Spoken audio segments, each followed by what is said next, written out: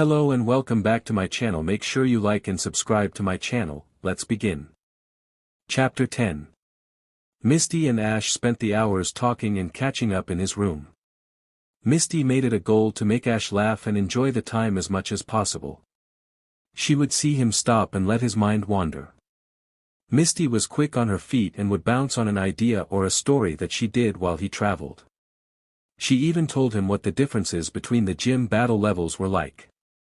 What they looked for in a single badge battle versus the higher ranks. Ash appreciated her efforts to keep him occupied. It would take him a while to get over the whole debacle of Blaine's fight.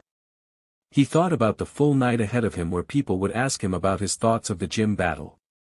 Ash felt his nerves were frayed just thinking about it. But Ash had told Misty he was going to the banquet tonight. He needed to at the very least thank Blaine for the gym battle. Misty smiled in agreement. She had seen who was in the spectators' box. She really wanted to talk to him about it, but she only told him there were a few high officials he would not recognize. There was no need to make him any more nervous than he needed to be. Finally the time came and Ash asked if she wanted to wait while he got ready. She nodded and only realized he was in the shower when the water turned on. She allowed herself to think about him in a shower for a few seconds before she chased away the thoughts. She instead went to look and play with his hat while he showered. It might be time for a new one if he uses it so much. She examined the red and white cap. It was frayed and stained in the back from sweat. She stuck out her tongue and made an ick sound before she really played with it. After looking over to the bathroom where Ash was still showering away, she went to the mirror and stared at herself. Blushing all the while, she undid her hair from its bun and let it roll down to her shoulders. She smiled brightly before putting the hat on. For Ash being the smaller of the two, the hat was a size too big for her. The bill of the cap sunk over her eyes. She giggled to herself before she pulled it higher and struck a pose she saw Ash do during his match with Blaine. She snorted to herself at the expression and promptly took off the hat when the water stopped. She tossed it back to the bed and just simply stared at the mirror and played with her own hair. That's how Ash found her when he got out of the bathroom fully clothed with just a black t-shirt and a pair of jeans. After a moment of Ash just looking at her, Ash thought aloud, "I never knew your hair was so long. It looks nice like that." He pointed to how it sat right above her shoulders. Misty gave him a smile she reserved when he said or did something nice. Ash smiled back, no sure what caused that particular smile, but went to get his shoes. The banquet was going to start in just half an hour. Oh. Blaine stood apart from the groups. He had got his confirmation from Misty that Ash would be arriving, but he had his doubts. They were proven wrong a few minutes later when Ash arrived in his training clothes with a slight smile on his face.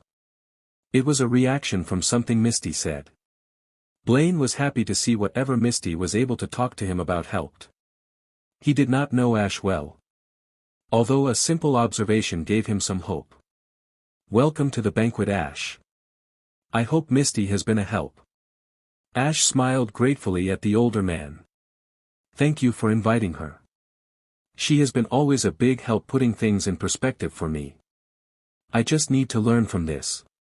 Just like every other mistake I made." Blaine smiled at the pair before he gestured an introduction to the group. Ash soon found himself introduced to the Indigo-seeded trainers for the Indigo Plateau tournament. Ash looked at Misty, who grinned impishly.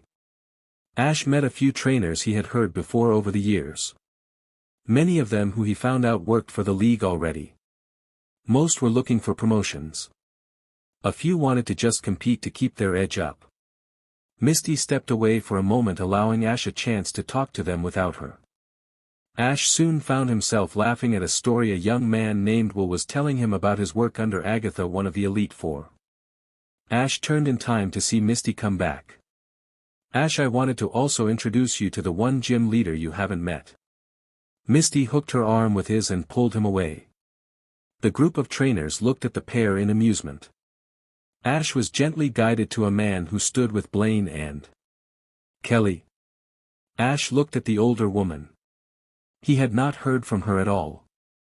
Kelly waved excitedly. Hi Ash. She moved to slap him on the back. It is good to see you again. I'm here representing the Celadon gym. Erica was curious, but she didn't feel like it was her place to be here. Kelly frowned at that, although that turned back to a smile looking at Misty and Ash. Misty, this is Kelly, she actually gave me a ride most of the way to Celadon City. After you knocked out Eggs in the tournament. Kelly added, helpfully giving Misty a full picture who this person was. Kelly went on heedlessly. Ash, your Psyduck was impressive then. He did a hell of a job during today's fight. I am sorry by the way Ash, I kept meaning to send you a message. Thank you for the letter. With the reconstruction of the gym I kept putting it off. Ash understood. He thought back to his stay in Celadon. It is alright, I had been busy too. And I only been to 2 or 3 Pokemon centers since. If you had sent me a message it would have been over a month before I could have responded. To be honest, I have not thought about Erica in a while. If she did not come herself it was probably more to do with me personally then. Ash stopped himself. While he was sure people knew what he did, he was not sure if people know why he did it. Let's talk about this later, Kelly. Misty, you had someone you wanted me to meet? Misty nodded. Sorry Kelly. It was nice to meet you, but I did want to introduce Ash to Giovanni. Kelly nodded and stepped aside to allow the pair to walk past. She watched them go and giggled at the spectacle. Good evening, Blaine. Hello sir, my name is Ash Ketchum. Ash bowed to the other man who stood with Blaine. The man stood tall in a custom deep brown suit. It is a pleasure to meet you, Ash Ketchum. Your match was something to behold. I have not seen a trainer even close to your age move like that since. Giovanni turned his head to clear his thoughts. I would say in over 10 years. Sorry Ash, old memories. I look forward to your time at my gym. I heard you will come to my gym within the next few months. Ash grinned and nodded. Yes sir. I look forward to the match. Blaine and Giovanni exchanged looks. Blaine gave the younger gym leader a helpless smile. Giovanni looked back to Ash. So do I. You showed us some interesting things out there. Continue to do so, I may have to find a way to recruit you into my company. Blaine stirred at that but kept his silence. Giovanni paid the old man no mind. He pulled out a single card from his suit pocket. Here Ash, if you ever need anything or have any questions, my door is open. I am always looking for promising new trainers for my various enterprises. Ash took the card but he felt something along with it. Giovanni suddenly felt like the energy Psyduck was complaining about during the entire stay. For a brief moment Ash thought Giovanni was the source. But then the energy felt like it turned. Like it focused on them both. Ash took every bit of self-control not to pull back. Just as fast as it fell on them it faded. Ash held on to the card for a moment and noted that no one reacted to what he felt. Ash wondered if whatever it was he was feeling left a mark on the older man. Psyduck has been having severe headaches since they arrived on the island, but neither Ash nor Psyduck noticed until they went inside the mountain. It was the sudden absence of pain that really made Ash notice. He was willing to think it was just a quirk of the region of some strange nearby Pokemon. But after that, Ash gave a brief cursory look at the white card. With the simple name, Viridian Works. Ash bowed deeply but already knew he just wanted to be away from Giovanni as soon as possible. The more he stood in front of the man, the more he felt like he was back in the ring with Blaine's Charizard. The man's gaze was intense and predatory. Thank you, Giovanni, sir. We'll talk again when I reach your gym. Giovanni looked satisfied before he moved to a group of trainers. Ash, I have not told you why so many people were here. Ash turned to Blaine. Most of these trainers have not heard of you. Many of them are powerful trainers, but they do not have the spark you carry in your gym battles, Ash. Any number of these trainers could easily defeat you with their Pokemon if it came down to brute force. But we already showed them you don't need brute force to win. Didn't we? Ash lowered his eyes for a brief moment before looking back up. He nodded steadily. A determination reflected in his eyes, and Blaine looked satisfied with what he saw. Blaine cleared his throat while he glanced over to Giovanni talking to two teen-aged girls about their Pokémon. Sorry Ash, I should follow him. Giovanni loves looking for new talent for employees. Blaine stepped away to go rein in Giovanni. Ash looked at the card Giovanni gave him. Ash remembered his own personal lessons regarding gym leaders. At least Giovanni reminded Ash he was a businessman. Ash was grateful for the reminder. Abruptly Misty gripped his elbow. He jerked up and looked at her. His eyes looked tired but startled. Ash? Are you okay? You seem to zone out there for a bit. Ash pocketed the card. It was decided. He was going to ask Psyduck what it was he was feeling and where the source is. He needed to find out what it was. This seemed too close to be a coincidence. Misty, would you like to travel with me tomorrow to go look into something? Do you have time? Ash added after just asking her out of the blue. Misty nodded but still gave him a look of concern. Yeah, I am here for another week. My sister is running ahead of me. But I wanted to see everything here before I left back to Cerulean. Ash smiled. After we go look into what I want to see, how about I show you around town? Just like I promised. Misty giggled. Sure Ash. So who do you want to meet next, the older guy who is eating a pile of meat? Or the guy with the cape? Ash looked at her blankly. What? Misty pulled him again. He laughed as he nearly had to jog to keep up. Lance. This is Ash. The one I kept putting requests to go see a gym battle. Lance looked up from something he was reading on something that looked far too advanced to be a Pokédex. Hello Ash. Lance stood up and set down the machine he was reading. It is a pleasure to finally meet you. Lance turned to Misty. You going to stop putting in those requests now? Misty stuck her tongue at him. No way. Not with the newcomers tournament coming up in 5 months. Lance laughed. That was quite the battle there, Ash. You fight like seasoned veteran. Ash reached out to the man's handshake. Ash did his best to keep a straight face. Thank you, sir.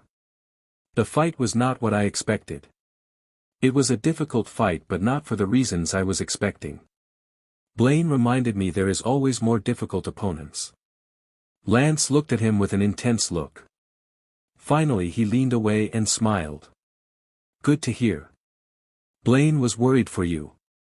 The old coot puts way too much investment on rookies if you ask me. Misty gave Lance a glare. What, Misty? It's true. But I am probably not making a good first impression, am I? Lance scratched his head. For what it's worth, Misty, I apologize. Ash, I usually say what I mean without thinking. Just be aware if I say something tactless. You should know better by now, Lance, you've been the Elite Four champion for years. Misty said with an annoyed glare before looking at Ash. Ash looked at the both of them before pointing at Lance. You're the Kanto champion. He looked back to Misty, who gave him an amused smirk. Don't be too impressed, Ash. He is an idiot who gets pushed around by the Kanto Pokemon League president. She gave the champion a glare but softened it when she looked to Ash. Ash, I wanted you to meet the man who made it possible for me to come down today. Ash bowed. Thank you very much, sir. Misty has always been a valuable friend and she has helped me even here. Lance thought back to his conversation with Blaine and then to the current Ash. It certainly seemed the case. He may have to think about pairing the two if Ash allows himself to be recruited. Oh. Ash woke up the next day early and went to the recovery unit floor. Now that he noticed it, he could no longer ignore the thrum that ran in the back of his head. It was like a noise that was just behind his ear, and it was frustrating that it wouldn't go away. Ash checked the time and he still had time before he would meet Misty at the north exit out of the mountain towards town. Ash readjusted his saddle that flopped over his shoulder. He had never used it for two people, but he was told it could hold two adults comfortably. Ash thanked the man at the counter and clipped on his pokeballs. Blaine had offered for Ash to stay for a few days the night before. Ash took the offer immediately while looking at Misty, who grinned with him. That meant he may get a miniature break. He had been thinking about it last night while laying in his bed. His Pokémon would need to rest after fights like that. If any tournaments were like that for every round, Ash was beginning to wonder if his Pokémon would be ready in time for any prolonged tournament. Once outside, he set down his saddle and released his Pokémon. Snorlax shook the ground as he flopped on his back and just relaxed out of his Pokeball. Ash laughed as he released Psyduck. Ash looked at him carefully. The duck placed his hands back on his head but hummed to himself while moving back and forth. He would need to keep Psyduck in his Pokeball to keep him rested. Psyduck was going to be their navigator. Pidgeot came out of his ball and perked when he saw the saddle. "I am sorry I did not give you the chance to fight this round, Pidgeot. But we will have a chance soon with Koga." Ash let out Pikachu last. "Pikapi." Pikachu ran up to him and up his shoulder. The mouse chittered angrily at him before resting his cheek against Ash's. Ash smiled. "Thanks, Pikachu. I am actually a little better now. Misty is here." She was one of the people who watched the fights. Pikachu perked up at that and turned to look for her. Ash laughed. "She will join us later. But first." Ash turned back to his team. He waved them all to come together. He sat down with them.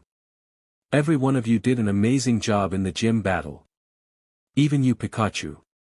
But there is something I want to tell you all that I had Pikachu do. And I am not proud of it. Misty said that I had no experience in multi-Pokemon battles. And she is right. This is the first Pokemon battle I ever had to SWCH out Pokemon. I want to apologize to you guys. I should have learned how to do that by now." Ash turned to Pikachu. "I am sorry, Pikachu. If I had learned how to properly SWCH out instead of just choose a Pokemon order before the gym battle, we could have completely avoided what we had to do to Elafris." Pikachu drooped his ears and cuddled against Ash's side. Ash petted his partner sadly. He looked up to his team. Blaine's last Pokemon was a Charizard. He was incredibly powerful. "Pidgeot, Psyduck, you remember our night fighting the Gyarados?" The two nodded grimly. That was the kind of Pokemon Elafris was. And Pikachu was completely ineffective. Pikachu buried his face into Ash's leg. "So I had to find another way to corner Elafris until we could set up a final attack." Ash looked at Snorlax and smiled. "Snorlax, you remember when I trained Pikachu and you were surprised by his growl?" Snorlax nodded. He was listening but only really understood half of what Ash was talking about. Think of that growl as one part of a way to corner Elafris. By the time we held on long enough to launch our counter-attack, Blaine's Charizard was already beaten. But gym rules say forfeit or knock out. Ash looked at the rest of his group and they gave him sympathetic looks. "So I called Pikachu to hold. We forfeit the last match." Ash repressed a tear. "That will be the last time we are going to fight that way. Pikachu, I am sorry. Even with how good we are. I am still learning to be a trainer. Misty and I talked about what we could have done different. And I think if we fight someone like Elafris again we can win. And do it without trying to break them." The group cheered and Ash went to hug them all. "Oh." Misty walked outside to an odd sight of Ash and Psyduck sitting across from each other. Their eyes were closed and Ash had his palm stretched out to Psyduck's hand. "Just a sec, Misty, I think we almost found it." Ash felt through all the thoughts to the source of Psyduck's headache. It was not so different from when Ash first felt Psyduck's energy back in Cerulean. But this amount of energy was massive. After a moment Ash shook his head. "Let's stop for now, Psyduck." Psyduck quacked and sighed. The duck Pokemon massaged his head. I'll keep you in your ball and only take you out when we need more directions. All right. Psyduck quacked happily and allowed himself to be recalled. Ash stood up and smiled at Misty. Morning, Misty.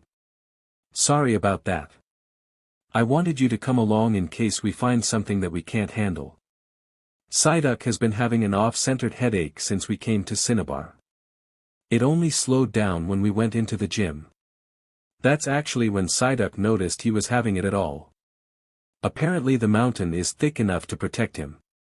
Ash frowned thinking about it. That's how we know it's not from his own powers. But something else entirely. Misty looked at him with a raised eyebrow. And you thought that whatever this is, you should go investigate. Ash grinned, close. I was actually happy to ignore it until I got the same kind of feeling from Giovanni. Misty didn't have words.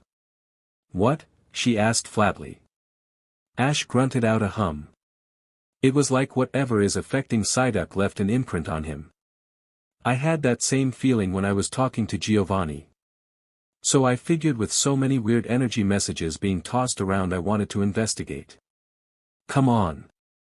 Ash pulled Misty's hand towards Pidgeot. We are going to go look. Misty sighed but obeyed. Is your Pidgeot big enough? Ash threw out there. Janine didn't seem too concerned. Misty laughed. I've talked to her since then. She was too preoccupied with you being shirtless and hugging her during the trip, Mr. Lady Killer. Okay. I walked right into that one. Ash pouted but he grinned when Misty hopped on Pidgeot's back. Ash made sure all of his Pokémon were secured and took off his hat and stowed it in the small saddle bag behind his seat. He hopped up on the saddle himself and pressed against Misty's body to fit. Misty giggled with a slight blush. A girl really does get the wrong idea if this is how you fly with them, Ash. Ash looked at her for a moment before grimacing. He was just happy she could not turn around to see his blush. Ha, ha. Pidgeot, let's go. Due south. I'll steer you to an island when we need to get more directions. Pidgeot screeched and the group took off. Oh. Pidgeot had long settled into a glide. He ignored the chatter that went on his back. He just had to be mindful of the gentle tugs on the reins to guide him. Ash knew Pidgeot was disappointed in not participating in the gym match, but a long flight did help him relieve some stress. Ash even asked Pidgeot to go a little faster than normal to burn up some energy. It was a request the bird happily complied with. Land at this one, Pidgeot. I think we are losing direction again. Pidgeot screeched an affirmative and made his descent. When they landed, Pidgeot carefully lowered his back and allowed Ash then Misty off. Misty laughed when she got down. Her legs were sore but that did not dampen her enthusiasm. That was amazing, Pidgeot. She hugged the bird in appreciation. She turned back to Ash, who already had Psyduck out and sitting in front of him. She sighed as that took the wind out of her sails. Really, Ash, way to kill the mood. She said it more to herself but Pidgeot nudged her shoulder in agreement. Misty grinned. I hear you, Pidgeot. Ash can be single-minded when he has something he wants, right? Sorry about that, Misty. We are close. There is actually a town a few islands to the south and west. We'll stop there and rest and see what we can find. I can actually feel the energy now too. It's actually hard to miss now. But I can't get a direction on it. Misty gave an oh, like how you could feel Pikachu's and Psyduck's energy back in Cerulean City. Ash had told her before how he had discovered Psyduck. While she did not outright believe him about feeling energy, she knew that he trusted his instincts. That was enough for her. Ash nodded before recalling Psyduck. Psyduck is able to block it now that it is coming from a specific direction. He will help us out a lot while we look for this energy. Ash and Misty found a small town that had a Pokemon Center on a very large island. It was large enough that there were several towns on it. Ash soon found that they were back on the Orange Islands again. The island was one of the borderland masses between Kanto and the island archipelago. Misty watched Pikachu run and play on top of Snorlax, who took the mouse's presence in stride and only tried to lazy bat him away from his face when he got too close. Pidgeot circled up on a tree branch and looked to be taking a nap. Misty finally went back to waiting for Ash. She had never traveled this far south before. She was dying to look around but did not dare without any Pokémon. She did not think to bring any, if only because they were needed while Lily watched the gym. Misty sighed, thinking she should have at least brought someone with her. Ash stirred after a few more moments. "All right. Let's go rest in town, Misty. I'll let you know what we find when we check into the Pokémon Center." Misty stood up and unsure how to take this Ash. While he had always been great talking over the communicator or in person when they were in town, out here he seemed more. Misty grinned and said ruefully to herself, "He acts like a d-dash. Just so long as you say why you been ignoring me most of the stop here." Ash looked up at her surprised. He immediately started apologizing. Misty giggled to herself while facing away from him. "I know, Ash, you are sorry. I just feel like I'm left in the dark while you are doing whatever. You invite me out here and we only spoke for a little bit while flying.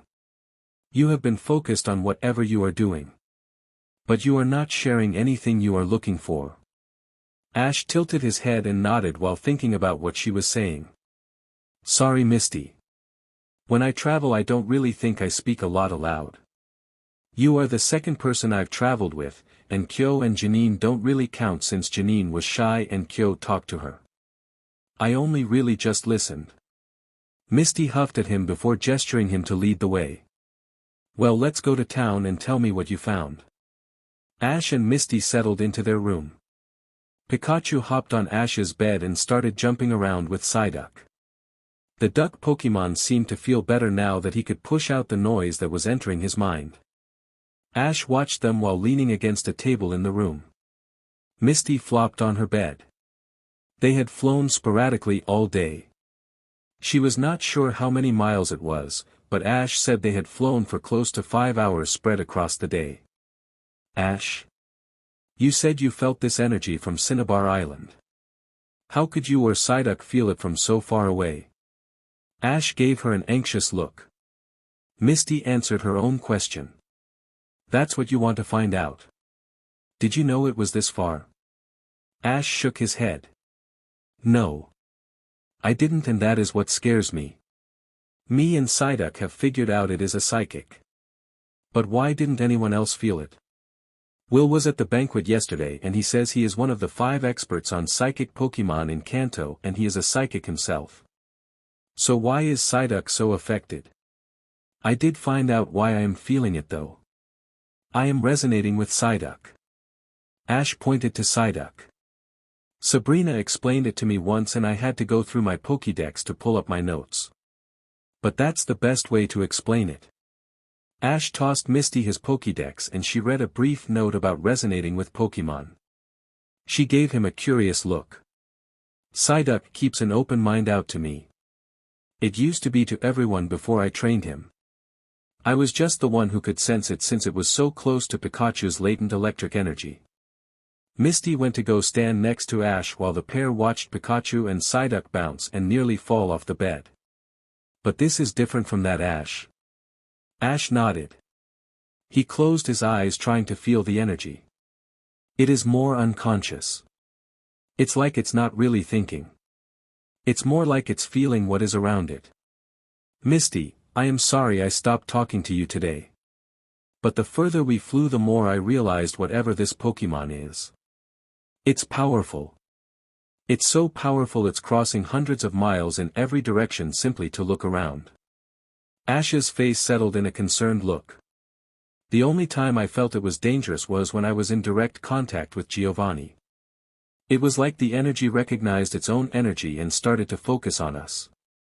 That's when I knew I had to find out what it was." Misty nudged him with her elbow. "You really thought this would be like a quick hour-long trip and back, didn't you?" Ash laughed guiltily but nodded. "Sorry, Misty.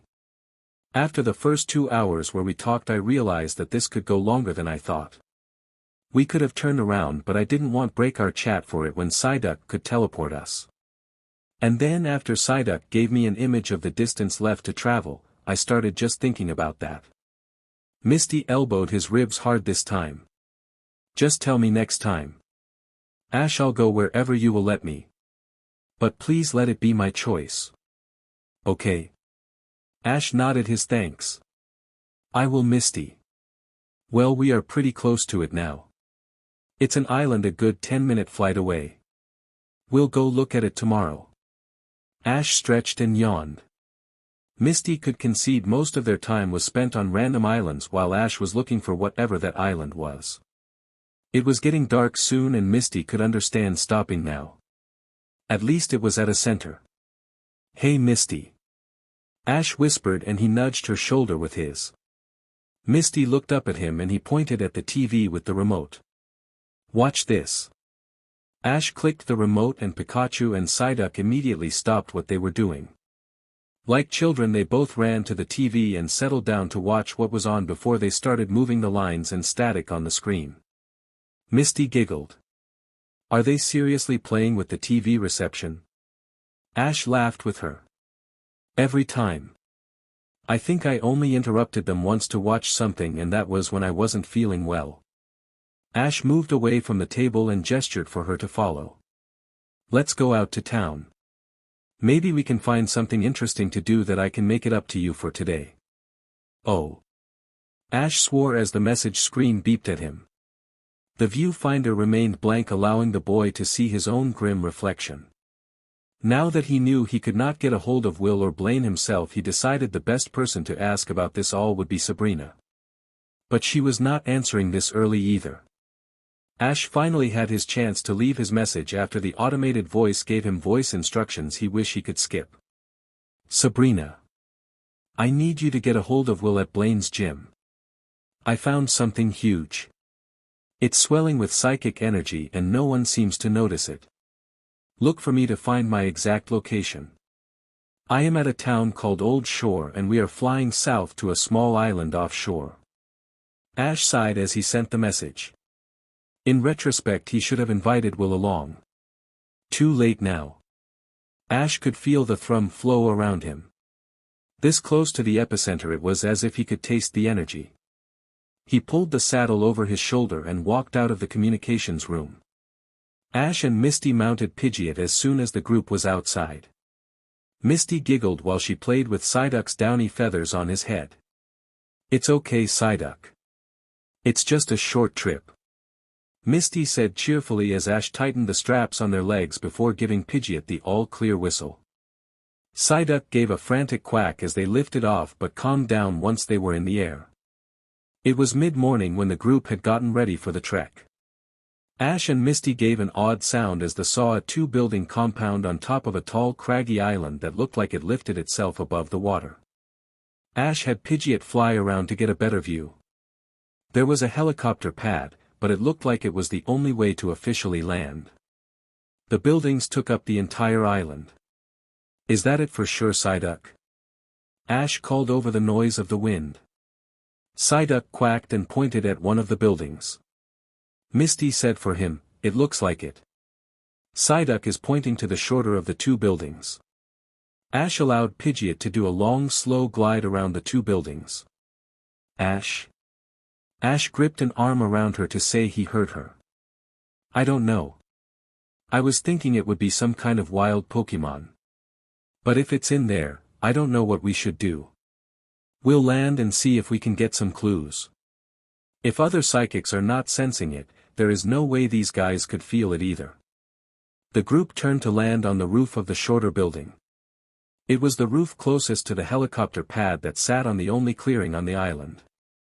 Misty went to the edge of the roof to look around while Ash recalled Pidgeot and spoke to Psyduck on where to go next. Ash sighed. There are maybe 50 people here. This is some kind of office building and science lab. This short building goes into the ground a ways.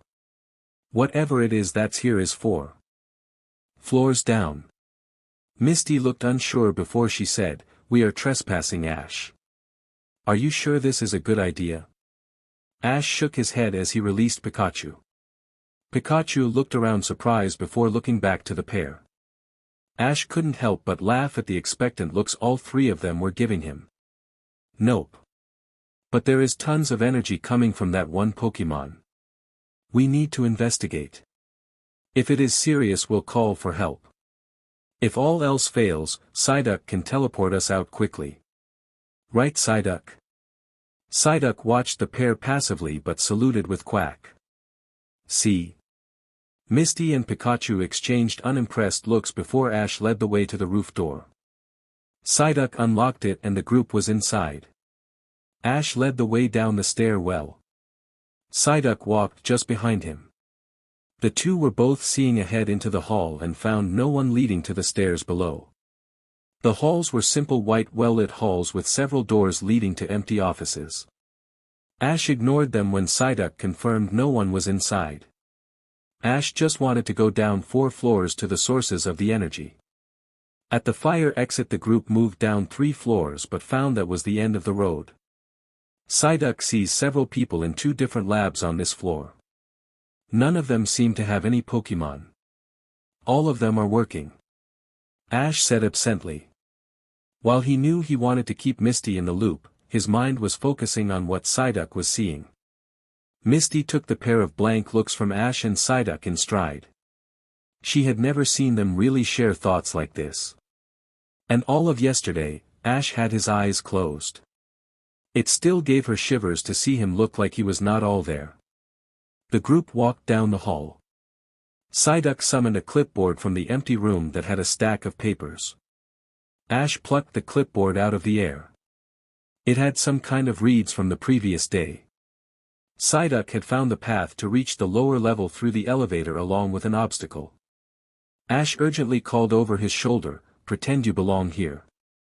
When the elevator doors chimed they reached their floor, Ash was already prepared for the man that stood in it. Hypnosis. Psyduck's eyes glowed as the elevator opened. The man looked up in surprise. "Who are you people?" Ash was unsure what the man saw, but he gave the scientist a dead-eyed look. "Get back in there. We will need you with us to do the inspection," Ash said confidently. His blank gaze stared up at the man.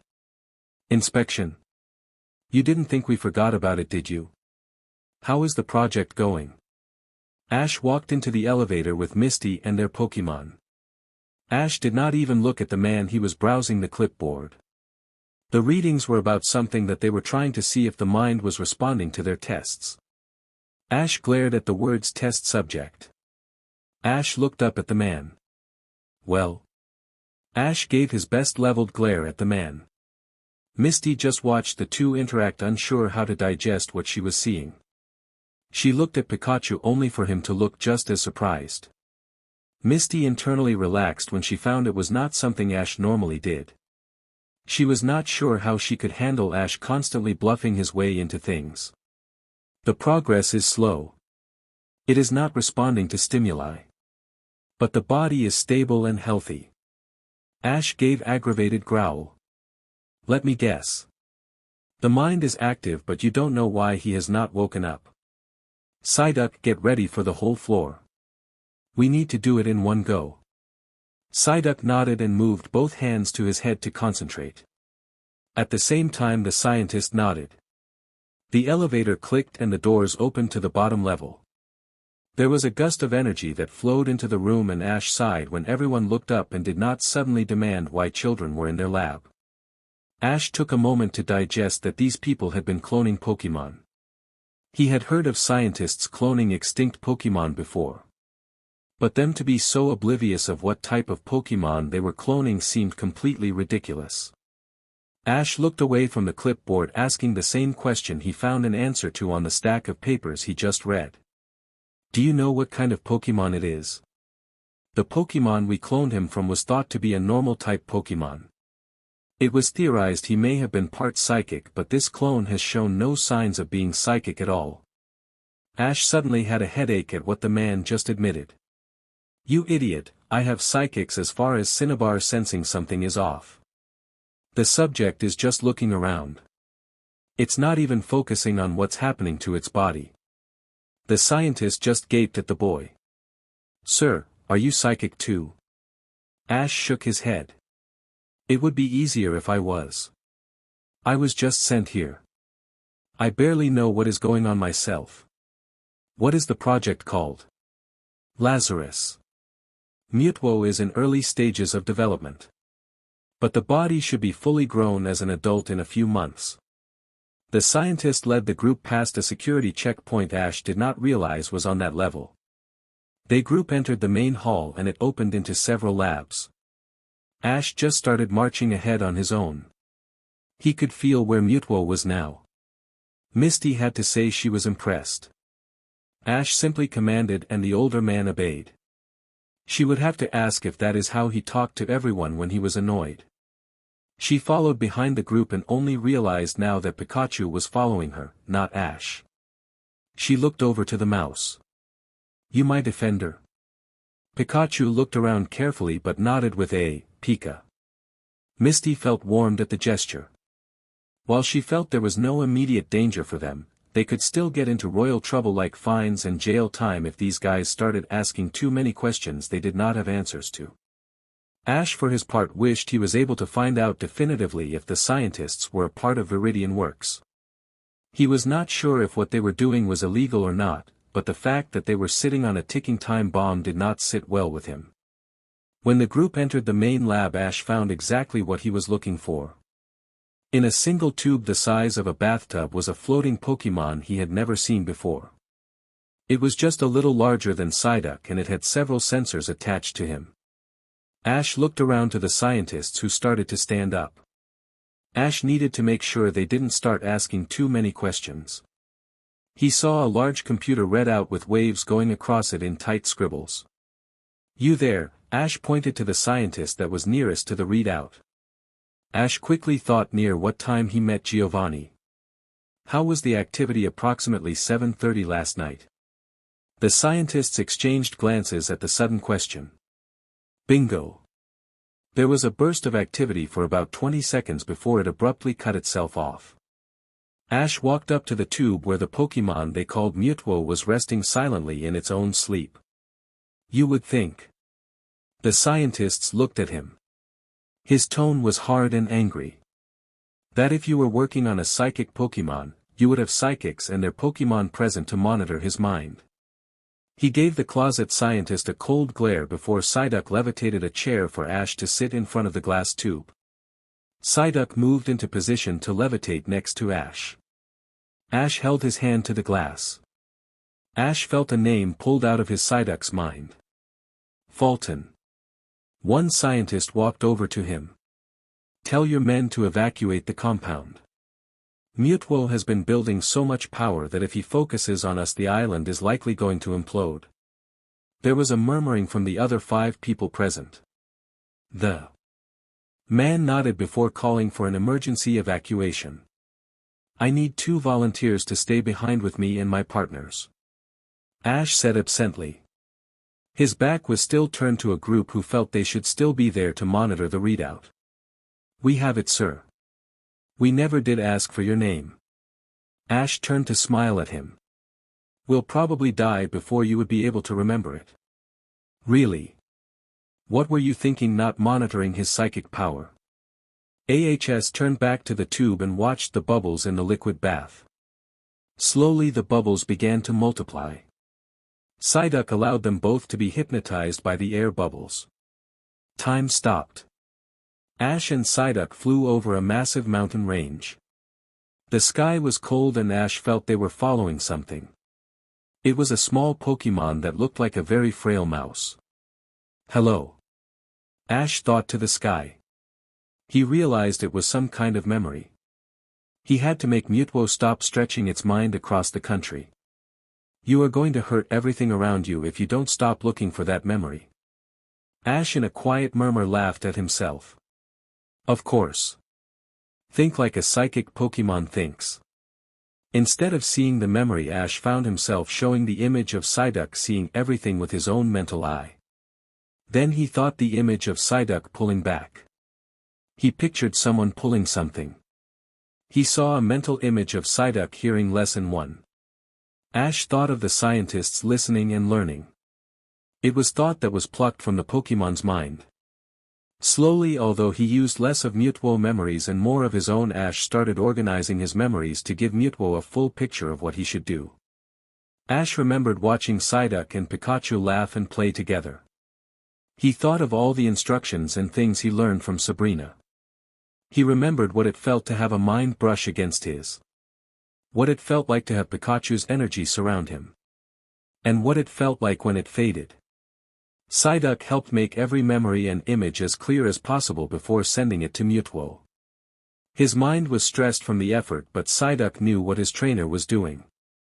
Ash thought of his first memories of Nurse Joy and Psyduck. Ash remembered the emotion and relief of being weakened when Psyduck pulled back his thoughts for the first time. He thought of the time Psyduck pulled back his mind in his fight with eggs and how the crowd reacted. Ash opened his eyes. Misty gave an intake of air in surprise. Ash's eyes glowed violet. Mutwo, you can do this too. If you can hear me, then use what you just learned. Snap. Ash was prepared for the whooshing effect that was pulled out of him, but the remaining people in the room were not. Misty was busy trying to not give them away when the effects were felt. She turned back to Ash. Ash saw her reflection in the glass tube. He shook his head. They weren't out of the woods yet. The skiing motion that ran through them was not stopping. Misty turned back to a scientist. Will Mutwo be alright if we take him out of the suspension tube? He would live, but we would lose any progress of our tests. We have been working on them for years. Misty glared at him. You have a living being waking up. One you created. One who is likely incredibly intelligent. If you don't treat him with at least with the same respect you would Pokemon, then you will have a lot more problems than the fact he woke up early. This skiing motion is his mind pulling back to his body. How would you like to wake to a tube? Misty's gruff reply was emphasized with Pikachu's own growl. He will be fine for now, but get him out of it. Good morning, Mutwo. Violet energy smoked from Ash's eyes. Finally, Ash pulled back his hand from the glass tube. The skiing motion continued, but it had definitely slowed. Eventually the energy stilled.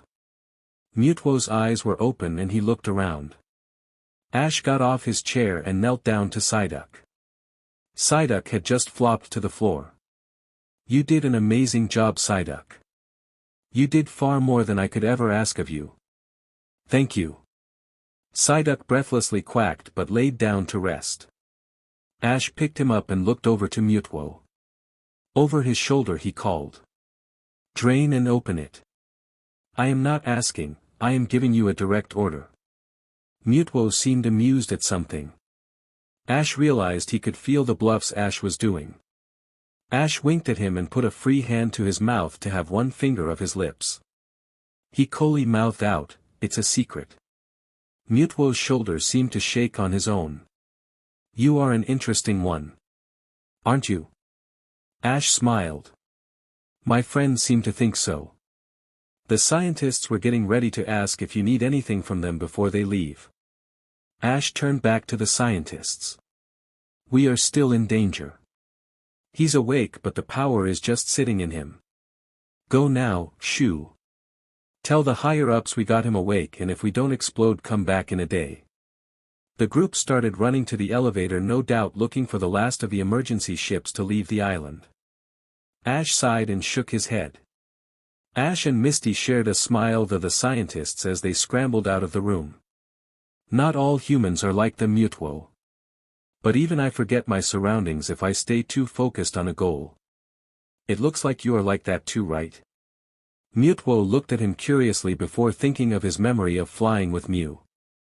Mutwo slowly nodded. He had not known where he adopted the gesture until he really began to understand what this trainer did. You train me to control my powers. Misty walked up to Ash and looped her arm around his. It was an unconscious action, but it was a gesture to keep them both comforted and relaxed. I did what I could with all my memories. You have everything I learned while working with Psyduck. It's not all the knowledge there is to psychic Pokemon training. But it was the best I can do. I can't say you can fully control your powers, but you have a good idea of what you are actually doing to everything around you. At least you won't hurt anyone or yourself right away. But you are very powerful. It hurts when you talk, by the way. Can you try and talk once in your normal voice, then talk quieter? Mutuo looked at them. My voice is too loud. Mutuo closed his eyes, remember it before thinking with less force. Is this better? Ash smiled and nodded. Thank you, we appreciate it. What are you going to do now? The scientists said you were healthy enough, but I am not a scientist myself. Will you cooperate with them to learn more about yourself, or do you want to go find out everything on your own? Ash was genuinely curious. I am not sure. I can see the whole world from here, but I believe that is how you found me. Ash nodded. You were doing what Psyduck was doing. It is very dangerous, and while it did not seem to hurt you, it could be you didn't go far enough to strain yourself like Psyduck. Psyduck slowly looked up and tiredly looked at Mutuo. He quacked and reached out for Mutuo. Mutuo was curious but reached out his hand to Psyduck to see what the yellow Pokemon wanted.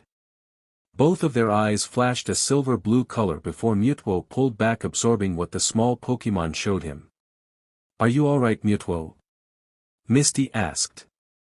He stood there dazed. Psyduck showed me what it was like before you trained him. It is a warning if I don't learn to control my powers. Ash smiled at his partner. Thank you, Psyduck. You are so going to not do anything but play with a TV for a week? Ash teased.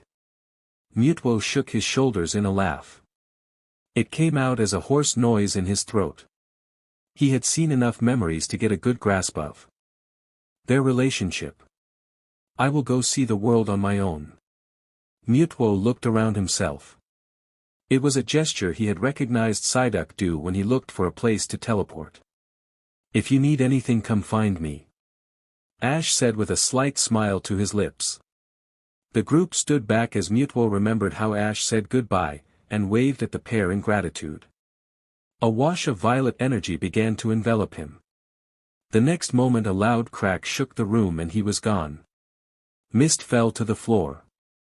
That was scary. She looked around the room and saw the place haphazardly in disarray. We are in so much trouble. Ash laughed but shook his head. Not really. We got some time. Let's wait and see if anyone comes. What? Ash shrugged. I mean the Pokemon League. Every psychic probably felt what was going on over here. I am sure they will come. We'll be honest. It's not like we could stop Mutuo if he wanted to do anything.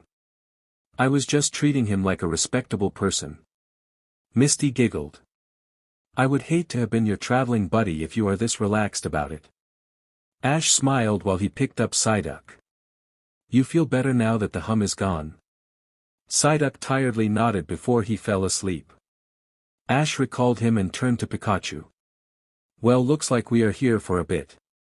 Let's go to the roof and see if anyone is coming by air. Oh. Ash had found and raided the company kitchens for snacks. The group was in the middle of a makeshift lunch of unhealthy sweets and salty chips. Misty looked over to Ash to say something innocuous before there was a brief flash of light. The first zip sound was echoed across the landing. When it was all done, over 20 people stood looking around cautiously. Ash saw the one man he was hoping to see. Will. Will was horrified to see any trainer out here. What are you two doing here? Will took off the mask that fit over his eyes. He tapped his Pokédex and started ordering people to search the place before looking back to Ash. Psyduck had a headache and we followed it here. We thought the source would be a wild Pokémon. Didn't Sabrina send you a message? Ash frowned. He was counting on her to find Will. Misty looked between the two before adding. Ash was worried about the amount of energy being built up and we decided to find out what it was exactly before calling for help. Will looked at the two kids before he pinched the bridge of his nose. Do you two know how dangerous this place is? Ash laughed. It's probably not as dangerous as it was before this Pokemon settled his thoughts. He's gone by the way. He decided he wanted to leave. Will nodded. He closed his eyes and felt around the building for himself. This is interesting. The place is abandoned. Ash blushed before attempting to stutter out what he did. Misty added helpfully, Ash said the place was going to blow and told the people to evacuate. Ash huffed. It would have if Mutwo didn't learn how to control his powers. Will looked at the two seriously. I think you will need to explain this to more than just me. Every psychic in every direction knows this island exists now. If we could feel it, people as far as Hoenn felt it too. The group looked at a shimmer that began to bend the world into a bubble before it popped. Sabrina looked around while Lance and Bruno walked past her to look at the island itself. I am sure we would be hearing this story a few times, Lance. Just give us a minute. I am sorry we are late. Sabrina walked up to them and gave Ash an exasperated look. When I could not get a hold of Will, I went to ask Agatha to find me these two. Hello Ash, Misty, it is good to see you both. Both Misty and Ash felt very young and guilty when Sabrina talked to them in that tone. Hello. Ash said in forced cheer. Sabrina looked at him as if waiting for a reaction. Oh Ash. Sabrina looked at him sadly. What did you do? Ash looked at her. It took him a moment to realize he knew what she was doing. But he couldn't. I'm not feeling your mind at all, Sabrina. Sabrina nodded. Ash looked over to Psyduck, who was quietly asleep. He had his mind open to the little Pokemon. But again he felt no reaction. Chapter 11. Sabrina smiled at her challenger. The young man was just now getting to his third gym. He had started late and it showed in his little experience with his Pokemon. Sabrina knew the boy would not be able to get his gym badge with this particular challenge. Good job, Abra. The boy took out his next ball and released it. Try your best, Bellsprout. The plant Pokemon blinked small black eyes at the Abra. Sabrina was going to say something kind in encouragement when her whole body shook and shuddered at the pull against her mind and body. She wrapped her arms around her. At the same time the doors to an office on the observation deck opened.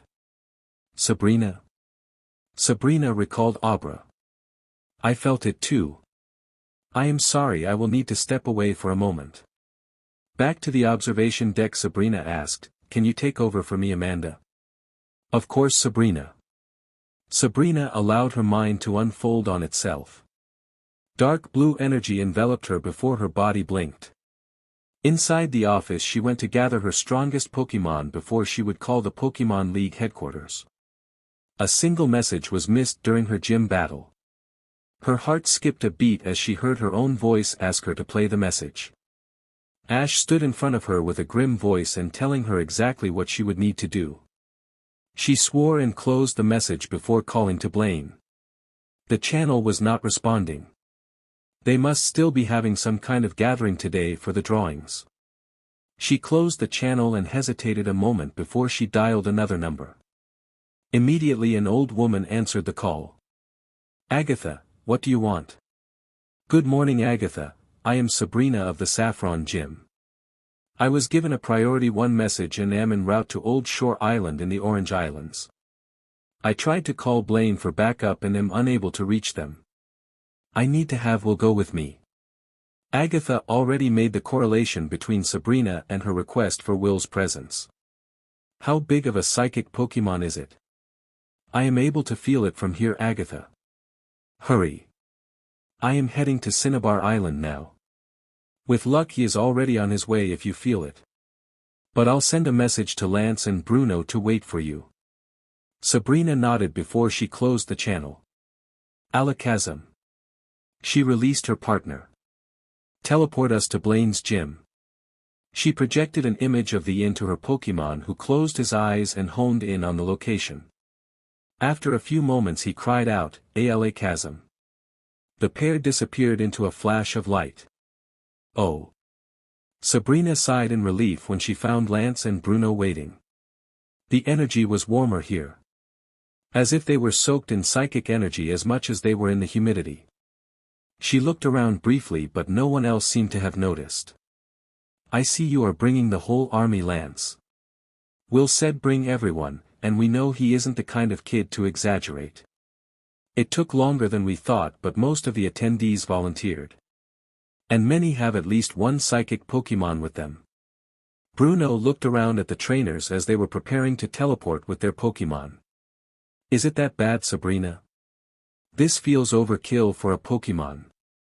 Sabrina was one of the few trainers who were accomplished psychics, but she could spot a few trainers who had some basic ability in the crowd based on their reactions to the energy. It's like I am sitting in a psychic Pokemon's mind. I don't know how else to describe it. It's just energy.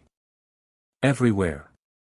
Bruno frowned as he waved for the groups to form up. I am more curious how the hell you got that notice so quickly, Sabrina. Lance said as he grabbed a hold of her shoulder. Bruno matched his movement and prepared himself for the teleport. I had an anonymous tip from a trainer. But really, Sabrina's energy flared and group disappeared under her power. The world shifted and bent around the group before it snapped back into place. Sabrina took one step to help her equilibrium. Sabrina felt her breath catch in her throat. If Cinnabar Islands was an uncomfortable humidity of psychic energy, this place was like an inferno of raw power.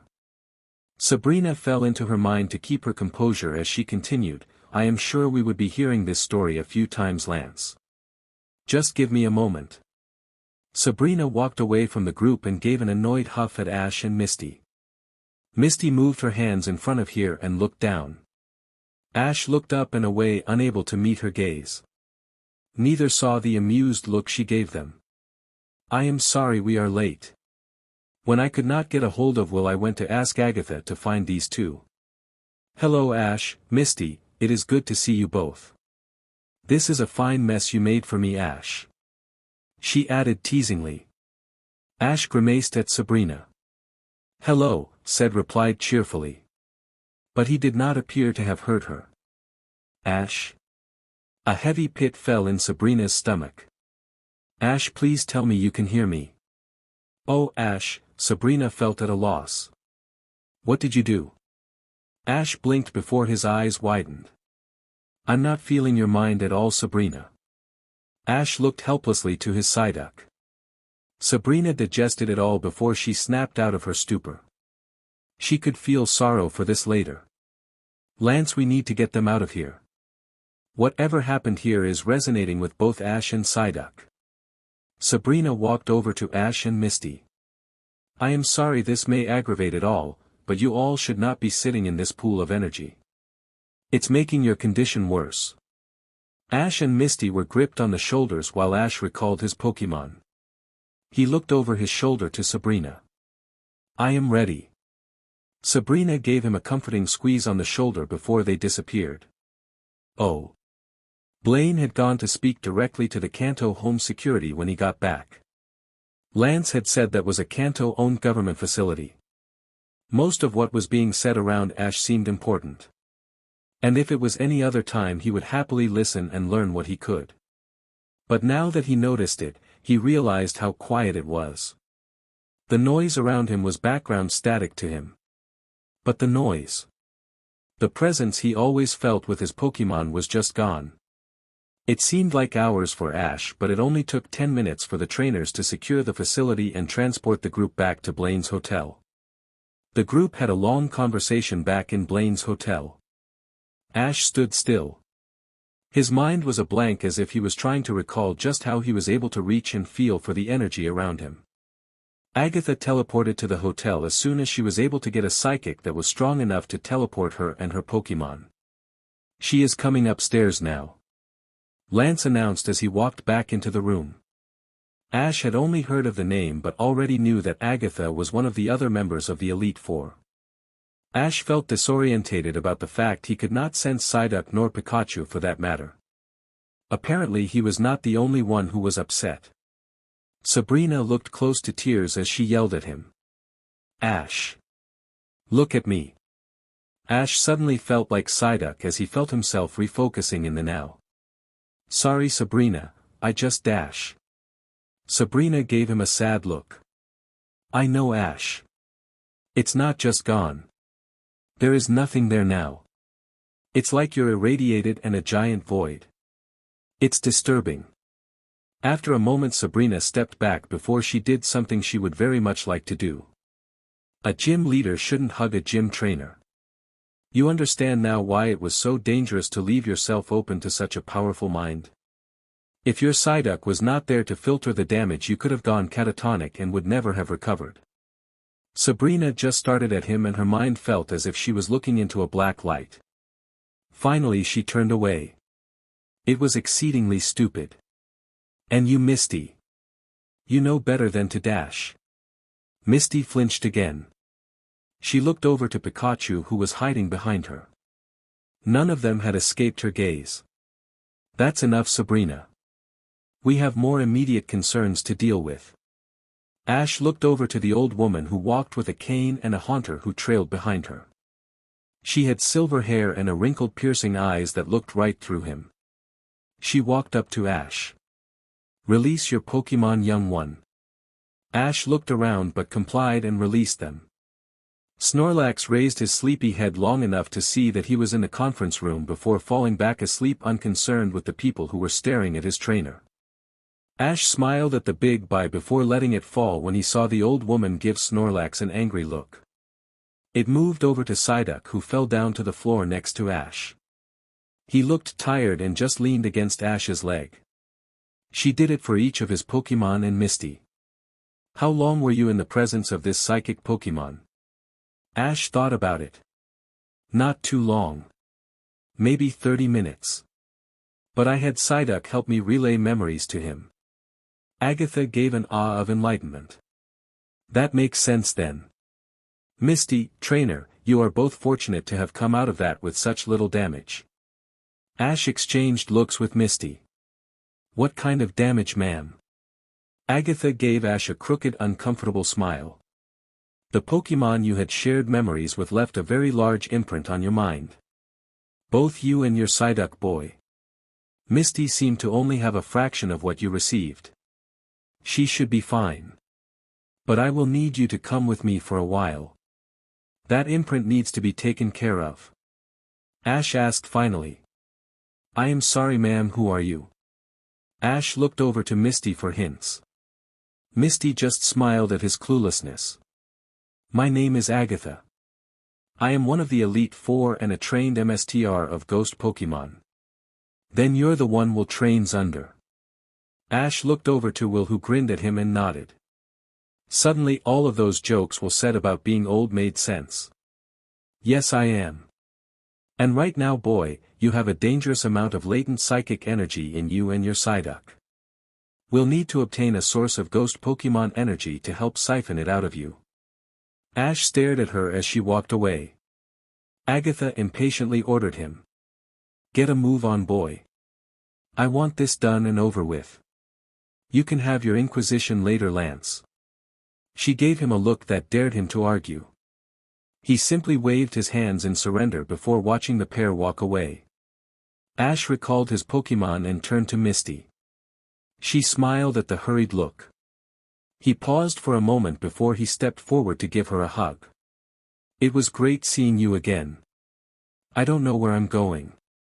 Will you still be here for a few days or are you going back early? Boy.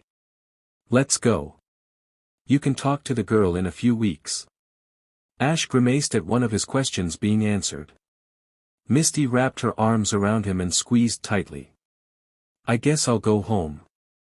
You still owe me a tour of a city, Mr. Ketchum. Go get healed. And please stay safe this time, okay?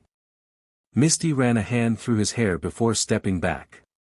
You better run after her, Ash. She is not a patient woman. Lance added helpfully. Ash nodded and sprinted out the door. Sabrina turned to Misty with a raised eyebrow. Hey, we are just friends.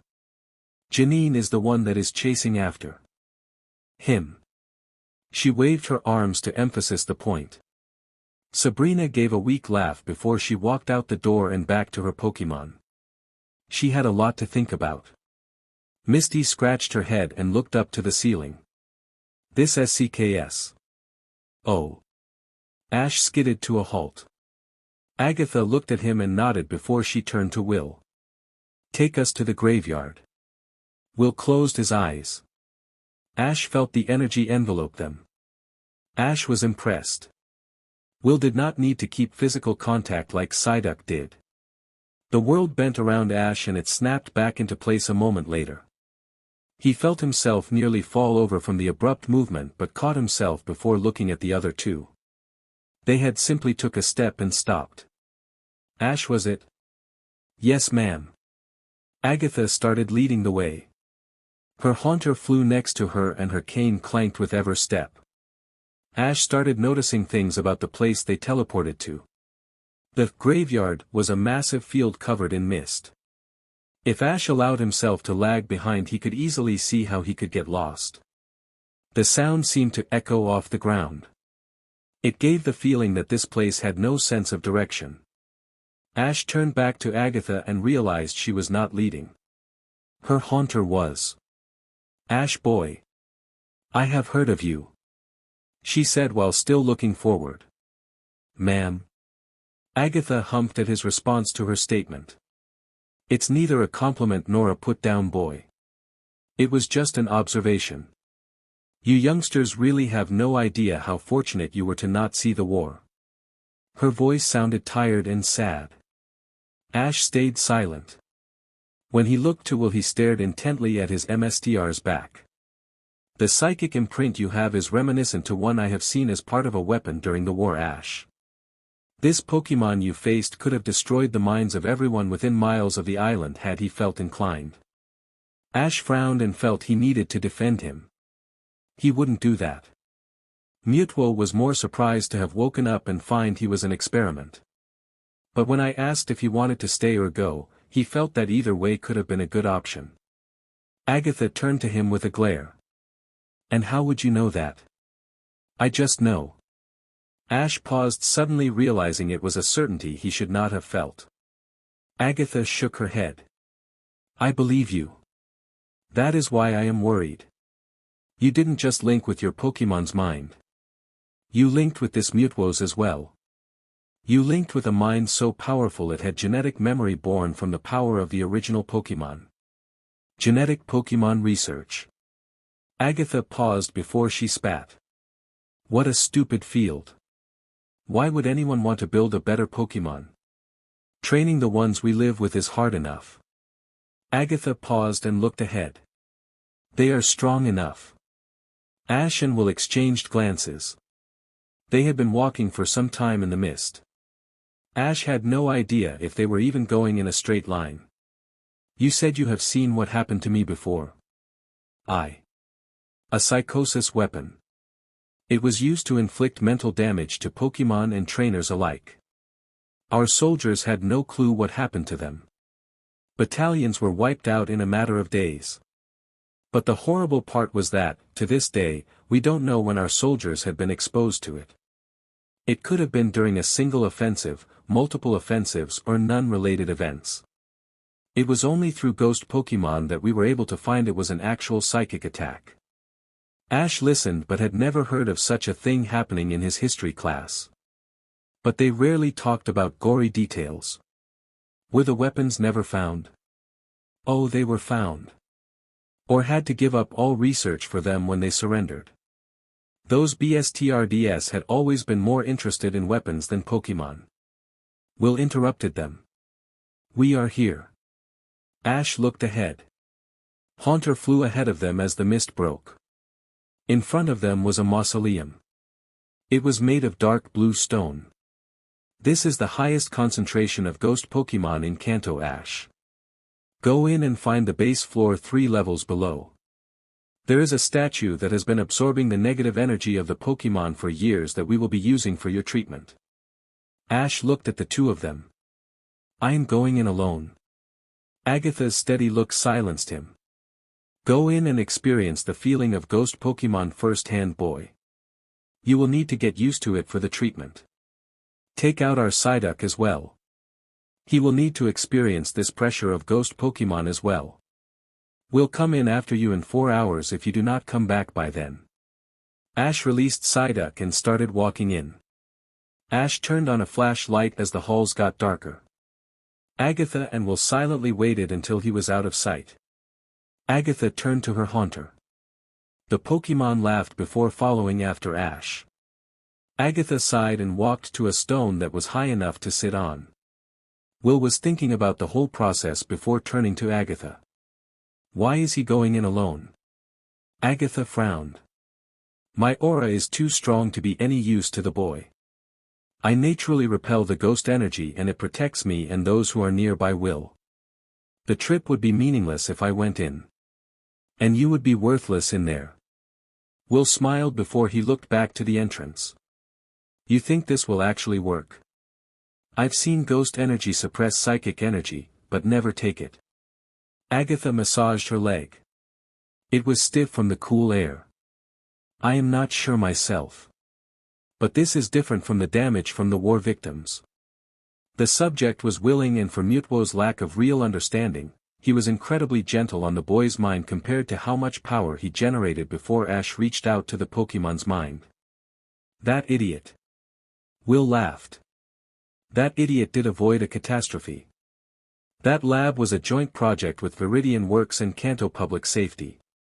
The technicians vastly underestimated the power they were working on with that test subject. As it is, Lance is having his hands full covering the whole thing up, saying it was a few unidentified trainers who had psychic Pokémon who warned us. Agatha snorted. Isn't that what happened? They just showed a little initiative and some poor judgment to go ahead without waiting. Will shook his head. No, Ash never contacted us. We just felt the pull. Really, it was only his responsibility to wait for the authorities that made us know what exactly happened. Agatha smiled at the idea of the government and the League never knowing what would have happened. I suppose it was a good thing that he felt responsibility for the mess he made. Will gave her an annoyed look. Agatha, remember, I was on Cinnabar when the power collected. No one suspected that we were enveloped in that much passive psychic energy. Ash can be excused for not knowing how massive it was. His ability to sense energy is barely in its infantile state. It likely will never fully develop now thanks to Mutwo. That's what has gotten Sabrina all mad, by the way. She just saw someone who has had a unique ability suddenly and permanently lose it. And there was no one at fault. Agatha hummed at that. Oh. Ash walked carefully. Psyduck was still exhausted, so Ash had to do something he had not done in months. He put Psyduck in his backpack. Psyduck tiredly looked around behind Ash. Periodically Ash would ask Psyduck to try and reach out to him. Psyduck would answer a negative when he could not feel Ash's mind. Ash sighed but would encourage his friend. Don't worry about it, Psyduck. We are in an area with ghost Pokémon too. Just being near them can affect it too. But Ash would think about how upset Sabrina looked, and it would haltingly come to him that he may have lost that mental connection to Psyduck and by extension to the rest of his Pokémon. Ash exhaled out all of the anxiety just as if Psyduck could feel it. It would do no good to get distracted now. Ash had seen a few ghost Pokémon that had revealed themselves to him. They seemed more interested in going about their own business than harass them. Ash finally found the steps going down to the level below them. Ash would have believed there was no level if it was not for Agatha telling him otherwise. The mausoleum was a maze of corridors. Ash did not realize how large the building was until he made the connection that the mausoleum was probably being obscured by most of the mist when he first saw it. Psyduck, we are about to go down some stairs. Just hang on, buddy. Ash was concerned for his partner. He did not get a chance to check up on his Pokémon since Will found them. Psyduck seemed tired then, but he looked healthy. Down here Psyduck looked exhausted and almost gaunt when Ash looked. Psyduck did not show signs that he had a headache. It worried Ash. Ash found that the second floor was much smaller than the first. He was immensely grateful. The shadows he cast with his flashlight moved around him on their own. If you want to follow us, can you please just walk beside me? We are both exhausted and really don't have time for games. The black shadow connected to Ash moved and shifted to normal. Ash moved his flashlight so it casted a larger shadow of himself against the corridor wall. Slowly a black arm popped out, followed by a pair of pointed ears and another arm that tried to pull out of Ash's shadow. The little Pokemon grunted at the Gen, before waving his arms trying to get all the way out. Ash looked at the black Pokemon for a moment. Finally he started to giggle at the absurdity he was watching. You stuck. The Jengar started flailing his hands around asking for help. Ash set the flashlight down so he was casting a darker shadow against the wall and turned to pull the little Jengar's hands out of his shadow. Jengar finally relaxed and flopped on his rear. He breathed slightly and looked at Ash curiously. Were you just curious? Jengar grunted and jumped back up and looked at the flashlight curiously before rolling it to cast another shadow of a rock. It popped its arm into shadow easily and pulled it out. It then chattered another Jengar gar. Jengar ran over to Ash's shadow and pushed. Ash saw that Jengar just hit something solid. Ash began to understand what was happening. Just a sec, Psyduck, I am sorry. I am setting you down for a moment. Ash set down Psyduck, who looked sleepily at Jengar and waved before he curled back into Ash's backpack and fell asleep. Ash touched his shadow and just felt the cool ground. It looked normal to him. But Jengar was affected by it somehow. I am sorry, Jengar. I am down here to fix a psychic, imprint. Ash took a moment to recall what they said happened to him. I have a bunch of psychic energy in me. That is probably a side effect. But if you have such a hard time getting into my shadow, how did you get in there the first place? Jengar started waving his hands and gesturing to the shadows from the flashlight. He then gave an excited grunt as he pretended to get dragged along with Ash. You got caught in my shadow just by me walking by where you were resting? Jengar nodded before grunting, Jengar Gen. He pointed to Psyduck. Ash looked at his teammate. Yeah, he does not look good. I am down here trying to get a stone from the 3rd floor. Do you know how to get down there? Jengar nodded and started leading the way. Ash cast his flashlight ahead and Jengar flinched. Oh, sorry, Jengar. You don't like that, do you? Jengar waved his hands and pointed up at the ceiling. Ash smiled at the idea. Good idea, Jengar. That should still help me see. Ash pointed the flashlight at the ceiling. The light was still illuminated the halls but not directly on top of Jengar. The trip to the 3rd floor was fast. Ash was thankful when the 3rd floor was even smaller than the last one. It was only 2 hallways and 5 rooms. Ash looked around at the many nameplates he walked by where Pokemon and people were laying to rest.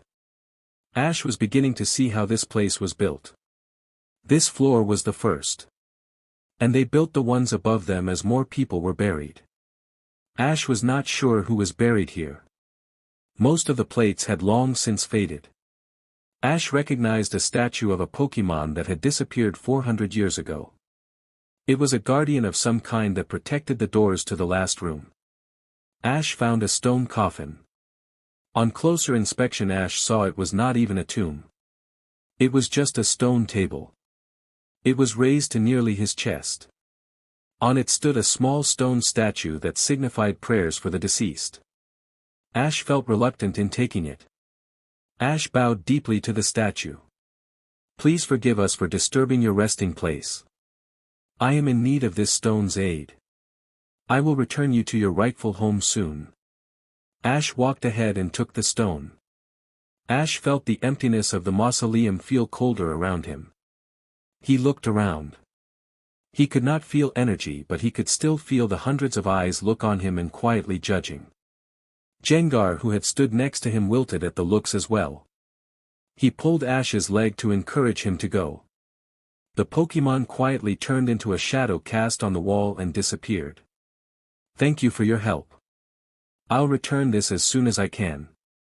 Ash found his way out of the tomb quicker now that he knew where to go. The last hall felt as if the walls were alive. It was like all of the ghost Pokemon were disturbed when he took the stone. Ash exhaled when he was outside. Welcome back, Ash. I am surprised you were able to get it and get out so fast. Ash examined the small statue when he first heard Will. He looked to his right and found both Agatha and Will stand.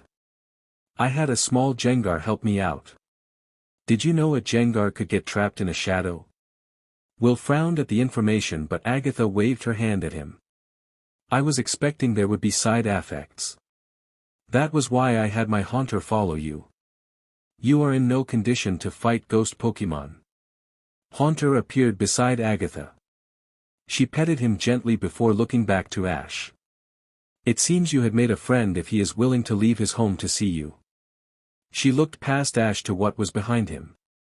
Ash turned to see Jengar looking at him. He smiled and set Psyduck down. Psyduck was awake and quacked at the Jengar in greeting. Hello again. What are you doing out here? Agatha sighed at the boy. He probably wants to go with you.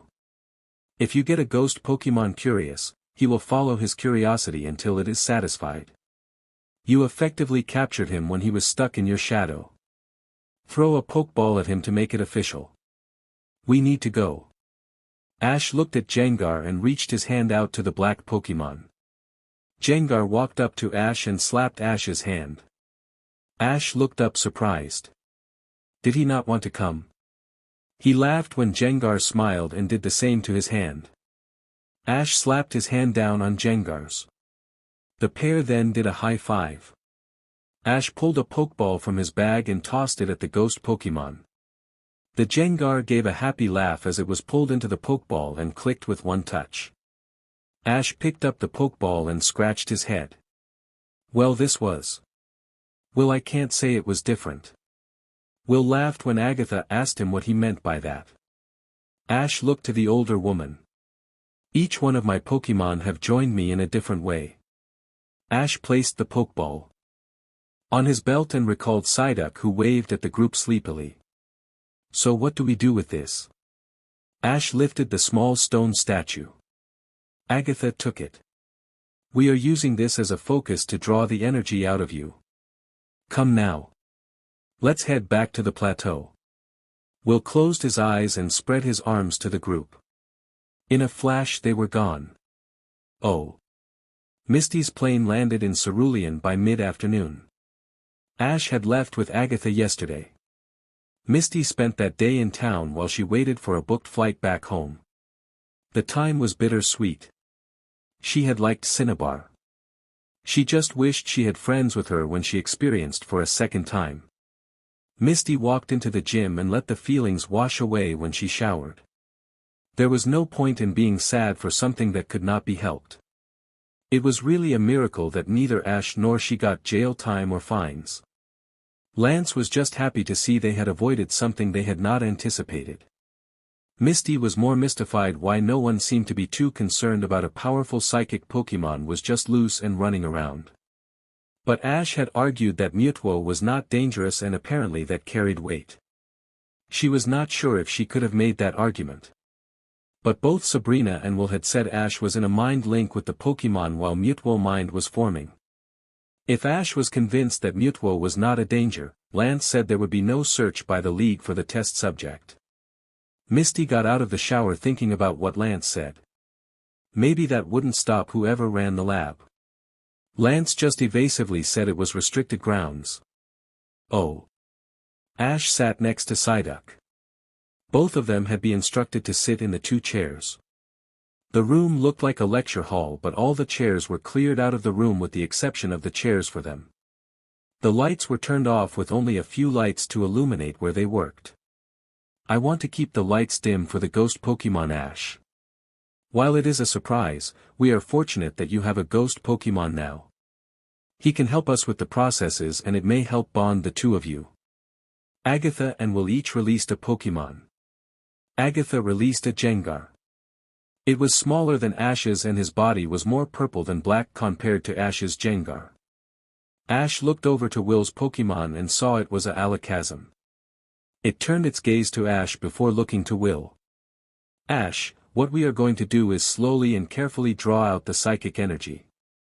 The statue you brought out of the graveyard is an effigy that hundreds of people prayed to for their departed family and friends. It was placed there when an archaeology expedition found it in the ruins of an old temple in Kanto. Ghost Pokemon were drawn to it, so they could not put it in a museum like they had planned. Will said while directing Alakazam to move behind Ash. Agatha's Gengar moved behind Psyduck. Agatha looked at the small stone statue before ordering, "Take out your Gengar, Ash. He will need to see how this is done if he is to help you." Ash released his Pokemon. "Gengar, I want you to watch what they do carefully. They may ask you to do this later." "Alright." Gengar nodded happily and jumped back to see everything.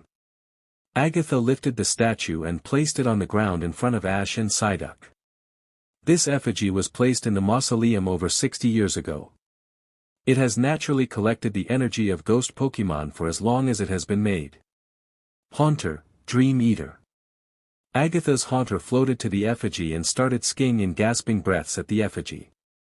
Alakazam, give a gentle push at the psychic presence in Ash. You too, Gengar.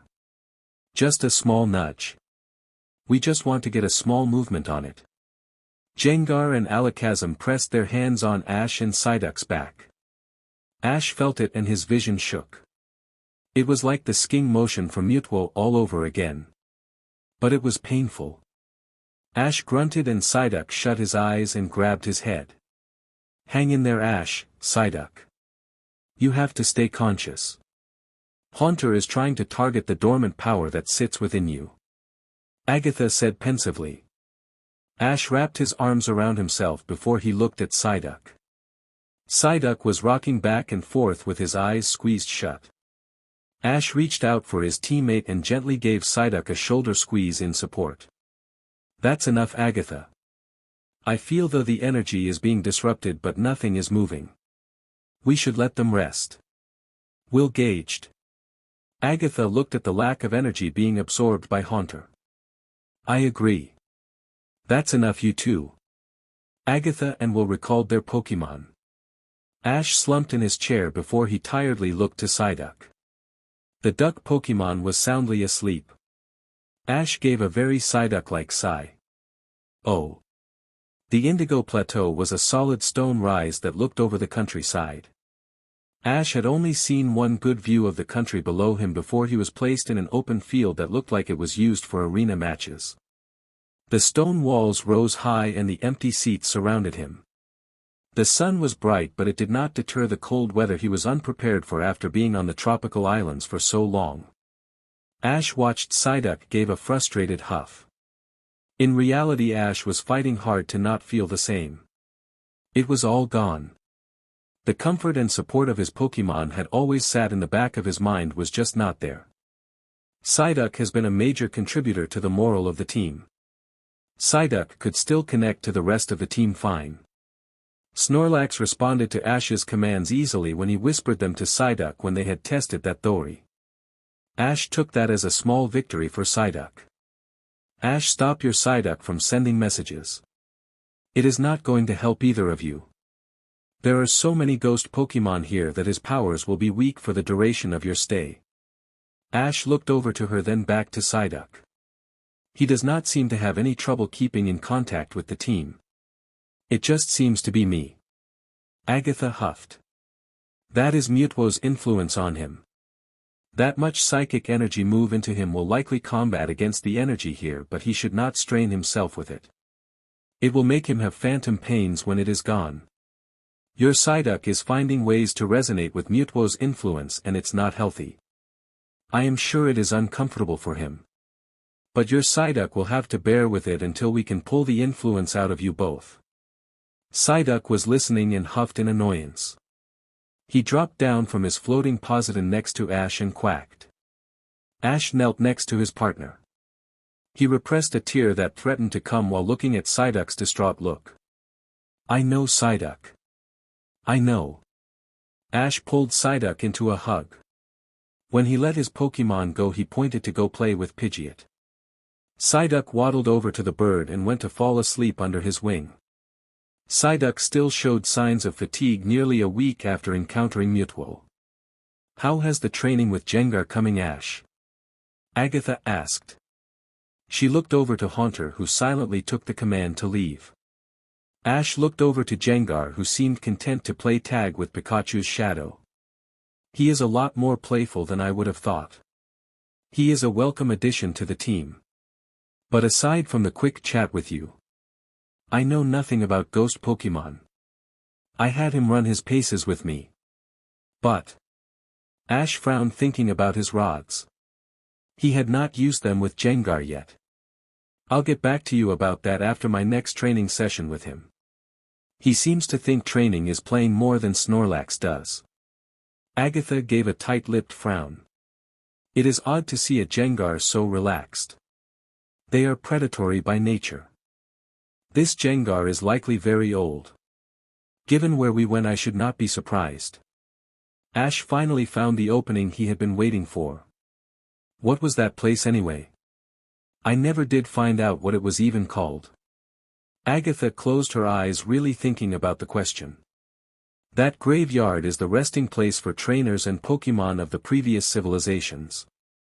Pokemon and humankind have been partners for as long as the second civilization. But it was not always the case. For a long time before then, Pokemon and humans could not even communicate with each other. The kind of relationship we have with Pokemon now would be unthinkable and DMN near heresy." Ash listened to the story but looked over to Jengar. "Do ghost Pokemon age like everyone else?" Agatha followed his gaze. It was Pikachu's turn to chase after Jengar and was angrily chattering at him when he went into the ground as a shadow. "No, they do not. They can still die. But instead of leaving a body, they turn into energy and move on. This is one thing you should always remember about ghost Pokemon, Ash. They were once something else entirely. They could have been a man or a woman. Or a Pokemon who had fought and died a violent death or moved on from a peaceful sleep. Your Jengar shows signs of great relief being among Pokemon and trainers. It is just a guess, but that could mean that your Jengar remembers a time when such a thing was an impossibility." Ash watched his newest member for some time after that. He looked up to Agatha only to realize she was gone. "Oh." Agatha watched the pair as they slowly became more drowsy. Ash and Psyduck had laid down on a pair of comfortable recliners. Agatha had taken Ash and his Pokemon into her office to continue the training. When it looked like there would be not volatile explosions or reactions to entering their mind, she saw no reason for them to be in a blast-proof gym. Agatha reined in her temper until Ash and Psyduck finally fell asleep. The boys really took their sweet time with how strong that medicine was. Ash welcomed the chance to be unconscious during their next series of tests. Psyduck was a bit more reluctant, but Ash's Jengar convinced him they should try it. "Jengar, we are not going to try and pull anything. We are just looking for the influence. Haunter, show him how you see a mind." Haunter floated to Psyduck. Haunter tapped his finger to Psyduck's mind and gently raised it. Smoke floated out of Psyduck's forehead. It began to swirl and take a almost water-like quality as it swirled in a white and blue mixture. Haunter sifted his hands through the pool. It would pick up a handful of the energy before letting it go back into the pool. It did this several times until it found something that seemed unnatural. Haunter called Jengar over and showed him how the water was a darker blue than the rest. "It is not the source of the energy, Jengar. That is where the damage was most affected by Mutwo. We are looking for where the damage originated from. But with how this looks like." Agatha walked closer to look over Haunter's shoulder. "Jengar, we should keep this to ourselves for now. Go ahead and return it, Haunter." Haunter slowly moved the water back into the pool. The energy turned into smoke again as it entered Psyduck's mind. "Jengar, you will try on your trainer. Remember, we are not trying to move anything out of his mind yet. We are just looking for the damage and the source of the energy." Agatha turned back to Psyduck. She did not like what she saw in Psyduck. And it would explain quite a few things of why Psyduck could not communicate with his trainer no matter how strong the bond. Jengar remembered to keep a watchful eye on a foreign mind. I am worried that Mutwo left this connection to Ash's mind open. Oh. Good job Jengar. Snorlax hold. Ash walked up to Snorlax and patted the Pokémon's side. Snorlax, I want you to stop and think about this for a second. What wasn't working? Snorlax gave a grunt before he waved his arms and legs in an imitation of a kick and a punch. Ash smiled. That's right. They didn't work. That means we have to find ways to get him. Energy attacks can work. But we have more than just Hyper Beam. What else could work? Ash gave Snorlax a patient smile. Jengar hopped back and forth giddily waiting for the match to continue. Lax. Snorlax raised his hand and ice formed on his fist. Good job. Now come here, I want to tell you something. Ash shooed Jengar to step back. Jengar watched excitedly. He laughed when Pikachu cheered for Jengar and Psyduck and Pidgeot cheered for Snorlax. Alright guys, we are ready to start again. Ready Jengar? Jengar gave a ha as a ready to continue. Continue. Ash shouted. Jengar immediately turned into a shadow and disappeared. Snorlax roared and jumped into the air before he punched the ground. The move kicked up rock and dust. Snorlax looked for disturbances in the dust. When he found Jengar, he moved to punch the Jengar. Jengar reacted by turning into shadow energy to let the punch pass through him. Snorlax twisted his fist right before he made contact. The fist was suddenly covered in ice energy and smashed hard into Jengar's stomach. Jengar flew across the gym and into gym wall. Jengar laughed while shaking off the dust and rocks that fell off of him. Jengar still found ice cling to his body, but he looked up to Snorlax still smiling. Jengar, he has good timing with that punch. Make it harder for him to find the real you. Jengar's eyes glowed blue and the gym was enveloped in a black shadow. Snorlax grunted at the new room he was in. He noticed that Ash and the rest of the team were in the room as well. So that ruled out him being asleep. He felt himself get hit right between the shoulder blades. Another slash of black energy hit his arms. Snorlax grunted before he exhaled to calm himself. He gripped his hands to either side of him and collected energy that covered his hands with ice. He took several more hits before he slammed his arms together. The ice exploded in barrage of hail. The ice hit several shadows in the room before the blackness collapsed on itself. Jengar sat in the middle of the field looking slightly woozy from the hit. Hold. Good job both of you. Ash walked to the pair. Snorlax was helping the little black shadow stand up. Jengar playfully grabbed a hold of Snorlax's arm and crawled up Snorlax's shoulder to sit down in a mock imitation of Pikachu's perch on Ash's shoulder. He gave a happy "Jen," even as his head shook slightly after that hit. You both all right? The pair nodded. Ash looked at them with a grin of satisfaction. Ash patted Snorlax's stomach. Good job Snorlax. It looks like you almost learned Blizzard. If you ever have to do that again. Instead of exploding the ice from in front of you. Ash imitated what Snorlax did with moving his arms in front of him. Do this instead. Ash raised his hands above him and did the same motion. We want to make sure that explosion hits everything, not just what is in front of you. Snorlax opened his eyes and nodded before letting them rest in a half-open gaze at his trainer. Snorlax. Ash laughed. That's it for the morning, guys. You feeling up to the treatment, Jengar? Or do you want to rest? I can always go to Agatha if you are still feeling woozy. Jengar. Jengar replied while jumping off of Snorlax and doing a fine imitation of Psyduck pulling on his breathe leg, leading him to Ash's bedroom. Ash recalled Pidgeot and Snorlax. Pikachu and Psyduck had already moved to head to Ash's room. Oh.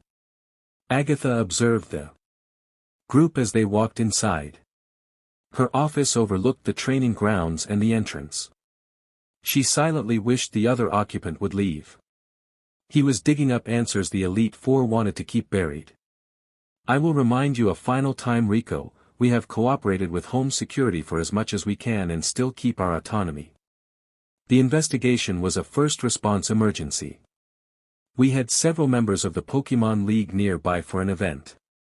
Lance and Bruno were both present in Cinnabar. I don't even know why you are including me in this investigation. I was a responder well after the incident had passed.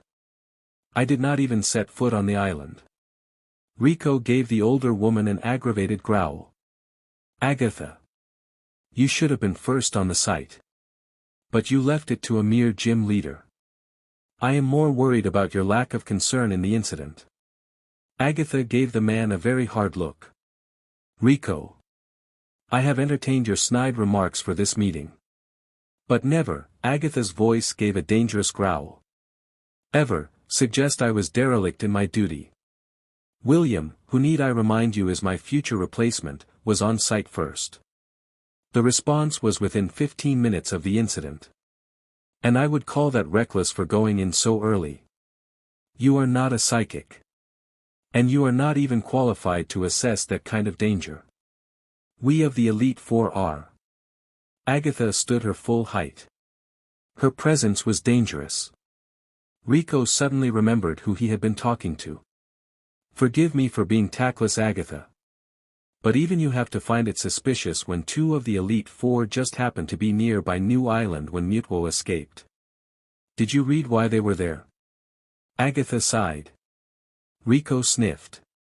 Just for some gym battle. And some sort of employee rally. Agatha couldn't even hide the laugh that escaped her mouth. Employee rally indeed. This man had no clue how the league worked. Rico, let me put this in perspective for you. The men and women on Cinnabar are going to be the future leaders, possibly the future Elite Four. A few may even try to become the champion for all that spot has done vacant for decades. And they were there to get some motivation. The past few years we have seen a slowdown of growth all over the league. Rico shook his head. I hardly see how a trainer-gym battle would motivate them. He said suspiciously. Why did they even hire you? Your office should already know how we work. Or do you not know what a 10-badge battle means? That paused the man. He gave her a cautious look. He set his binder down. I only know that it is a training exercise for preparation for the Indigo Plateau. Agatha shook her head and walked away from the window. Ash had long gone inside and she felt like sitting down after this idiotic conversation. The gym battle was for a newcomer. Lance wanted to test him to see if he would qualify this year for the Indigo Plateau. That's insane. No newcomer should ever be considered for any position he would be offered just by participating in the tournament. Besides the fact that he must still be a child, we are only half a year into the season. How could anyone raise Pokemon strong enough to fight in a 10-badge battle? Agatha laughed again. Arceus, help me. Rico. Go do your research. Pokemon grow incredibly fast. Most reach maturity within months of being born. Any Pokemon can become strong with the right training and the right mindset. We have shown your precious researchers how it can be done. But instead of learning and training Pokemon, you all go off and try to clone some long-dead rat. Agatha's eyes shone darkly in the afternoon light. Her gaze penetrated Rico. Kanto officials should be required to have league service before they should be considered for your position. Same for the researchers for that matter. Even that idiot Oak would know better than try to clone a stronger version of some kind of unknown Pokemon. Pokemon are strong enough. There is never a reason to try and make stronger ones. Rico sweated slightly under the gaze before looking away. It was almost enough to deter him from his line of questioning. He opened the folder and went back to the last notes. Agatha. I know you feel strongly on the subject of the Lazarus Project. What of the trainer at Cinnabar? Who was he? Agatha allowed herself to smile. She told him exactly what he wanted to know about how Ash dominated Blaine. She grinned ear to ear how she described how Ash mentally cornered a Charizard with a Pikachu. Oh. Ash looked at the room he had lived and will live in for the duration of his stay. It was bare with just a mattress and a desk to write on. Will brought in a TV with a pair of rabbit ear antennae when Ash was first assigned the room. Ash laughed and thanked him before the young man left. Ash laid down on his bed inside. He had just taken his sleeping medicine and was preparing to fall asleep to start his treatment. Pikachu had curled up on mattress beside him. Ash covered his eyes with his arm and tried to relax. There was a grunted quack to his left. Psyduck, that's enough. Psyduck huffed in annoyance. I know. It bothers me too. Get some rest. You had earned it, remember? Ash grabbed the remote and turned on the TV. Ash saw Pikachu chitter at Psyduck. Ash smiled as Pikachu pulled Psyduck next to him until they settled in front of the television. Psyduck did not seem to be much into their favorite pastime. Ash closed his eyes again and fell asleep. Their morning was exhausting and their afternoon was not shaping up to be any better. Beside him his shadow pooled onto the bed and formed into Jengar. The Pokémon called over to Psyduck. The TV abruptly had sound again. Psyduck stood up and walked over to Ash and laid down next to him. It was time to try and find the trace of psychic energy. Psyduck knew it was important. But he did not understand what the ghost Pokémon was actually doing. So he stood and watched. Jengar eyes glowed on Ash's sleeping form and placed his hand on Ash's forehead to start the treatment. Ash slept soundly while Jengar waved his arms. His eyes glowed red and energy began to swim above Ash's head. The swirl of energy was deep blue and portions would slowly turn white before returning to their shade of blue. The progress was slow, but over the past few days Ash's Jengar and Agatha had found out where was the source of the energy rested. Agatha confirmed it was a link to Mutwo which was never severed. They had not shared it with Ash in fear that Ash may try to talk to Mutwo. Agatha knew she had nothing to be afraid from either Ash or the Mutwo. She was concerned with the interest Kanto Home Security had in Ash. Oh. Agatha felt it was time for Ash to go. It had been over 2 weeks since the incident at New Island. Kanto's internal investigation team demanded that they interview Ash. The team wanted to see the skill for the teen for themselves. They also wanted to know where Ash was when the incident happened. No one could account for the boy. Agatha bit her lip. She was curious where they thought Misty Waterflower was during the whole incident. If it was a clerical error that let them believe there was no hint Misty was involved, then they could have it. Agatha had to pull major strings to just get the boy off their radar for as long as she did. But the investigation team was thorough. Agatha stonewalled enough where the investigation team had to request permission from the Kanto government to receive the order to speak to Ash directly. Agatha could not hide that the boy was with her. It was officially placed on record that he was there for training his ghost Pokémon Jengar. Agatha sat with him for the interview. With her hovering over the questioning officials, they kept the questions to Cinnabar Island. Ash had admitted he had traveled some distance to pick up Jengar. Agatha could do nothing to warn the boy about not mentioning his involvement on New Island. But he seemed to have picked up on it. When Ash was asked where he was the day of the incident, Ash was quick to point out that was his first day at the plateau. Agatha glared at the two agents that said nothing but kept staring at Ash during the interview. They were psychics. The only saving grace was according to Will, Ash was still a black hole to psychics. The two eventually had to give up and looked away as they rubbed their heads. When they finally relented, Agatha took that as her cue to dismiss the group. They had promised they would come back to ask more questions later. It was time for Ash to go. I am sorry I could not do any more for you, Ash. Agatha said regretfully.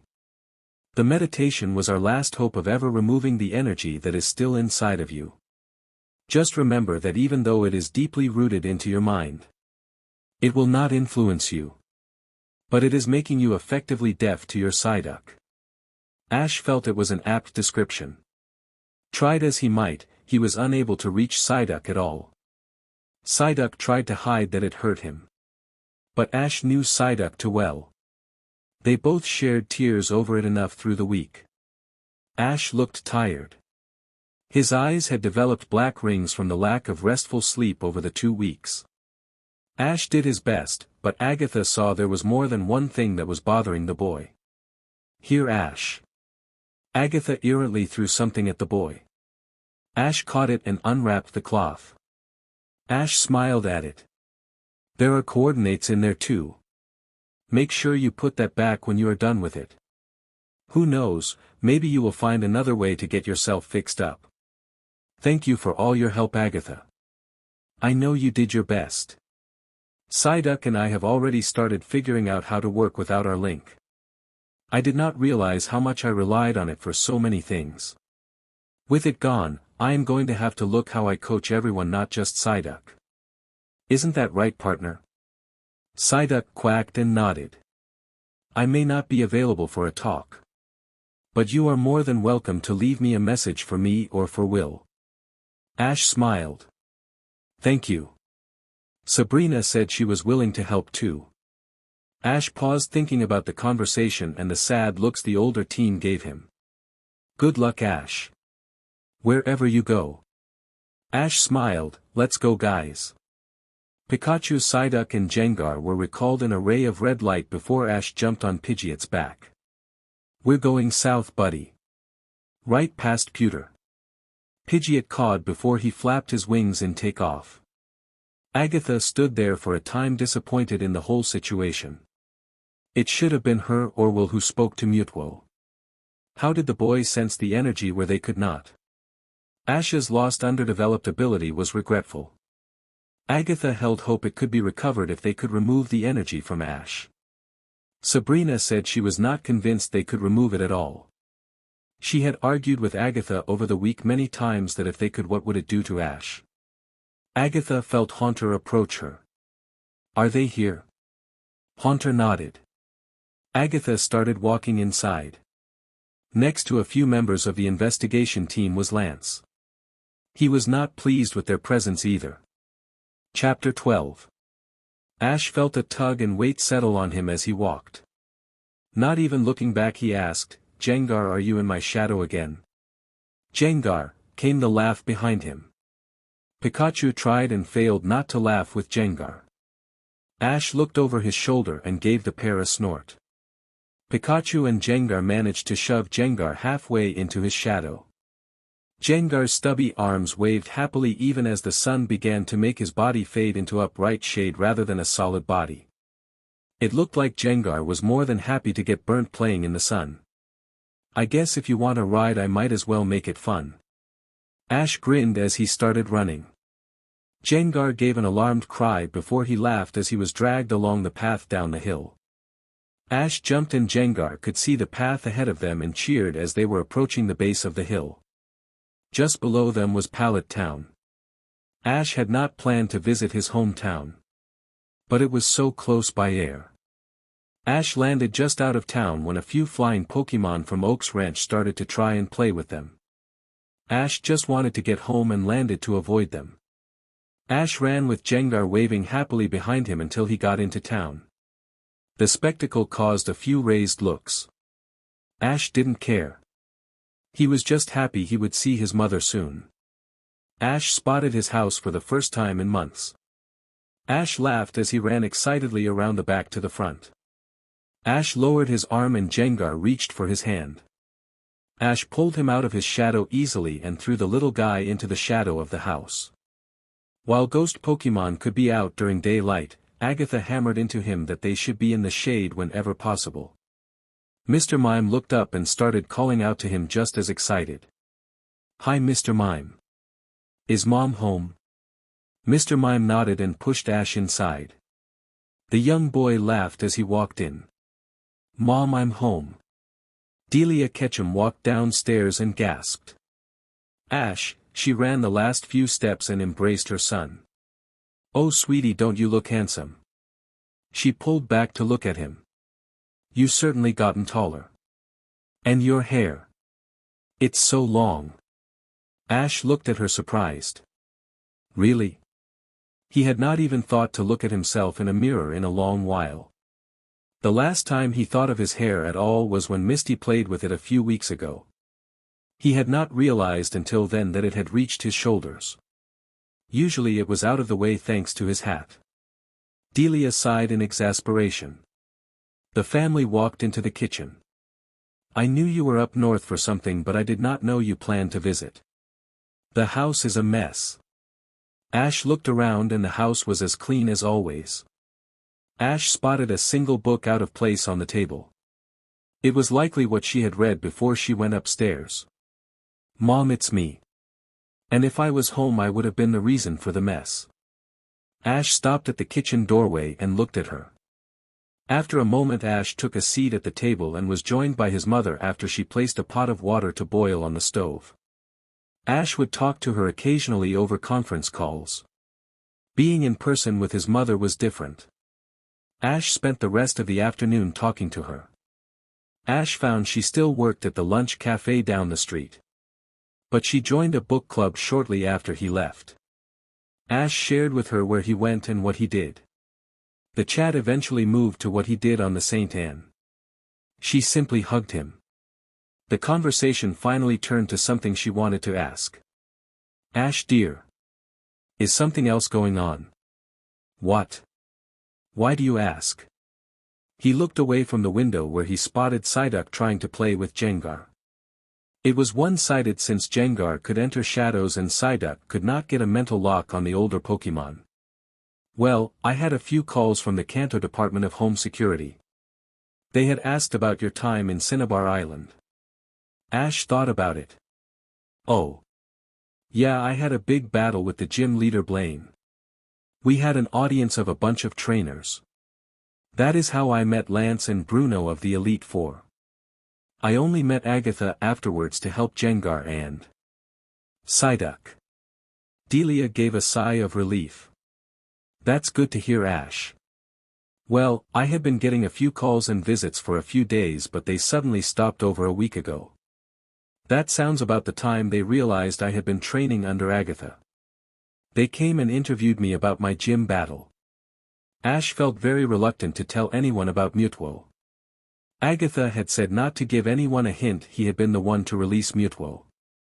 Ash agreed after she explained that the Kanto government and the Pokémon League worked together for the peace of the country, but they were very different branches of the government.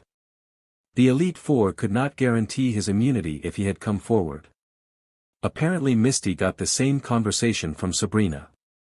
Misty had managed to get a hold of him when he was at the Indigo Plateau. It was a pleasant surprise to be the one receiving the calls. Misty and Ash had compared notes only briefly before Ash had to go back to work. Ash tried not to think about the lack of progress when he worked with Agatha. He did not blame her and was thankful to her for a few things. He learned a lot about ghost Pokémon and he even had a new partner in Jengar. Finally Delia asked, "Are you going to visit for long?" She looked at him bracing for any kind of answer. Ash thought about the question before answer his mother. "I will stay at least for the night. I think I would like to speak to Giovanni, the Viridian gym leader.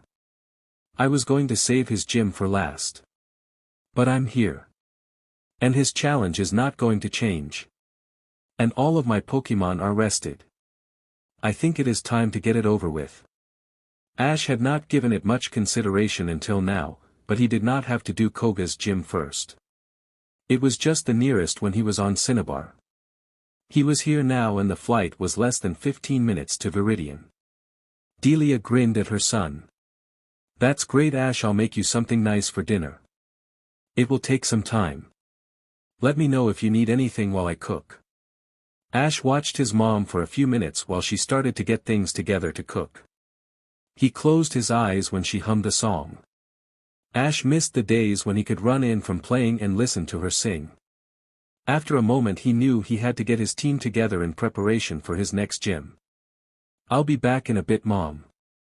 Delia walked up to her son and kissed his head. "All right, Ash. Love you. Go have fun."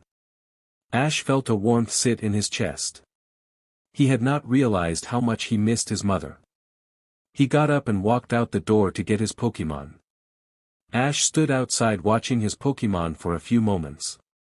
They had not picked up he was done talking to his mom. They had been pretty well behaved considering they were basically unsupervised. Maybe that was because they were at his mother's house. "Come on up, guys," Ash called as he walked off the porch to the group.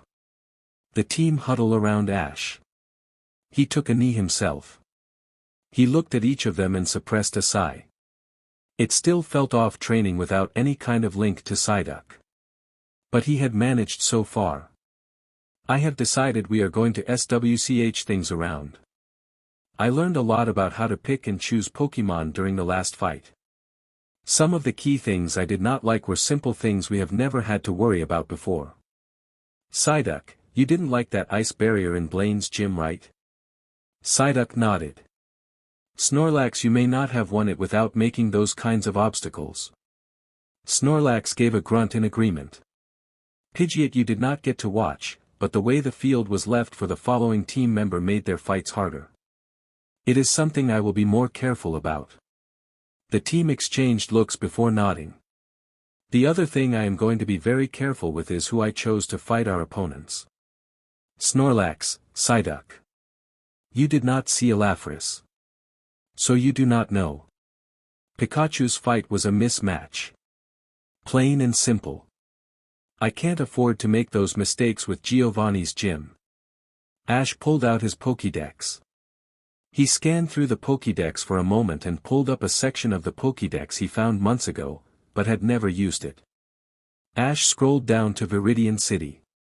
Ash sent a request for Giovanni's 10-badge roster. "I am requesting who our opponents will be. We'll need to study them if we want a chance. Pikachu, Misty told me we would fight many Pokemon like Elafris if we are going to go to the Indigo Plateau. It's time for all of us to learn how to compete with stronger moves. We got too comfortable winning against gym leaders." Ash looked at them all. Lieutenant Surge said normal gym battles were to train us to fight against a type of Pokemon. A 10-badge battle was to demonstrate we can fight that type in the wild. I am sorry. I relaxed thinking we would be able to handle anything that was thrown at us. Ash confessed to them. Ash would not say he was arrogant. But maybe he was that too. And we paid for it.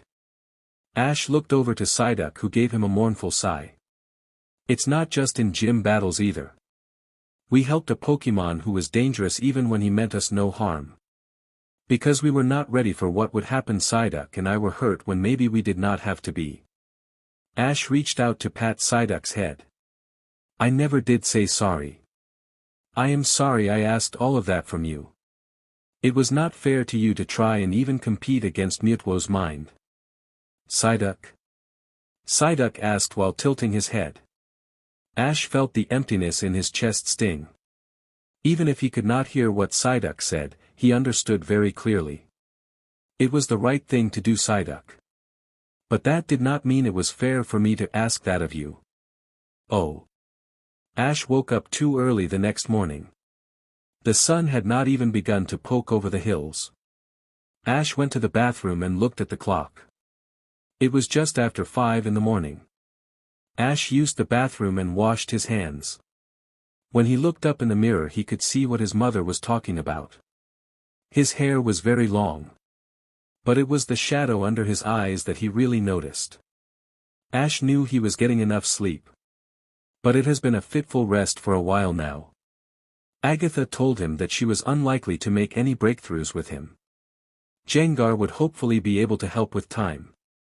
But like Sabrina, Agatha told him that he would likely not feel any energy from his Pokemon again. Ash went back to bed and laid still. Psyduck never really talked to him. But the connection had been a constant companion to him since he trained Psyduck. And even before that, Ash had always been aware of Pikachu's energy. He had described it then as electrical energy. But now that he has worked with more Pokemon, he knew it was something more. It was the energy all Pokemon seemed to share. Being around his friends had made him all the more aware of it. And now it was like they were not even there. None of it was their fault, but Ash still felt as if his own ability abandoned him. Ash placed his hand over his eyes. He tried to will the restlessness out of him to go back to sleep. The image of Mutwo in his tube sitting there and gathering dangerous amounts of energy came to him. Ash coughed to clear his throat and snuggled into his pillow. It was still worth it. He decided sleepily. If he had to sacrifice some comfort to make sure no one got hurt, he could live with it. He did not know about his ability before becoming a trainer. And he only used it for less than a year. He could get used to no longer having it now. Ash exhaled the remaining stress and fatigue out of himself and went back to sleep. Oh. Ash had not known how long he was staying at his mother's house. But she said he was welcome as long as he wanted. But she knew it would not be too long. Not when there was a gym season still going. Ash got the roster from Giovanni along with a personal message. Ash squirmed in his seat as he reread the message on his Pokédex. I am looking forward to my match with you, Ash. Before our gym battle, I do have a request for you. It is some work that will pay well. But it is more of a favor. If you come into town within the week, you are welcome to stay at my gym and take the job, or simply pass and we may have our gym battle. Ash would periodically read the message. He did not like it. Not after his first encounter with the gym leader. The experiments that lead to creating Mutwo were perfectly legal, and since it was classified information, Ash never did get the confirmation that Giovanni had been anywhere near the facility. But the way that energy had converged on them when Giovanni had given him that business card still made him think Giovanni was dangerous. Ash never did ask Misty about it with how people were investigating the whole thing. Ash felt reluctant to even call Misty to just ask. Ash found that whoever was investigating the incident somehow confirmed she was at the laboratory. How they found that out but not pinned him down was baffling to him. Ash. Ash looked up startled. He recognized that voice. Gary. Ash stood and looked around the ground before looking up to the sky. There he was, flying on a Charizard. Ash swallowed the lump in his throat. Pikachu was already beside him. They both knew it was not a Lapras. One glance was all they needed to tell this Charizard was younger and not nearly as big. This one was built for speed, not power. Although Ash could never think of a Lapras as ever being slow. Man, it's been a while. How have you been? Gary got of his Pokemon before recalling him. Gary pocketed his Pokeball under his deep blue shirt. It's been good. I ran into some trouble after my gym battle with Blaine, but I think we got that patched up for now. Gary laughed. So long as you don't slow down. I looked up your rankings, 10 badge battles all around, man. Are you going to battle one of the last two anytime soon? Ash smiled and relaxed. Yeah, I think we are going to start with Giovanni first since we are so close. Then we are teleporting to Koga's gym for the last badge. After Blaine's gym battle I had to learn basics. Misty said I never needed to learn. That's really what I have been doing since the gym battle. Gary laughed. I got my 10 gym battles out of the way myself. My team is coming together pretty nicely. Gary pulled out 3 Pokeballs from his belt. Come on out. A Blastoise, an Eevee, and an Ivysaur appeared on the ground. Go play, guys. Both Ash's and Gary's Pokemon cheered. Ash noted that Gary only carried 3 and looked at him with some curiosity. When Gary looked over to Ash he laughed embarrassingly. I actually took up that idea from last time. I am only carrying 3 with me just in case I do capture a Pokemon I want to train right away. Gary and Ash laughed at that. Ash smiled at their Pokemon. They had started to pick up some kind of game. Ash looked over to Psyduck, who looked back. Ash recognized the look. Psyduck was again trying to reach out to him. Ash closed his eyes. This has been wearing on him more often now that they were not being distracted with Agatha's treatment. Gary? What's up, Ash? Can we talk? Trainer to trainer. Gary looked at him curiously. About what? Ash had so many things he wished he could share. If only to get it off his chest. Ash stuttered before he started from the beginning. I have felt different ever since I had been drafted. Ash sat on the porch with Gary. The pair had not kept in touch since Ash's message to him right after he finished Vermilion. But even then Gary did not know anything about being drafted. Ash started talking about the time he took to train Pikachu. His complete reluctance to capture Pokémon. Gary listened patiently. He wanted to ask.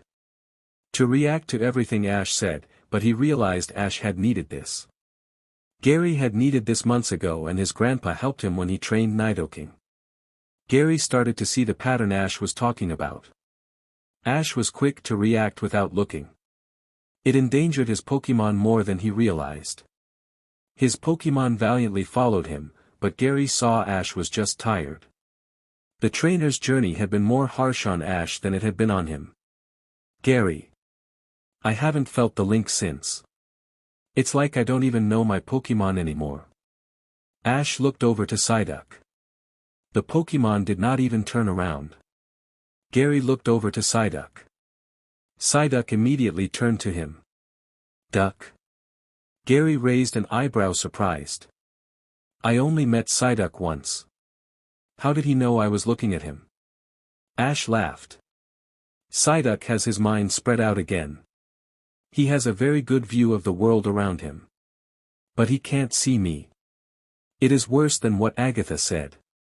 Sabrina and Will, that is the guy who is training to be an Elite Four member, both said I am like a black void. Neither of them can see me. It's probably worse with Psyduck. To him, it's like I am suddenly not here anymore. Gary thought about it.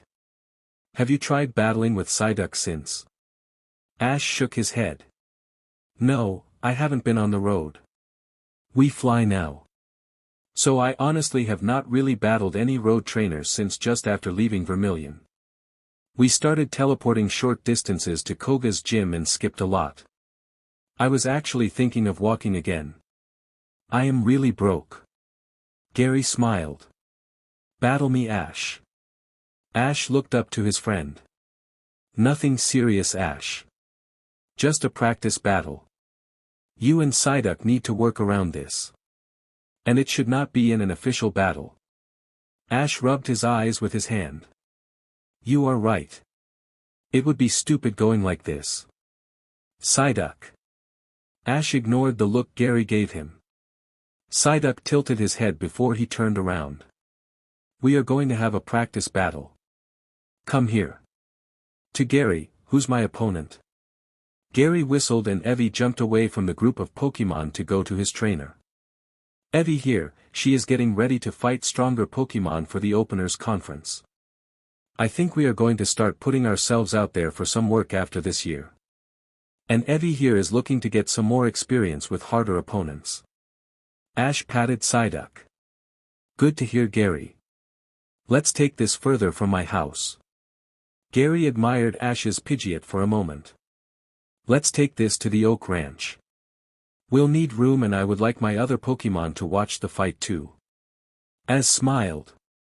He liked the idea of seeing more Pokémon. And doubly so now that he knew that if he had any extra Pokémon beyond 6, they would be sent there as well. Alright, let me tell my mother and we will head out. She was making dinner for us. Gary held any teasing but gave Ash a smirk. Oh. Ash liked the Oak Ranch. He had only seen a brief glance of it when he walked Pikachu down the length of it on his first day with his partner. The ranch was larger than he remembered. He never did get a good look at it when he flew in from the Indigo Plateau. In the air Gary pointed how far it reached. Ash only thought it bordered Pallet Town. He had no idea it extended and only stopped when it reached the rolling hills to the north and west. It pretty much took up the entire space of the valley. The pair landed and Ash let him call his Pokémon together. Ash only ever saw so many Pokémon gathered on the islands when Psyduck went to see his family. Gary had trained a large variety of Pokémon. It made Ash self-conscious thinking about how little he knew about Pokémon in general. Ash, This is just a one-on-one sparring match, nothing fancy. I just want to see how well you and Psyduck work. I have 4 psychic Pokemon myself. And while I trust them, none of us had the link relationship you and your Psyduck had. So if we can still battle fine, there is no reason you shouldn't either. Ash and Psyduck listened. Psyduck gave a look of surprise to Ash. He had no idea this was why they were battling. Psyduck, I don't need to be linked to you to know this is bothering you too. It hurts both of us.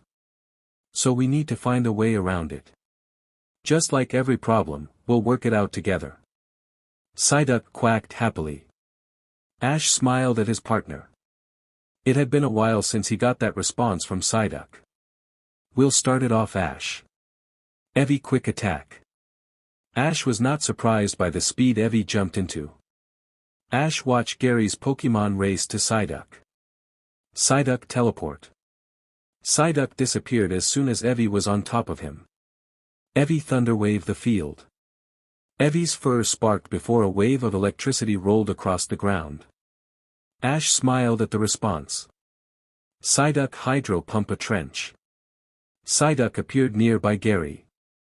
The yellow duck Pokemon inhaled and launched a pillar of water that tore into the ground. Eevee run alongside it, swift. Eevee dodged the splatter of mud that rained from freshly dug trench. Eevee yipped as it shot several stars of energy at Psyduck. Ash called, light screen. The shield appeared in front of Psyduck. The stars made a faint ping sound when they made contact. Psyduck's eyes glowed briefly before a beam of multicolored energy shot from his mouth towards Eevee. Gary's Pokemon tried to dodge the attack, but the mud made her footing unreliable.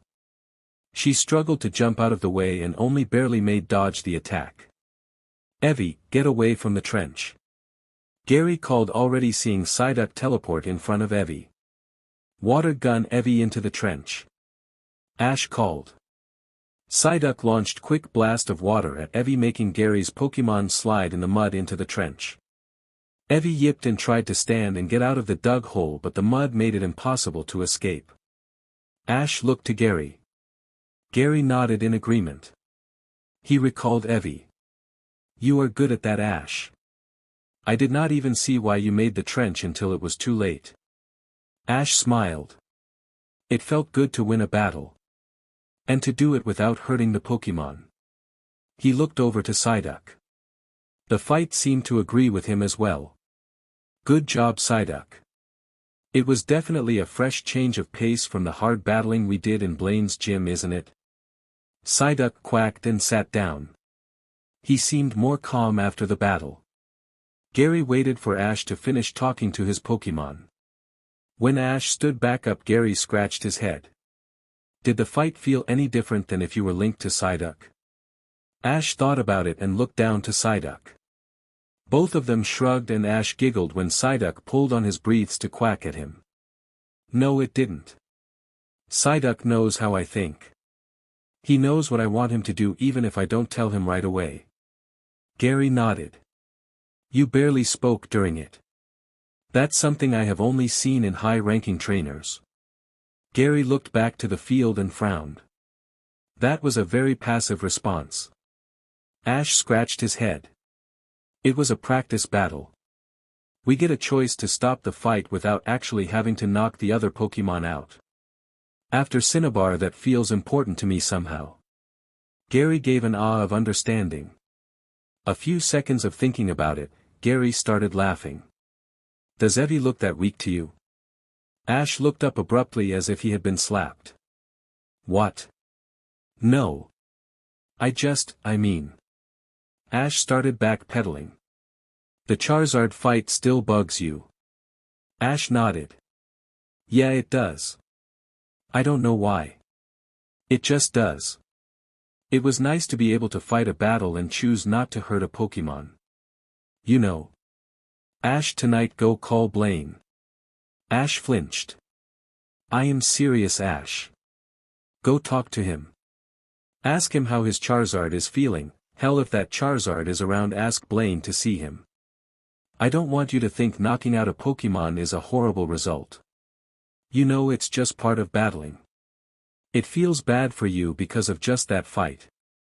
It did not bother you when you knocked out his other Pokemon, right? Ash paused, thinking about Tinder and Sulfur. No, it didn't. It was an even fight, either Pokemon could have won. And my Pokemon would have been knocked out. Well, there you go. Gary said triumphantly. Ash laughed Gary's victorious announcement. Ash looked towards the tree line as his smile faded. He was not focused on anything particular. Watching the gym fights in Vermilion bothered me. Ash never did voice that particular emotion to anyone. Especially not to Misty. Even if she was his friend, she was a gym leader. It would be disrespectful to just say his thoughts on all he had seen. Everything about it all bothered me. How trainers and Pokemon fought. The idea of choosing Pokemon typing, forced evolutions, move specializations, even genetic manipulation. Gary smiled. Manipulation. I read the article about bringing back fossil Pokemon from the dead too. Grandpa was livid based on the ethical implications of bringing anything back from the dead. Ash kept his mouth shut but was thankful Gary filled in his own blanks at that last bit. I always wanted to have my Pokemon be able to compete well against any opponent. But after Blaine's Charizard, I am not sure if I can keep doing that and win. I have been thinking about my next 2 gym battles. Misty said they would be my hardest ones. Giovanni has a reputation to have all of his gym battles be 10-badge battles. It is, Giovanni gave my first official 10-badge battle, and it took me a few tries to do it. I had to CYCL my roster twice to find a good combination. Gary added helpfully. Ash gave him an annoyed look. Gary just smiled at him. And Koga is going to use the Pokemon he was training to someday challenge the Elite Four. How am I supposed to compete with that and not make compromises? Ones that everyone seems perfectly happy to use. Gary sighed. If Ash was just a normal kid, Gary would have called him an idiot. But this was something that was a principle for Ash. Ash people take those steps because they need every advantage to win. Ash saw all of his Pokemon were listening as well. Somehow you managed to rise above that man. That is really cool. Gary half laughed. Gary wanted to say it was downright amazing. Ash, you take your advantages from a different place. I will be the first one to say it. Take any advantages you can. Because you need to remember, we are just learning. Gary looked to the rest of his Pokemon and looked over to Ash's. He still had no words to describe how he felt about Ash. We have not even been trainers for a year. But we are learning to fight Pokemon who have had years of experience. How can we beat all of those Pokemon with years of experience and all those gym leaders who by rights should be leading us? It feels like it is giving us mixed signals. Gary waited until Ash nodded. Gary looked at his Pokemon who began to play in the mud. Ash, I had to use every weakness in my opponent to even have a shot of winning. It is a ruthless way of looking at it sometimes. But if we don't, no trainer would have gotten past their first gym battle. Ash listened but still gave a sigh in frustration. Before he could say anything, Gary interrupted him. That is with the exception of you. You found some way to win with no type advantage. I would never have dreamed of taking an electric Pokemon to a rock gym, or a flying Pokemon to an electric gym. But the first time you went to a gym, you decided to do it just that because you were curious. Ash smiled thinking back to that first gym battle against Brock. He really did just go in to see how strong a gym leader was. Even back then he knew he was at a type disadvantage, but he did not care. He wanted to experience a gym battle. And he had one. Ash, we are really different trainers. But I will say you are the better trainer. Ash looked up to Gary. Ash looked over to the dozens of Pokemon Gary had trained. Gary followed his gaze. He laughed. Ash. I trained so many Pokemon because I needed that advantage, remember? I love all of my Pokemon. These guys are my team. But we all think we have limits that you don't seem to feel. Gary stood up and waved his Pokemon off. I am dragging Ash to Professor Oak. If you guys are happy to play in the mud, go to the river. Ash laughed but blinked away some mist that formed from his eyes. It was one thing to be told by someone he thought was gym leader he was a good trainer. It was another matter when Gary said it. Tired face. Ash stood in front of the conference call. Pikachu sat on his lap. They were both nervous. Ash had not really spoken to Blaine since the banquet. The hurried exit with Agatha allowed for no such pleasantries. The screen was blank for several minutes before the screen blipped open. Blaine looked back without his glasses and wore some kind of lab jacket. He smiled at the young man. Good evening, Ash. Ash gave an uneasy smile in return. Hello, Blaine. Tired face. The next morning was cold. The sun was just passing the valley edge when Ash had started saddling Pidgeot. He gave his Pokemon his instructions before they all went into their ball, and Ash was just ready to go back inside to call his mom when he heard her. You heading out, Ash? Ash smiled at his mom. Delia looked at her son. She placed her hands on her hips and sighed at the look of guilt he gave her. Yeah. I am sorry, Mom. I sorta decided it last night after talking to you about it. I should go see Giovanni now. I'll call you if I don't pass back through. Delia walked up and hugged Ash. Alright, sweetie. You stay safe, alright? Thanks, Mom. I love you. Ash felt his mom squeeze him tighter before letting him go. Go have fun, Ash. And don't forget to call more often. Ash grinned before he buttoned up his jacket and got on Pidgeot's saddle. I'll call you soon. Ash patted Pidgeot's side as he cooed a goodbye to Delia. The pair took to the air in a whoosh of air. Ash sighed as his mom's figure faded into a dot. Ash had flown north and just passed the edge of the valley when Pidgeot caught at him. Pidgeot slowed and Ash started to look around. Behind him he could see a flaming red dot in the air. Ash pulled his reins. Pidgeot circled back. Gary was on Charizard's back and waved at him. Ash. Ash smiled at his friend and the two moved to land on the ground. Ash did not move off his mount, but greeted Gary.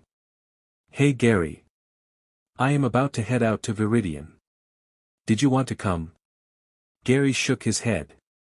Not able to. Grandpa wants my help with some kind of egg he picked up from another researcher. Maybe next time. I just wanted to know how the talk went last night. Ash smiled. His talk with Blaine was brief, but it lifted a weight of Ash's chest. It went well. Elafris was fine too. Blaine said he was just annoyed he could not finish the fight quickly. Thanks for telling me to call them. Gary grinned before he pulled something out of his pocket. He tossed it to Ash. Put that in your Pokédex. Ash caught it in midair. It was a small memory extender. Ash unholstered his Pokédex and inserted the chip. What does it do? Gary laughed at Ash's trust in him. It's a software update and a second antenna. You can make calls from your Pokédex now. Ash raised an eyebrow at that and smiled widely. Oh. That is awesome. Ash looked at the scrolling bar on his Pokédex screen. It was still installing the software, but he put it away. Thanks, Gary. Gary laughed. I got it too. So we can actually talk whenever we want. It's not supposed to come out until the next round of Pokédex models, but that's still months away. We got the Pokémon League version. So long as you are not buried in a mountain cave, you should still be able to contact someone. Ash patted the Pokédex in appreciation. Ash looked at his friend. Thanks, Gary. You helped me a lot yesterday. Gary smiled. I just want to make sure you make it to the conference in time. No more dallying, Ash. The more time you have prepared for the tournament, the better your chances are we can finally have our battle. Ash laughed at that. Ash looked up at the early morning sky. It was just now turning blue. Sure thing. I'll see you around, Gary. Gary patted his Charizard's neck. UDMN, right, you will. See you later, Ash. Gary took to the air and headed back towards Pallet. Ash signaled Pidgeot it was time to take off. Pidgeot kept the two in the air for a moment to really just look at Pallet Town and the valley. Ash let out a relaxed laugh and smiled. He was glad he made it back. Ash turned towards Viridian. He had not felt this refreshed in a long time. Oh. Ash stood in front of the gates to the Viridian gym. After seeing so many other gyms, this one stood out a lot more than it did the first time he walked by it. The gym looked more like some kind of personal estate than an actual Pokemon gym. The gates cut the courtyard off from the rest of the city. The gates themselves had the Pokemon League stylized L on side of the gate, and the other had a stylized G. Ash thought about it before it clicked that was for Giovanni's name. Ash opened the gates and walked down the path thinking about the Pokemon list Giovanni sent him. There were quite a few Pokemon, but there were no rules given to him. It left him curious about this whole day. At the manor door, he knocked. The door responded with a buzz. "How may I help you?" came a male voice. Ash cleared his throat. "My name is Ash Ketchum. I was asked to meet with Giovanni." Ash was still unsure what to make of the offer Giovanni gave him. He discussed it with both Gary and his mother, and they both seemed to encourage that he should take it. Gary, being the practical one, pointed out Ash was the one that was saying he was broke. Ash would give him that. He was running low on money. But he had to use less too since he was traveling so fast. Pokemon centers were free, and just flying between them saved him a lot of money. Interstate travel was expensive since there were not many roads rebuilt for vehicle. And Pokemon did most jobs better and faster anyway. The only exception was by sea and air travel for a mass of people going from one region to another. Ash broke his thoughts at the sound of hard-soled shoes echoing off the tile floor. Ash stood at attention as Giovanni himself walked up to meet him. "Good morning, Ash Ketchum. Please come with me, I have little time and would like to explain my predicament before you make a choice." Giovanni gave the impression of a busy man, and he strode purposefully down the hall into a personal office. Ash followed and was gestured to take a seat. "I'll be brief with you, Mr. Ketchum. I have 2 employees who will be holding my position for a few months. I plan to be absent for some time for an extended project. While the 2 I have in mind have the proper clout that no one would dare challenge them publicly in my absence, they frankly do not have the skills to hold the gym afloat. I do not want to have my gym's reputation tarnished due to their own inability to hold a Pokemon battle." Ash nodded and swallowed nervously. "How do I fit into this, Mr. Giovanni?" Giovanni smiled. "I would like you to give them some coaching. They are intelligent people when they stay focused. However, it is apparent they do not excel in the more traditional trainer's ideology. I thought maybe someone with your unorthodox training skill set may help them where my normal trainers could not. They will not need to train their Pokemon. They will be using mine. But they will need help in battling. They are not experienced and it shows when I practice with them." Ash smiled slightly. He was half afraid he would be asked to go guard something. "I would like to see them first before I give you my answer. If they do not have the right attitude, anything I do will not do any good to help them." Giovanni gave the boy a tight smile. He stood then. "Let us go see them. They are currently training. My tutors have long since been dismissed when it was apparent they were seeing no improvement." Ash frowned at that. All business indeed. Ash noticed it was the second time Giovanni looked at his watch when they entered a view stage. Below them was a gym field where 2 young adults in their early 20s fought against each other. "Poison Pokemon?" Giovanni nodded. "Those are their personal Pokemon. They had been issued their Pokemon when they were hired into my company. I had always preferred disabling enemies rather than outright defeating them."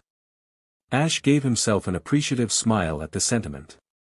"You said they had clout?" Ash was not sure what the word even meant. But better to ask why he used it. Giovanni gave an aggravated grunt looking at the pair. He felt the two had not improved at all. Jessie is the young woman. Her family has worked under mine for years. Her mother died of an accident, leaving the girl an orphan. I am ashamed to admit it, but I lost track of her shortly after her mother died. I hired Jessie as soon as I found her. Jessie herself has no knowledge that is the reason I hired her. It was more to make sure she is cared for. The young man in the white t-shirt is James. He is a runaway from a powerful family in Hoenn. James' private city is here in Kanto. The family owns quite a few businesses.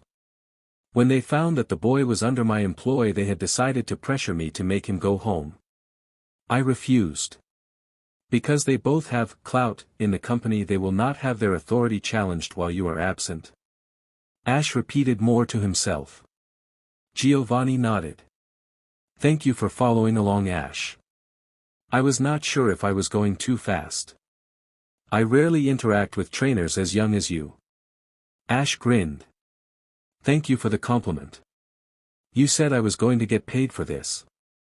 How will that work? Giovanni smiled. He liked the mercenary response. I will pay you half now, half before the gym battle. I would like to keep this off the record, so I cannot draft an official contract for you. Ash looked away from James and Jessie. He looked closely at Giovanni. That is for a few reasons. It would be a conflict of interest and is very frowned upon for a gym leader to pay a trainer that he is not hiring into a company. And I do not want competition that is known to happen in my company to get wind that I am favoring these two. Giovanni looked at Jessie and James and shook his head. While they are not as hard as most of my company agents I hire, I would like to think they would be a good face for the Viridian works. If they could get their act together. They do not think like normal trainers do. I will be honest with you, Ash, since you have been honest enough with all of us gym leaders of your own thoughts about our duty. Ash flushed at the reminder. I am a businessman first. I always will be. I was one before I became a gym leader. But I take my duties as a gym leader very seriously. I will not allow these two hold my position in my absence if they do not qualify. But it would mean I would have to choose a less savory option, but Cassidy would still be an option. Giovanni frowned at the idea. Ash did not like the sound of Giovanni's hesitation. Below them, Ash could make out that James was trying to teach his Pokemon how to use a poison move. But why he was waving his arms around in an imitation of a tree, Ash could not be exactly sure. Ash spent a few minutes to observe Jessie and James fall over each other when the new attack failed. The pair had tried to move away from the noxious clouds. Ash smiled at the two. I'll do it. I'll take the first half now and only will take the second half if you feel I did an okay job. Giovanni nodded. I appreciate the integrity. You start now. My butler Tom will be at the main hall when you are ready to retire. Jessie and James can both guide you into town if you need anything. We will have our gym battle tomorrow. Giovanni snapped his fingers and Tom stood out from against the wall. He had a computer in his hands that looked similar to a Pokédex. Ash heard the blip form his own. He pulled it out to view his bank account was loaded with the day's work. Thank you, Giovanni. I will see you tomorrow. Giovanni nodded before pivoting and strode purposefully away to wherever he needed to be. Ash thought about his first meeting with Giovanni. It seemed to be a completely different experience. But maybe that was because he was distracted from the energy he felt from the old man the first time. Ash looked down at the pair who tried and failed to get their Pokemon to perform the attack they wanted. More to himself, Ash muttered. I can think about Cinnabar later. These two really need some help. Ash walked to the edge of the view platform. It was roughly 8 feet tall. Short by viewing gym standards. Ash hopped over the ledge and let himself hang from the edge before he dropped down. He landed with a light tap of his feet.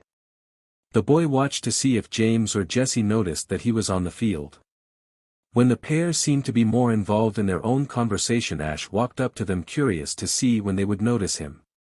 After walking right behind them, the Meowth looked up and meowed at the pair. "Meowth, did you just meow?"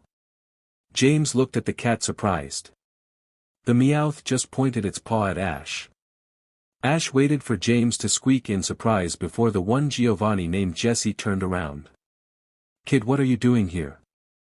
Ash simply looked at them and waited. He looked over to their Pokémon who were in the middle of trying and straining to build up energy for some kind of poison attack. Ash simply pointed at them in case they injured themselves listening to these two adults. James caught on and called for them to stop. Jessie ran up to her Arbok and patted the back of his hood. "Sorry about that, Arbok." Ash sighed before he released Jengar. Jengar hopped on his toes excitedly. Ash simply looked to his newest Pokémon, test them. Jengar sprinted forward and threw a ball of shadow energy at the pair. Their Pokémon immediately went to their defense and took the hits for them. Ash gave the Pokémon a grim smile of approval. Jengar moved around them trying to get to the two humans. He glared with blue-lit eyes at the Pokémon. They staggered from the glare. It allowed Jengar to move around them towards their owners. Wheezing, "Snap out of it." Smoke screen. The Wheezing shook his head and emitted smoke from every pore from its body. It enshrouded the group. Jengar stood still to listen where the humans would move to. Arbok, Poison Sting. The snake Pokémon opened its maw and launched needle-like projectiles into the smoke, giving Jesse and James time to move away from center of the field. "What do you think you are doing, kid?" Wheezing tackled the brat. Ash saw the move coming at him and briefly frowned at the command. But then again, it was only fair they attack him when Jengar was attacking them more than their Pokémon. Ash reached for the Wheezing as it moved. It was far slower than his own Pokémon and easy to grab onto. He pulled the Wheezing and sidestepped the Pokémon before using his foot to push him further away. Ash turned back to the Arbok who had not moved. It was unsure if it should attack or defend his trainer. Ash made the decision for them all. Jengar, hold. Jengar, who had stayed in the smoke the entire time, simply melded into a shadow and disappeared before reappearing by Ash's side. Giovanni said you two did not think like normal trainers. He didn't say you did not think like any kind of trainer. Ash had only a few experiences himself, but he would have thought trainers as a whole were a competitive lot. These two were more content with what they had. Maybe that was the problem. Ash walked closer to them and surveyed the gym space they were working with.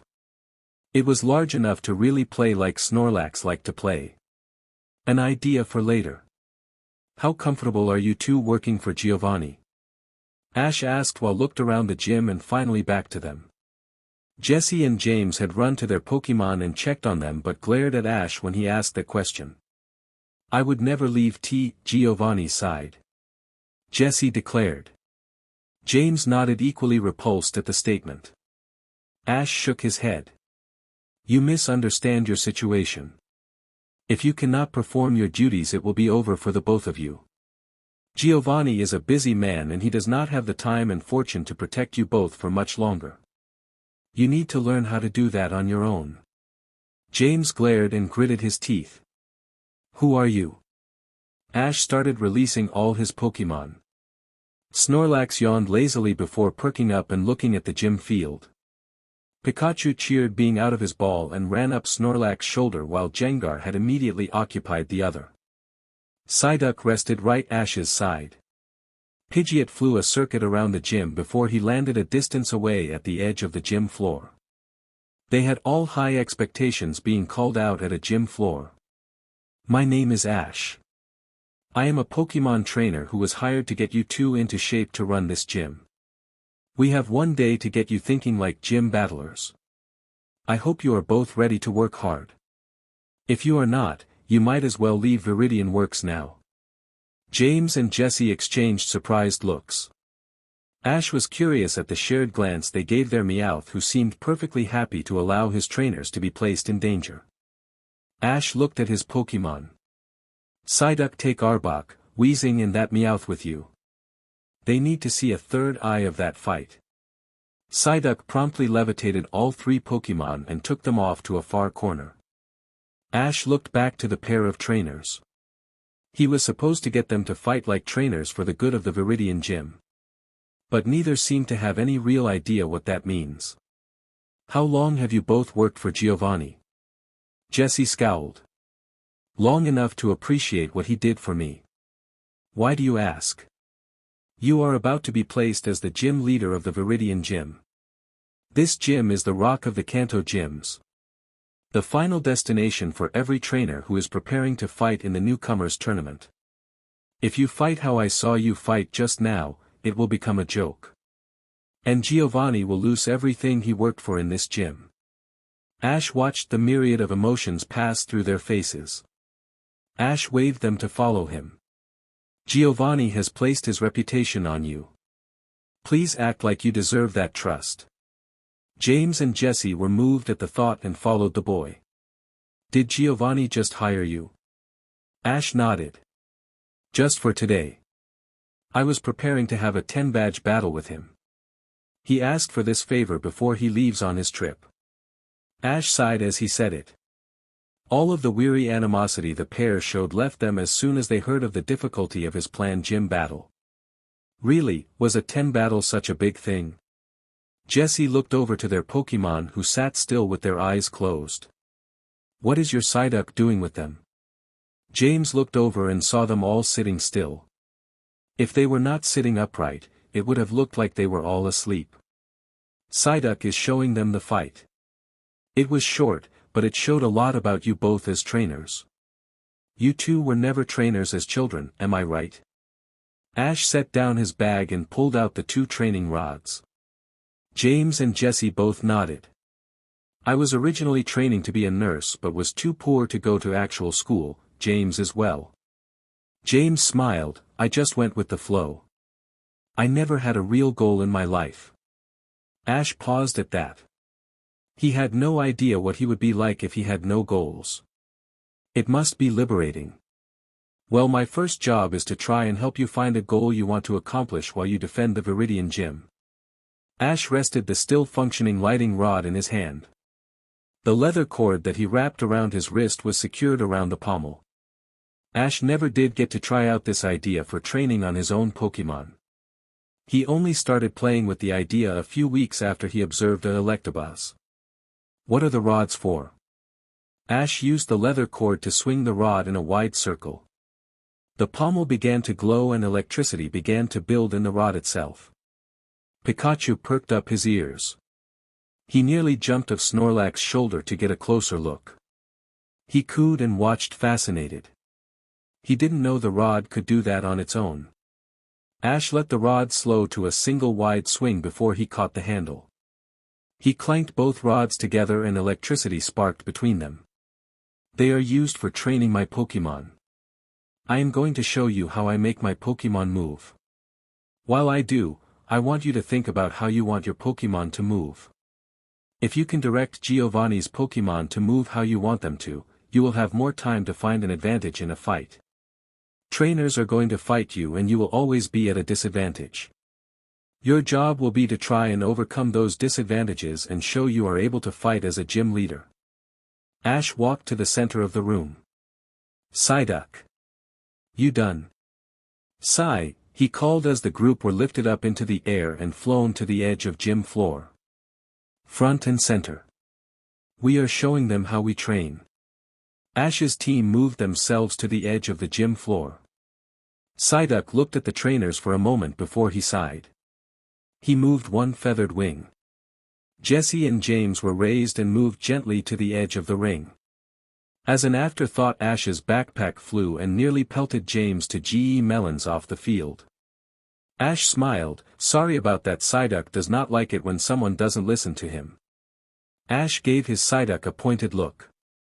The Pokémon fluffed his feathers indignantly. Jessie, you have a background in medicine, right? Jesse looked at him surprised but nodded. I want you to start putting that to use. Look at how my Pokemon move. You know already what parts of the body that are most commonly injured. Think of ways to exploit them. Ash turned over to James. He repressed the urge to frown. But it seemed James caught on that he had no real advice for the older man. James, have you ever worked with Pokemon before you worked in Viridian Works? James paused at the question before he flushed. I had a small Growlithe I grew up with. I had left him behind. But I never trained him. He was more of a pet than a partner. Ash nodded. He idly swung the rod around in the air again to build up electricity. What did you do with him? Ash wondered aloud. He closed his eyes and wanted to think about James' answer. James laughed at himself. We liked to wrestle. I was spoiled and we would destroy things if we were wrestling in the house. Ash opened his eyes. James, the first want you to look how I force Psyduck to move. I'll talk to you about it when we are done. You ready, Psyduck? Psyduck quacked eagerly. Ash wasted not time and ran forward. Electricity sparked from the intact training rod. He clanked it against the left rod and the electricity sprang to life in it. Psyduck hopped to his left and opened his mouth to launch a water gun just as Ash committed to the attack. Ash laughed and wanted to cheer at the move but simply used his right hand to push Psyduck and use his Pokemon as leverage to get himself out of the way of the attack. Psyduck grunted as electricity coursed through his body. Ash pulled back the rod and regained his footing. Psyduck used the opportunity to use his psychic powers to knock Ash away. Ash caught himself and threw the rod with the missing elemental stone at Psyduck. Psyduck had to break the attack to dodge. Ash caught himself in a deep crouch before he ran after Psyduck again. Psyduck moved around the gym to give himself some space before he fired a bubble beam that blanketed the gym floor to slow Ash. Ash gripped leather cord and spun the rod to build electricity again. He ran into the bubbles. The mass of tension in the bubbles refused to break and held him for a moment before they were all broken by the electricity emitted from his rod. Ash never let his gaze fall from Psyduck and was not surprised that Psyduck teleported into the air to fire a hydropump at him. Ash changed the grip on his rod, launched it like a javelin just before Psyduck released the hydropump. Psyduck had a single second to fire and hold the hydropump before he had to teleport again to avoid the strike by the rod that arced towards him. Ash ran and let the water that exploded behind him push him along the ground. The floor was quickly getting soaked and muddy. Ash laughed again now that he was effectively disarmed. He spotted Psyduck had levitated himself over the mud. Psyduck had that look on his face as he prepared to fire another hydropump. Ash refused to call a hold and ran and skidded through the mud. He dove under the hydropump and slid on his stomach. Ash spread his arms wide and grabbed globs of mud with both hands. Ash did his best to spin around while sliding before he could roll to a stand and throw the ball of mud at Psyduck's face. Psyduck squawked as mud hit his face with a loud wet smack. He flailed wildly before Ash tackled him in a hug. After a second they both started laughing. Ash rolled with Psyduck before he lifted the little duck Pokemon. You almost had me, Psyduck. That was awesome, buddy. Psyduck excitedly quacked back. The pair barely remembered they had others observe the fight. A very muddy Ash and Psyduck stood up. James and Jesse both just tilted their heads in an attempt to digest what they just saw. Ash coughed to refocus. Psyduck, can you take us to them? Ash looked around the muddy gym floor. Psyduck quacked and the pair appeared outside the ring. Well, that was fun. Okay guys, let's talk about that fight. Oh. Giovanni crossed his arms behind his back. You are confident that the boy was involved with the new island incident? Giovanni watched the video screen. Ash was getting up and wiping mud off himself before looked to Jesse and James. The boy playfully threw mud that was still on his sleeves at his Pidgeot. We have confirmed Waterflower was present. It would stand to reason that the boy was there as well. One person was observed with Waterflower at South Shore just before the incident. Although it was registered as Misty and Guest. She had no Pokemon and one Pidgeot was registered as resting at the center. Giovanni sighed. He stood up from his desk and leaned on it. The Psyduck has not exhibited strong psychic powers that would be needed to compete against Mewtwo, which your officials have determined would be needed to wake the Pokemon. And even now during this last observation it used more water moves than psychic moves. Ash himself has never shown himself to be a psychic. Something your psychics have been pointing out as well. Giovanni sat back down exasperated with Amadeo. I say we move on. We have lost enough resources on the project. Mewtwo was a product of an accident. We should never have had spent the resources for it. With the League's involvement my hands are tied. You wanted your military contract. You had it, but my job ended at consultant. I will continue the genetic research as per Viridian Works contract. Our agreement never extended to Mewtwo. Giovanni casually reminded the man. The well-dressed man glared at Giovanni. That was $500 million we lost on that island, Giovanni. The minister was not pleased that we lost our test subject, and the Pokemon League now know about the research. You were hired as a consultant for the Pokemon fossil recovery for our samples. Reviving lost Pokemon was under that agreement. If you want your Team Rocket to gain a legitimate presence in Kanto, then you will complete the contract. The test subject is a sample just like the fossils you obtained. Your responsibility extended to the protection of your samples. That included the test subject. Find Mewtwo. Giovanni patiently waited for the man to stand and leave. The meeting was long over, but Amadeo always enjoyed a parting shot.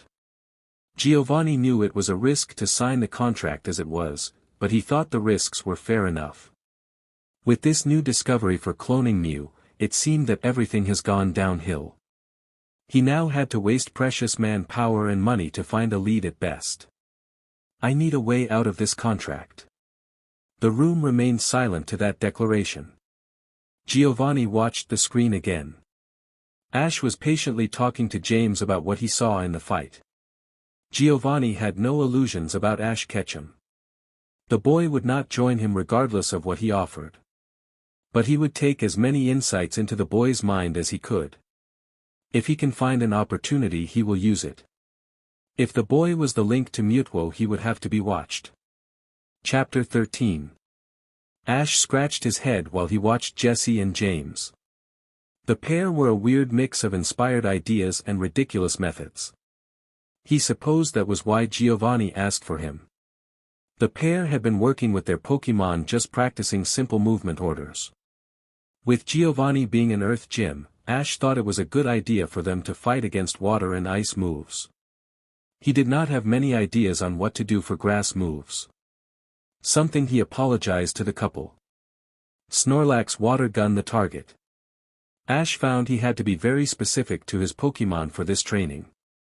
Ash wanted James and Jesse to see every possible attack he could think of and still be able to counter it without pause. In many ways, it was like training his own Pokemon on how he wanted them to move. But with the extra step of Jesse and James understanding why. Weezing dodged the attack. Keep it up, Weezing. You won't be fighting in any gym battles, but we should both get used to this. Ash smiled at the sentiment. It was one of the few pleasant surprises the pair had shown him. Giovanni described the company as very cutthroat group. Maybe that was why he had so much invested in them. They were so different from others the gym leader had described. Snorlax hold, take the hit and 2-second count ice punch. Weezing smoke screen. Weezing exhaled a cloud from every pore. The gym floor filled quickly with the smoke. Snorlax released the energy from his fists. It would be a bad idea to run headlong into that smoke. Stay on the defensive, Snorlax, let's see this play out. Over the gym field, you got us at a disadvantage, James, what is your next move?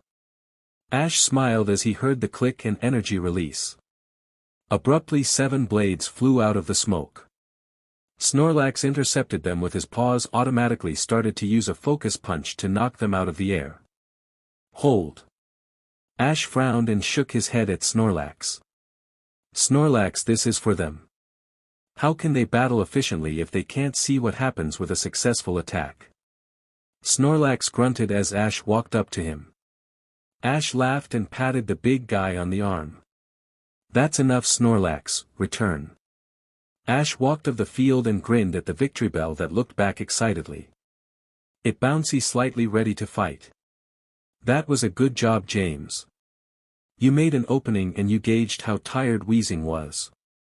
Ash turned to the victory bell. Go Psyduck. Psyduck popped out of his Pokeball and waddled onto the field. Ash had given all of his Pokemon specific instructions. Ash was happy they had followed them for the most part. Snorlax was the only one so far to have broken the rule. No energy used unless ordered. Victory Bell, Vine Whip. Grab a hold and pull him. Ash nodded at the command. It took a while for Ash to figure out what James could do, and then turn it into something that would work in a gym battle. Ash said nothing as the vines wrapped around Psyduck. The attack was faster than the one he observed early in the day. The Pokemon were responding well to James. He held more confidence in his voice and the support made his Pokemon trust him more. Ash watched Psyduck fly overhead before Ash ordered, Water Gun the ground to slow down. Psyduck opened his mouth and shot a volley of water to slow down his descent but did not feel himself slowing down. Ash noticed that Victory Bell was pulling his partner in while trying to slam him into the ground. The swing increased the speed of Psyduck's descent. Ash whistled at the move. Good job. Snap. Psyduck teleported away as the vines slammed into the ground. Psyduck squawked awkwardly and fell on his rear. Ash laughed at the graceless landing. Sorry, Psyduck. Just get used to it. No amnesia until you can get used to fighting without it. Psyduck sighed as he stood back up.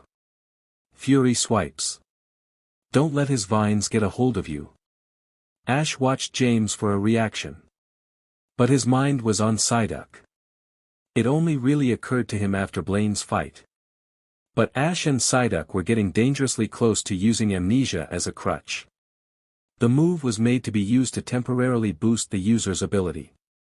Ash himself had Psyduck practice it at all times to help reel in his powers. But Psyduck has not needed to pull in his mind for a long time now. It's really been months since Psyduck had a headache due to loss of control. Ash did not realize how ingrained it had become to use amnesia at the start of a match until Psyduck was hit by sulfur so hard it knocked him out of it. It was only through trained response that Psyduck was able to recover. Had Sulfur stayed conscious after his fall, Psyduck would have lost. Amnesia was using too much energy. Psyduck did not need the move to keep focused on the fight anymore. So it was time to learn to do without it. Razor leaf him to the edge. James ordered while he looked at the field. Ash couldn't help but grin at James' understanding of spaces. It was a surprise at first, but James had a talent for moving both his and his opponent's Pokemon where he wanted them to go. He just needed to learn how to say his commands. Oh. The next day, Ash stretched and walked onto the balcony to sit with Giovanni and observe the challengers for the day. Ash was curious to see how well a day's training would affect the pair. He was happy to see they were looking at things with a different perspective, but he was not sure if that would translate to results so quickly. Giovanni seemed to place a lot of faith in them. After a moment Ash realized the older man had placed a lot of faith in him as well. Below them, James adjusted the cuff on his uniform. It was new and freshly pressed. This would be his debut as a gym leader. He felt nervous with Giovanni and Ash in one of the box offices watching the fight. He did not dare look to find them. Instead he thought back to something Ash pointed out to him. You are not an easy one to help, James. What were you hired into Viridian Works to do exactly? James' shoulders sank at the statement. Anything really. I was out of work and started as a basic security grunt. I did okay at it. I was willing to work. And I could follow the rules and not get drunk like others tended to do. What did you do before that? James flushed slightly. I was part of a bicycle gang. Ash looked at the man now. After a moment he started to laugh. James gave the boy an annoyed scowl. Ash just waved his hand before he could speak. But you grew out of it. James nodded. I didn't like being a bully. It never felt right. Ash kept his smile and looked at the field. Well, how about you just push your opponents around a little? James smiled at his opponent and muttered to himself. Just a push. Louder, he started the formal rules for the match. This is a 3-on-3 battle. Both sides are able to exchange at any point. Match ends when one side no longer has Pokemon to battle. Any questions? James stared at his opponent. He looked stiff in the gray and black uniform, signifying him as an employee of Viridian Works. None, I am ready. Go Venusaur. A heavy thud shuddered the ground as a Venusaur roared its name. James smiled at it. It was ready to claim a victory. Rhydon, defend Viridian. A large bipedal gray Pokemon landed heavily on the ground. Ash saw that he was matching the opponent bulk for bulk. Rhydon tackle. The teenage smirked, Venusaur use Vine WHP. James ordered, grab them and pull him to your range. Rhydon followed his orders and gave himself a look of surprise that he found himself within striking range of the larger Pokemon. Mega punch him into the ground. Rhydon raised his arm and gave a chopping right down Venusaur's head. The Venusaur held its ground but shook his head slightly. It was dazed. Take down. James ordered quickly. Rhydon gripped the Venusaur and tackled him again into the ground with a thud that cracked the ground. Rhydon let go and stood back up. The team gave a slight odd sound. Venusaur return. Ash smiled at James. That looked good. How is he? Any different from before? Giovanni watched and nodded slightly. There is a difference. It surprised Rhydon as well. Ash hummed. I noticed that. Has that Rhydon worked with James before? Giovanni allowed a pained chuckle. Both James and Jesse had been assigned several of my personally trained Pokemon to defend the gym. Rhydon has not won a single match with James. But it was not for a lack of trying. James just did not know what to do with him. Giovanni looked at Ash. I did not give him any special techniques. Really, I did not change how they trained either of their Pokemon. Ash stood on his toes to try and get a slightly better angle at the fight below them. Slowly he added, I just showed them. He sank back down and waited for James to give another order. I just showed them what I would do to move my Pokemon. And how their own experiences would change it. Ash looked down as another Pokemon slammed against Rhydon. Ash's sighed as he pulled out his Pokédex. The Pokemon was a bipedal Pokemon with 2 sets of arms. It was able to flip Rhydon over his head and slam him into the ground. James recalled him and released another Pokemon. Ash recognized this one. The Golem was a massive boulder Pokemon with a pointed head and arms and legs sticking out of the boulder-like body. Golem, Fisher. James pointed to the field. Golem followed the orders and slammed his arms and legs into the ground. The field cracked and parted, splitting the gym into sections of raised earth. Golem moved around the field while closing in on the Macamp. Tight close in and karate chop. Don't let him do any big moves. The team looked nervously at the field. He lost sight of the Golem several times. The disrupted earth blocked vision for both fighters. James sighed moments later as the Macamp was able to corner Golem with a focus punch. James recalled his Pokemon and released his final Pokemon. The Doug trio grouped themselves together while glaring at the opponent. Above the field, Ash smiled. Good job, James, even if you don't win the battle, you got it now. Giovanni looked over to Ash and back to the field. After a moment it clicked. He changed the field to suit his last Pokemon. It was said more to himself rather than to Ash. Yeah. It will take some time for him to experiment with it all. But James is very good at controlling spaces. His Pokemon lost for a number of reasons, but none of them were from a poor defense. Giovanni nodded. The Duck Trio was able to defend against the Macamp for a short while, but eventually he too fell unconscious. The opponent was just too experienced fighting against ground Pokemon and exploiting their inherent weakness. Is he better now? Ash asked. He was anxious for Giovanni's answer. Ash was still not sure what Giovanni wanted from him training them. But apparently he did something right. You did a good job. Thank you, Ash. This is what I was looking for.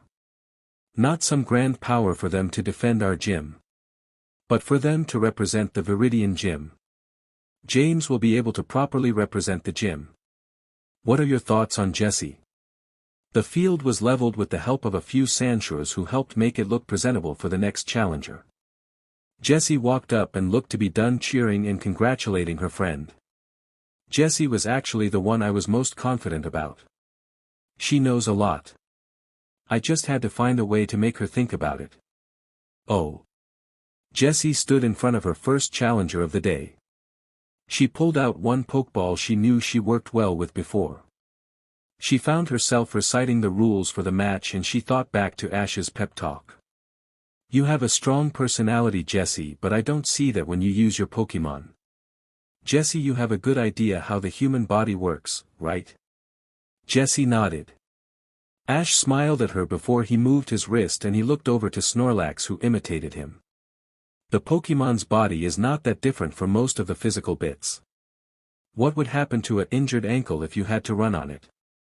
Jessie felt her old schooling kick in. The tendons would get inflamed and could cause further damage by straining the muscles. It could change your balance and your body tries to automatically adjust for it. Would the same work for any Pokemon who could get a similar injury? Jessie paused. She nodded slowly. Jessie, you have a wealth of knowledge to draw on, you just need to start learning how to translate that to Pokemon battles. Jessie stood in the defender's box and released a Nidoqueen. It roared confidently at the young teenager. The challenger was a girl in a black and blue briefs and blouse. She grabbed her first Pokemon. Go Vileplume. The Vileplume looked around. Its large red flower waved slightly with heavy amounts of pollen. Jessie eyed the flowering Pokemon with a frown. Nidoqueen, make it fast. Ice Beam its flower. Nidoqueen charged to get into range. Vileplume Stun Spore. The flower's petals on the Vileplume danced and released spores into the air, creating a hazy cloud. Nidoqueen launched an ice beam that swept away the spores. Vileplume flinched. Her petals were covered with ice and sagged heavily on her head. Mega Kick. Nidoqueen did not slow down from her ice beam and immediately closed the distance and kicked hard and low to the ground. The kick caught the grass Pokemon hard in the side. The Vileplume rolled for a moment before it laid still on the ground. The trainer recalled her Vileplume and pulled out another. I'm sorry, Vileplume. You did good against a strong Pokemon. Go Arcanine. Ash smiled as he clicked away his Pokédex. He had been receiving a lot of entries ever since he came to the gym. He looked over to Giovanni. The older man allowed himself to have a moment, that was very well put together strategy for her. She had never been that observant. She never really thought of what to look for. I simply pointed out what she already knew. We had her practice finding them in opponents. Ash wanted to mention that neither of the pair seemed that well aware of their surroundings. Instead he added helpfully, she has had the medical training. She has not needed to use it for a while. I don't know if she did it last night, but I suggested she go back and review some medical articles about Pokemon. She is out of practice to think like a healer. She needed to get back into that mindset to take advantage of what she learned. Ash grunted in disappointment when the Arcanine was too fast for Nidoqueen. Jesse released a graveler who immediately dug his hands into the ground and threw a large mass of earth at the Arcanine. Several rock throws happened over the next few moments. Ash could feel the annoyance begin to swell in Giovanni. This was what I was worried about. That they would fall into old habits. Ash smiled. Just give it a moment. Giovanni did not say anything, but Ash had to repress a laugh at the staunch posture the older man was in. Just wait. Ash said again. He was confident in Jesse. On the gym floor, Jesse ordered Graveler to throw another rock at Arcanine. The dog was too fast and was able to dodge with ease. But Jesse was satisfied that the other trainer was not getting any opportunities to attack. Finally Jesse saw the field-mate Arcanine run around enough obstacles. Graveler, dig. Graveler threw his arms forward and tunneled into the ground. The ground rumbled. The Arcanine was ordered to run around to avoid the attack and hopped over the boulders and tried to stay off the ground while keeping moving. Graveler now. The Graveler appeared a fair distance away from the Arcanine and jumped into the air. Earthquake. The Graveler slammed the ground, shaking the earth. The Arcanine had been balancing on one of the many boulders, lost his footing and fell between several boulders that collapsed around it. Dig. Arcanine, get out of there. The Arcanine tried to get up and slipped on another rock before taking off in a burst of speed. Graveler appeared right underneath the dog and slammed into the fire Pokemon, quickly knocking him into the air. The Arcanine agilely flipped and tried to land on a boulder a fair distance away. Earthquake. Graveler waited and slammed his fists into the ground just as the Arcanine landed. This time there was a yelp of pain. Arcanine landed on the ground and had a noticeable limp to his gait. Finish this up, Graveler. Oh. Ash nodded at her work. 5 minutes passed where Jessie finally won her defense with Graveler. The Arcanine could not recover from its injured ankle and it slowed the Pokemon down enough for Graveler to deal major damage. You have done well with them, Ash. I am pleased that they will be able to represent Viridian in my stead. Giovanni raised a tablet in his hand and started typing. After a moment, Ash's Pokédex blipped at him. Ash smiled. He didn't bother looking at the transfer of money. It was fun, Giovanni. I had not realized how much fun I had working with them until I saw them fight. Giovanni smiled. I could never be a Koa, Ash. Training Pokemon and teaching people are too different for me. But then the other trainers I had ordered to coach them were very similar to myself. Giovanni opened and took off his jacket. He moved it over his shoulder and looked down to Ash. Were you ready for your battle? Ash smiled. I have been waiting all day. Come with me. Ash followed the older man down to another gym field. Ash did not realize how many the mansion supported. It was easily 5. Each time Ash was taken to a gym field, it was in a different room. The room he was taken to was much different from the ones Jesse and James had trained and fought in. There was no throne like the one he first entered. The gym Jesse fought in had a podium to raise both trainers above the gym. James' field had the gym raised like a boxing ring, with a smaller stage for each trainer. The gym Ash walked into was different from every other gym he had seen. It was an outdoor gym that was surrounded by the mansion's walls. It was an inner courtyard that had many cracks and looks of repairs from many battles. It was twice the size of the other gym floors. There were no seats and no standoff trainer and gym leader box. Ash immediately noticed there were not even lines in the field. Ash stopped when Giovanni stopped. I am going to enjoy this one, Ash. This field only sees use when I fight my strongest employees. Giovanni handed his jacket to his butler who trailed the two. He started rolling up his long-sleeve shirt. This field has now bounds. We can both move freely around it. Most of my fights affect the ground. We cannot afford to be pinned to one box. It would be suicide. I have injured and been injured enough times to give this rule. Ashes whistled at the idea of being knocked around from Pokemon attacks in a match. While he had never placed much stock in personal safety for himself, he regularly placed himself in front of his Pokémon to train. His respect for Giovanni went up a few notches knowing Giovanni is in the same place. Giovanni looked at the young boy. Ash nodded as he took off his hat and put it in his bag. He set the bag down just inside the mansion entrance to the field. What are the terms of the gym battle? Giovanni walked over the field and started calling over his shoulder. We can freely swap Pokémon once for the entire match. Once you swap out your Pokémon you must have him on the field to fight until it is knocked out. Ash began thinking about the rules before nodded to himself slowly. Only one opportunity to try and correct an error or find a better result. Giovanni nodded. Be aware this rule applies to me as well. I will be able to swap out once during this match. Ash exhaled before nodding. Giovanni laughed slightly at the response. This is a 5-on-5 gym battle. The winner is declared only when there is one Pokémon standing. Ash moved his hand to his hip and touched 2 of his Pokeballs. Ready when you are. Go Rhyhorn. A large gray Pokémon with heavy plated armor landed on the ground and roared.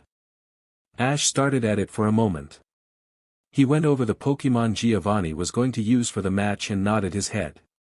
His first reaction was to go with Gengar. He looked up at the sun. It was just afternoon. Either way, Gengar will have to fight in the sunlight. Ash held off on Gengar for now. Let's go Pidgeot. Ash released Pidgeot into the air. Pidgeot flapped hard once to pick up speed before he did a circle around Ash. He hovered waiting for his orders. Giovanni raised his hand. Rhyhorn, Thunderbolt. Rhyhorn looked up to the bird Pokémon with a hollow growl. Sparks of electricity came to light around his horn before it launched towards the Pokémon. Ash stepped back and Pidgeot took higher to the air. The lightning arced against the walls and Ash moved away from the walls as electricity snapped around the gym. Avoid it. Change the field. Pidgeot hesitated for a second. With Ash inside the field, the gym felt very small and enclosed. Pidgeot avoided the thunderbolt and complied at the look from his trainer. Ash had already raised his arms to protect his face. Pidgeot flapped his wings hard to create a whirlwind that touched down to the field. Wind picked up dust and Giovanni had a smile on his face as he moved his arms to protect himself. Pidgeot stayed flying in the eye of the whirlwind, making it build up more energy. Toxic. Rhyhorn exhaled a cloud of gas that was SCKED into the air current. Ash saw the cloud of gas and remembered what it did to James and Jesse the night before. He covered his mouth with his shirt.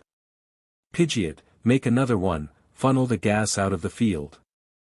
Pidgeot flew out and around the massive air current and flapped his wings hard to make a counter wind to the first whirlwind. A second funnel of air touched down on the ground before the two combined. Ash felt himself losing his footing.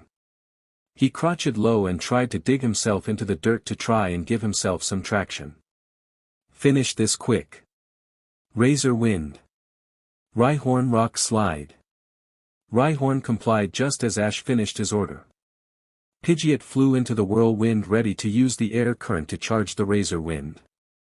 Rhyhorn took 5 quick steps to build momentum before he slammed his feet into the ground, kicking up large chunks of rock into the air. The wind easily lifted the already flying debris into the sky and right towards Pidgeot. Cancel, reset. Pidgeot stopped fighting the air and let himself be carried into the outer edges to clear the flying rocks.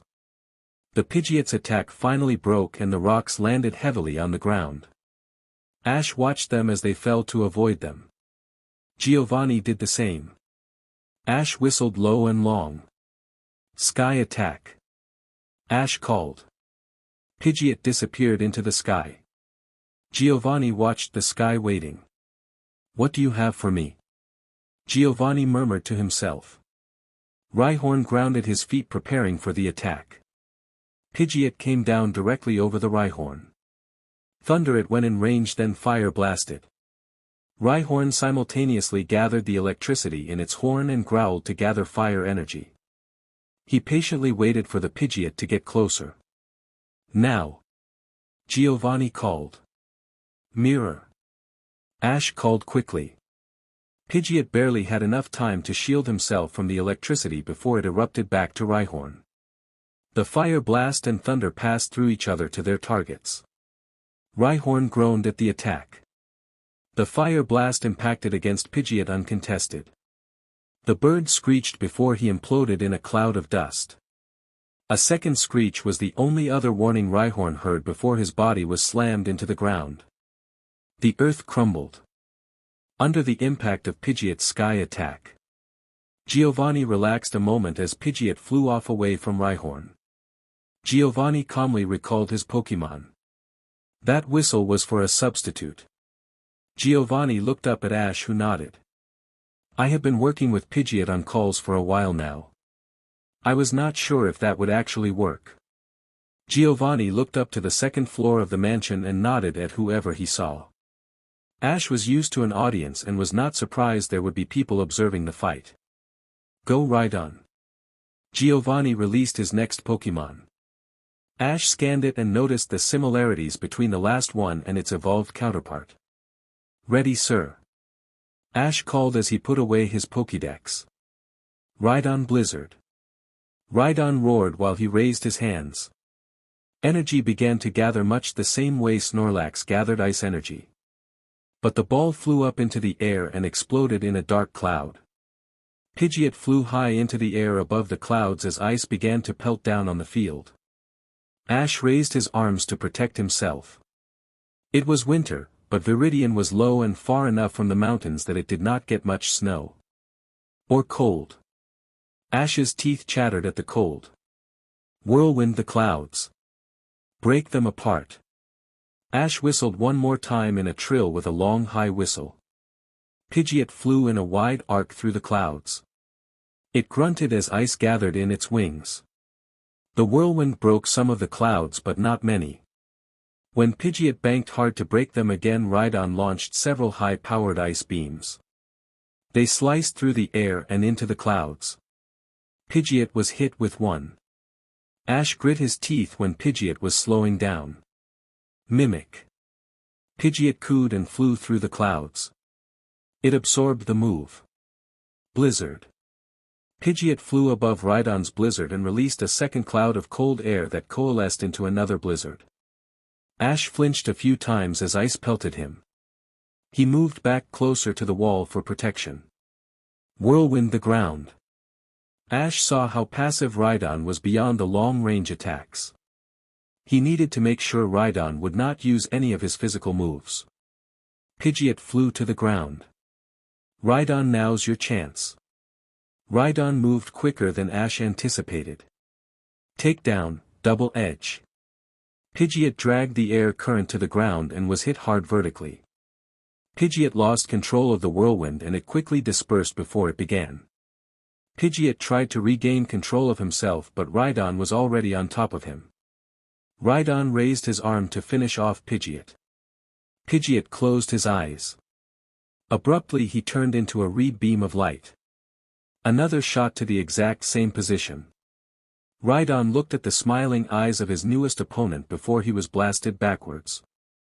Rhydon's chin snapped up and he flew several meters from the sudden unexpected blast. Jengar. Jengar laughed before he put his hands on Rhydon's prone body. The Rhydon tried to resist before he fell asleep. Jengar started moving his arms over the Rhydon's head, happily eating energy. Ash allowed himself a moment to survey the field. Giovanni was forced to SWCH out to cancel the Dream Eater.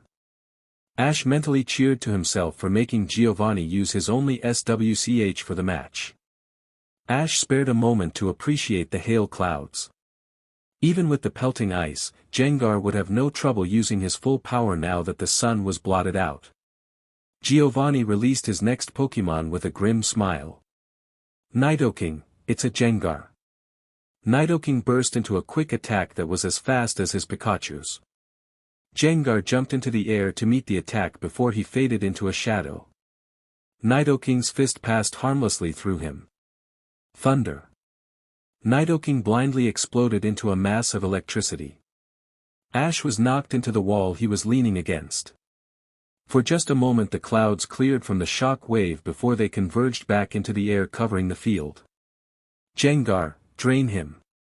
Jengar sank into the ground and appeared out of Nidoking's shadow. He grabbed the leg of the much larger Pokemon and gripped his claws into Nidoking's back foot. Energy began to flow into the shadow Pokemon. Jengar laughed happily as he was knocked away, but not before he pulled a large mass of energy out of Nidoking. Nidoking grunted before he turned to face Jengar. Earthquake. Nidoking's voice groaned deep in his chest as he dropped to his knees and crushed the earth beneath him. Ash started running further from center to avoid the attack. It ran quickly across the field. Giovanni stayed safe behind his Pokemon. His shadow. Ash called urgently. Jengar felt his body rack in pain trying to avoid the damage he stood on. Jengar faded into the air before he felt himself secure in Nidoking's shadow. Submit. Ash called while jumping over cracks of earth that sprouted ahead of him. The earthquake did not stop and the blizzard overhead was making it hard for him to move safely across the ground. He needed to interrupt the earthquake. Jengar grabbed onto Nidoking's shadow and pulled. Nidoking pulled back on his tail, nearly pulling Jengar back out of the shadow. After playing with Ash's shadow for so long, Jengar knew what to expect and braced himself. One of his arms sank back into the shadow only to sprout at Nidoking's leg and pulled again. Nidoking collapsed onto the ground from the awkward hold. Ash sighed in relief when the earthquake stopped. Nidoking rage. Giovanni called. A grim smile spread across his face. Nidoking's body suddenly burst into heat and he slapped his tail into the earth. The impact knocked Jengar away. Nidoking took a moment to fight the mindless control the move forced on him before he glared at the ghost Pokemon. He roared mindlessly. The sound shook the walls and floor. Ash frowned, already knowing what to expect from a Pokemon that roared like that. Nidoking punched the ghost mass into the air, preparing to finish the fight. Ash called out, "Hang in there, just a little while longer, Jengar." Jengar grunted as another hit pushed him away from Nidoking. Giovanni's Pokemon was fast even while enraged. Nidoking chased after the airborne Jengar and caught his leg.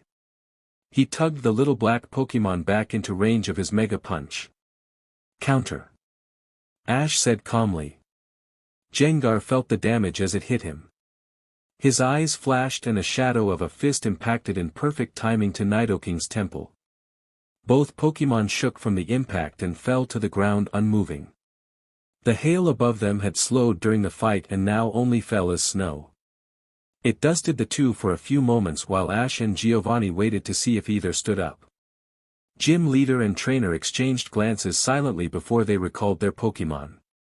Ash smiled at Jengar's ball. "You did a great job there. We'll have a few things we can work on once you are all healed." Ash put his Pokemon back on his belt and waited for the next opponent. Giovanni frowned at his ball but put it away. He had not expected Ash to effectively counter his Nidoking's rage so perfectly. Nidoking was experienced enough with fighting moves to see them coming and avoid them. Giovanni shook his head. He gave a brief bark of a laugh before pulled out a Pokeball. "You awake in there?" The ball tilted back and forth in response. "Then go right on." Ash smiled at the response. There were not many options left for Giovanni to respond to a tank-like Pokemon, like Snorlax. Go. Snorlax landed on the ice and snow-covered ground. He looked up at the storm above them, clearly impressed. "I know, it's been going the whole fight. That's something to aim for later, Snorlax." Ash called to him. Rhydon slammed his left fist into his right, waiting for his next order. "Take down." Rhydon burst into a sprint that covered the cracked and iced earth in several steps. Snorlax raised his arms and caught the fist and growled at the energy that he had to push against. "You saw what I saw, Snorlax. Just like Jessie," Ash ordered. He smiled at the confused growl Snorlax gave him. Ash moved away as Snorlax was beginning to get pushed back. Once he was clear of the two Pokémon, Ash found something he did not notice before. Rhydon was using his tail as leverage against the ground. Hyper Beam behind him. Snorlax opened his maw and gave up several steps during his deadlock to blast the earth right behind him. Rhydon fell back several steps as the earth behind him gave way to the crater. Snorlax snapped a Mega Punch into Rhydon's stomach before Rhydon caught himself and slammed back with another Mega Punch of his own. The pair exchanged heavy hits as they both began to dig their feet into the ground to hold position. Ash knew Snorlax prided himself on anticipating his opponent's actions. But it worked against him as Rhydon kept hammering his right side. Rhydon's reach seemed longer than it should have been. Snorlax batted one arm away and another met his face, forcing him back a half step. "Come on, Snorlax, you got this. What did we do yesterday?" Ash called. His face was in a frown and he patiently waited for Snorlax to answer. Across the field, Giovanni watched the exchange, occasionally giving orders to try and change up the second deadlock of the match. Giovanni was told Ash was not afraid to lose matches if his Pokémon could learn something from them. But it certainly had an effect on him. He ground his teeth and the good humor he had fell away. "Ash, you cheapen this match if you think you can train your Pokémon during my fights." Fisher. Rhydon slammed one foot into the ground and it sank into the earth. Rhydon was almost pushed over before the earth shook in waves. Snorlax had to back away to catch himself. Flat portions of the field suddenly erupted into chunks of earth. Cracks began to separate the field. "Harden, fireblast the ice," Ash called as he jumped onto a flat piece of ground. He had to catch himself several times to make sure he did not fall into the cracks himself. Snorlax reinforced his body with energy and pointed his mouth at the ice on the field. The land flashed into fire before it was extinguished. The melted ice sank into the ground, weakening the earth attack. It was not enough to stop the attack completely. Snorlax ran to the Rhydon. Ash saw him move and called out, "Metronome. Keep them guessing." Ash jumped off the flat earth as it was getting too muddy. He finally found a solid dry piece of ground and looked in time to see Snorlax release a burst of sunlight at the Rhydon. The explosion engulfed both Pokémon. The energy began to clear out the clouds above the field. Ash sighed in relief. Most moves Snorlax did from that attack were useless. Snorlax just did not have the affinity for Metronome and it was always a gamble to use it. They got lucky with a solar beam. Snorlax raised his arms intent on knocking out the weakened Rhydon. He nearly caught a drill horn to his chest. He only had enough reaction to hear what Giovanni called before he broke the attack. "Good job, Snorlax, still haven't figured it out yet?" Snorlax growled his annoyance. "Double team, seismic toss. Watch him." Ash called. "Rhydon Leer, fury attack," Giovanni ordered. After the initial annoyance, he began to see the byplay on the trainer and Pokémon fascinating to watch in practice. Rhydon's eyes turned vibrant blue as Snorlax split into several images. Only one of them hesitated. Rhydon charged the slower Snorlax and buried his fists into the larger Pokémon. The fury onslaught was relentless. Left, left, left, right, right, left, Snorlax finally realized what Ash was telling him. Rhydon slowed for his final fury hit with his left. This Rhydon was left-handed. Snorlax batted the arm away and gripped it before he flipped Rhydon over his head into a seismic toss. The earth sank and shuddered. Still frozen ground and muddy slosh flew into the air. Ash cheered. "Good job, Snorlax, you figured it out." Snorlax nodded. His body was weak from the attack and he let the unconscious Pokémon go. He turned back to Giovanni, waiting for the next fight. Giovanni took a moment to look at the field. He relaxed and started to laugh. He played right into Ash's hands. "That's why you were so intent on that blizzard." Ash smiled. It's a lot harder for you to use earth attacks with so much water, right? Giovanni sighed as he released his next Pokemon. Get to work, Onix. Giovanni's Onix was easily twice the size of Brock's. It was a dark gray mass of boulders that tapered off into a row of spikes on its back. Ash thought it looked more like a skeleton spine than an Onix. It loomed over Snorlax. Its head rose as tall as the second floor of the courtyard. Giovanni thought back to Ash's fight in Cinnabar. Screech. Onix raised its head and gave a sound so loud it shattered the windows surrounding the gym. Snorlax shuddered and covered his ears from the sound. Ash stood still watching the Pokemon. It felt like the world shook from that single call. After a moment, Ash moved his hand to his chest and exhaled to calm himself. Onix lazily moved his gaze back to the Snorlax. Clear the field. We need solid ground. Giovanni ordered. Onix raised its massive bulk of a tail and rolled his body around to swing it across the field. Its body dragged itself across the field, pushing up mud, ice and water before it shoveled it all to the edge of the gym. Onix allowed it all to slam into the side of the mansion, unconcerned about the damage to the building.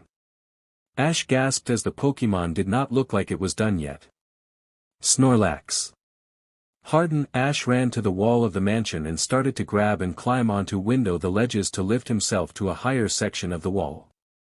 Onix made one final sweep of his body across the untouched part of the gym, and Snorlax had to brace himself from the impact. Snorlax's body cratered into the mansion wall. He slowly got up and glared at the Pokemon. His body was already weak from the ride-on. He looked at Ash. He gave a relieved grunt when he saw that Ash was all right. He tipped forward from the wall and fell flat on the ground. Ash jumped down from the window ledge he hung from and recalled his Pokemon. Good job, Snorlax. We'll keep practicing later. Ash put away the Pokeball and looked up to the Onix, then over to Giovanni. Ash had to smile at the splatters of mud that covered Giovanni's suit briefs and button-up shirt. Ash was not sure how he would react to Giovanni if he had fought him before Elafris. But after Blaine's gym, he saw a powerful Pokemon and gave a look of appreciation for the effort it took to train him. Psyduck. Let's go. Psyduck landed on the ground and immediately craned its neck back to look at the massive Pokemon. It was easily larger than any of the Gyarados they had fought. The field is a playground. Ash called cryptically. He eyed Giovanni while Psyduck began to levitate into the air. Psyduck knew better than to start using amnesia. This would be a test to see if he could keep his composure. Bubble Beam. Ash called from behind Psyduck. Psyduck spouted out a volley of bubbles in a narrow beam that lanced against Onix's body. Onix grunted at the impact. Rock Slide. Giovanni jumped back as soon as he gave the order. Ash ran to the side of the field just as Onix raised its tail. It flailed into the ground, breaking apart the earth and pushing up Spike's rock before they began to collapse toward Psyduck. Psyduck teleported above the rocks and hovered in the air. Hydro Pump to push it away, you're too close. Psyduck opened his mouth to launch the water attack. Giovanni and Onix both followed Psyduck's movement. Take down. Onix coiled under himself and launched himself into the air. Psyduck teleported quickly to the ground and very nearly lost control of the Hydro Pump before he launched it from the ground to the airborne Onix. It slammed the Onix hard into the side of the mansion masonry. Already broken windows collapsed under the weight of the Pokemon and Onix slid down the side of the wall. Psyduck let the Hydro Pump stop to move away from the Onix. Onix, double team, dig.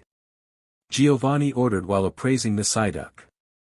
This was the Pokemon Giovanni was most interested in. It was the only psychic Pokemon Ash owned, and if Ash was involved in the New Island incident, Psyduck would be the Pokemon Ash used. Onix wrapped around himself for a moment before 3 Onix exploded from the Pokemon. An explosion of dust kicked into the air and the 3 Onix were underground. Find it, Psyduck. Psyduck let his mind expand and it enveloped the area. His mind looked into the field and the ground below him. He found the Pokemon and waited.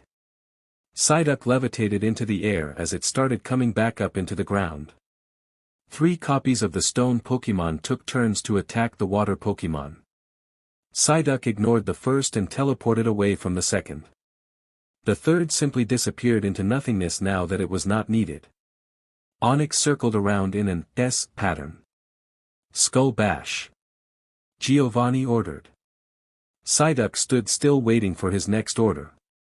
Ash called, "Wait for it." Ash started moving further away. Onix took up a lot of the gym floor and Ash was starting to run out of room to stay away from the Onix as it attacked. Disable. Ash called as he ran around the upturned earth and slowed as he met flat land next to Giovanni. He stood next to the gym leader and smiled at the older man. Psyduck's eyes flashed and Onix fell. The momentum of the attack made him crash into the ground. Ash heard the cracking sound of the earth and started moving back to survey the damage.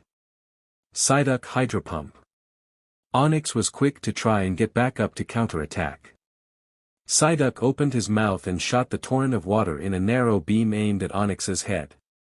Onix gave a groan as the force of the attack slammed his head against the ground where it was pinned under the water. His body spasmed for a moment before it slumped to the ground. The tons of weight that shook the earth finally stopped. Psyduck levitated himself back down to the ground and waited at the center of the ring. Good job, Psyduck. We have one more to go. Psyduck quacked happily. Giovanni nodded to himself while he mentally reviewed the fight. The Psyduck used quite a few water moves, but it was not the psychic powerhouse he still waited to see. But he must be strong if he could compete step for step against Sabrina. She had confirmed with him that he fought her Alakazam with his Psyduck in a psychic battle. Giovanni gave the boy a nod before he took out his last Pokemon. You have done a good job, Ash. But this will be where I sweep the last of your Pokemon. Persian, Viridian needs you. A large cat Pokemon landed softly on the ground. A gem rested elegantly on its forehead and it glinted in the sunlight. That made Ash look at the sky. The clouds were completely clear. Let's go, Psyduck. Confusion.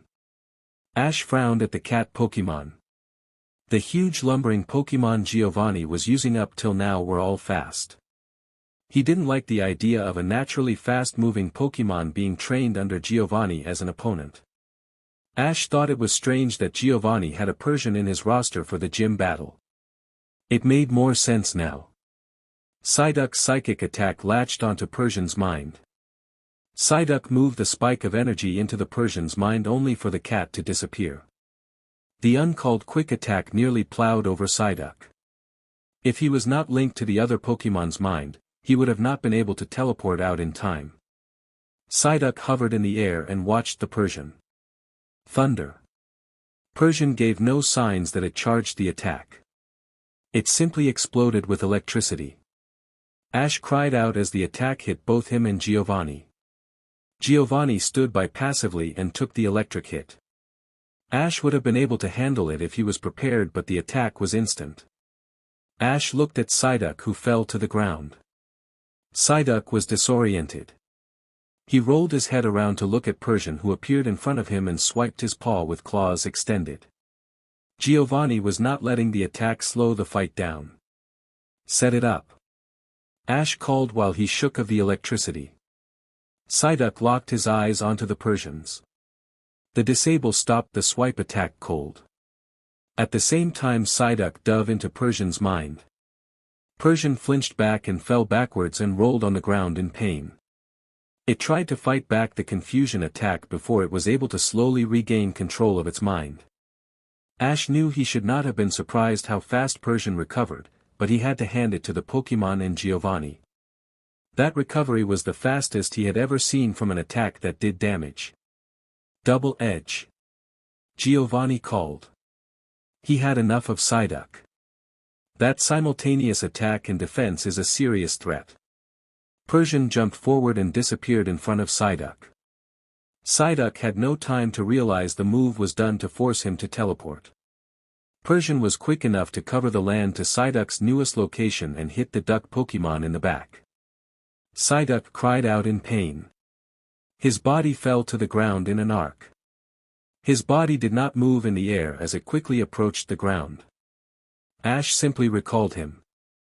That damage was serious enough to take him out of the match immediately. Persian moved back to stand in front of Giovanni. Its tail danced behind him. Giovanni and his Pokémon waited for Ash to make his next move. Ash pulled out Pidgeot's Pokeball. Keep to the air. He is fast and has long-range attacks. He whispered to the ball. Ash released Pidgeot. He's already weak. Quick attack. Giovanni was looking at the Pidgeot when he gave his order. His Persian followed the Pokémon as well until he was given his orders. Persian simply moved his legs underneath his body and pounced. Pidgeot's eyes were sharp enough to track the cat's movements as it bounded off the walls of the courtyard and right to him. Swift and fly up. Ash gave a quick whistle. Pidgeot was able to dodge the attack and spun to launch several balls of energy that rocketed towards Persian. The stars were knocked away by Persian's tail, but it was enough time for Pidgeot to disappear into the sky. The sky suddenly turned dark as clouds formed. Giovanni smirked. Apparently Pidgeot still remembered that blizzard move he copied. Ice pelted the field before the clouds began to condense on themselves. Get ready to attack. He is bringing that storm to us. Giovanni told his Pokémon. Giovanni did not have to wait long. The storm clouds that had hailed ice began to whirl into a whirlwind high in the sky. Pidgeot had the idea for the attack for some time. Ash had asked him to do something similar when they defended those ships months ago. It was something he could never do on his own since he did not have any way to rapidly change the temperature of the air to make the necessary air currents. With the copied blizzard, this was the first time he ever had the ability to try to do it all on his own. He flapped his wings hard, building the whirlwind into the clouds, and felt the current go faster than he could normally fly. He raised his wings and used the tail wind of the air current to go faster. The ice in the blizzard was beginning to frost his wings and the weight was making it harder to fly.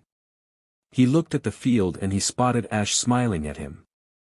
His trainer was crouched low and prepared for the attack. Pidgeot flipped in the air and pulled the air currents down towards the ground. The hail flew in the whirlwind. It howled in his ears as his self-made hurricane touched the ground. Pidgeot's wings began to wobble as the air pressure suddenly changed when he went below the roof of the courtyard. He tried his best to guide the hurricane towards Persian, but all he could feel was pain, and bright red lights flashed in his eyes before he fell unconscious. Ash grit his teeth as he saw Pidgeot knock himself out in the attack. He quickly recalled him before Pidgeot was pulled into the vortex. Pidgeot did it. He completed the hurricane. The wind touched down and Persian and the two humans in the field did their best not to get SCKED in. The air current began to lift the frozen slosh and smaller rocks and boulders into it. Giovanni ran to the windows and gripped the broken window sill. He could worry about the broken glass later. Ash across the field was not near the strongest air currents, but he was lighter. He pulled off his jacket and wrapped it around the window frame and ledge, hoping the stone would be strong enough to keep him grounded. Persian was nearest to the air currents and clawed the earth. Patches of ice began to coat his body from the ice. After a few moments Persian felt the winds begin to slow. He relaxed for just a moment. That was enough to pull him into the air. Persian growled in alarm. Several rocks inside the hurricane pummeled him from all sides. Ice pelted his sleek coat, making the cat soaked and cold. Hyper beam, we need to heat up the air. Persian opened his mouth while trying to keep himself balanced. He shot a superheated blast to the ground at the center of the hurricane. The winds finally slowed enough for him to catch himself on the roof of the mansion. Thankfully, when the hurricane landed, it did not go much higher than the mansion itself. The clouds from the last blizzard disappeared and Persian bounced against the courtyard walls to land back on the ground. Ash exhaled and pulled out Pidgeot's Pokeball. That was amazing, Pidgeot. Get some rest. Ash put the Pokeball back on his belt and pulled out his last Pokemon. Pikachu, let's go. Pikachu bounced into the field and gave a pick-hop at the sight of the field. It was no longer flat, and what was not covered in ice was torn up by either wind or earthquakes. He's been using the walls to move around Pikachu. Giovanni spared a glance to Persian. The cat did not show it, but his chest indicated he was breathing heavily. Giovanni had to give credit where credit was due. Ash had already lasted longer than Giovanni expected the young man would. He looked at the newest opponent before he called to Ash over the distance of the field. This was a good gym battle, Ash. It's been a while since someone has done anything that really interested me. I had quite a few surprises today. Ash smiled. Thank you, Giovanni. Fighting like this is really fun and a little crazy. But my training can be pretty crazy too. Giovanni smiled. He remembered the skirmish Ash had with his Psyduck. Let's finish this, Persian. One last Pokemon. Persian stretched his legs. The ground exploded as the cat Pokemon disappeared. Pikachu did not need any instructions for this part. He disappeared in a whine of electricity. Ash felt blinded by a flash of light as both Pokemon bounded across the field and met at the center of the field. Pikachu twisted his body at the same time Persian did. Both avoided the head-on collision. Persian swung his heavy tail and slammed Pikachu in his stomach just as Pikachu twisted his tail and scrapped it across Persian's hindquarters. Pikachu crashed into the ground, cracking the earth below him. Persian growled in pain and tried to land after experiencing an unexpected 100,000 volts of electricity. The cat Pokemon landed softly and flinched before he started to scratch the earth and turned to Pikachu. Pikachu laid there for a moment before he rolled onto his four legs and stood back up. He grimaced in pain. Pika Pi. I know. Charge. Pikachu grimaced at his ribs, but started to charge electricity. He waited for Persian to come into range. Persian. Strength. Ash looked up at Giovanni. It was a move he never heard of before. Persian extended its claws and swiped at the ground. Lines circled around a boulder that was dislodged from a previous fight. Persian used his hind legs to kick it into the air and jumped to it before he torqued his body into an arc. The second kick launched the massive rock at Pikachu. Pikachu disappeared into a quick attack. Ash called out to Pikachu in alarm. The attack was fast and accurate. Pikachu bounded off the wall and skidded to a halt to stop under the falling Persian. He released his strongest thunder at Persian, who flinched. Cut. Persian spun and swiped at the air. A glint of light appeared off three of his claws before they kept moving towards Pikachu. Pikachu used another quick attack and bounded off the walls of the battlefield. The lines dug into the boulders below. The rocks cracked and crumbled under the attack. A second later the ground exploded into three jagged crevices. Pikachu caught himself on a windowsill and looked at Persian. He had never seen those kinds of moves before. Flash, Hyper Beam. Ash cried out as the gem on Persian's forehead lit the gym in a bright light. Ash could only hear Pikachu cry in pain at the same moment. An explosion rang in his ears. The floor shook for a moment before he could get his sight back. Pikachu was nailed again in a tackle. Pikachu's body rolled and bounced off the jagged rocks that littered the room. Finish it, Hyper Beam. Pikachu stood up but found he could not move very well. Take it, Pikachu. Pikachu widened his eyes and instantly raised his tail. He was not able to dig his feet into the ground to prepare himself in time. Pikachu cried as he was pushed back against the attack and was hit into the boulder. His claws had slowed him down, but the pressure of the Hyper Beam crushed him against the boulder. PKAH. Pikachu cried in an attempt to squeeze all the energy into his body. It was hot.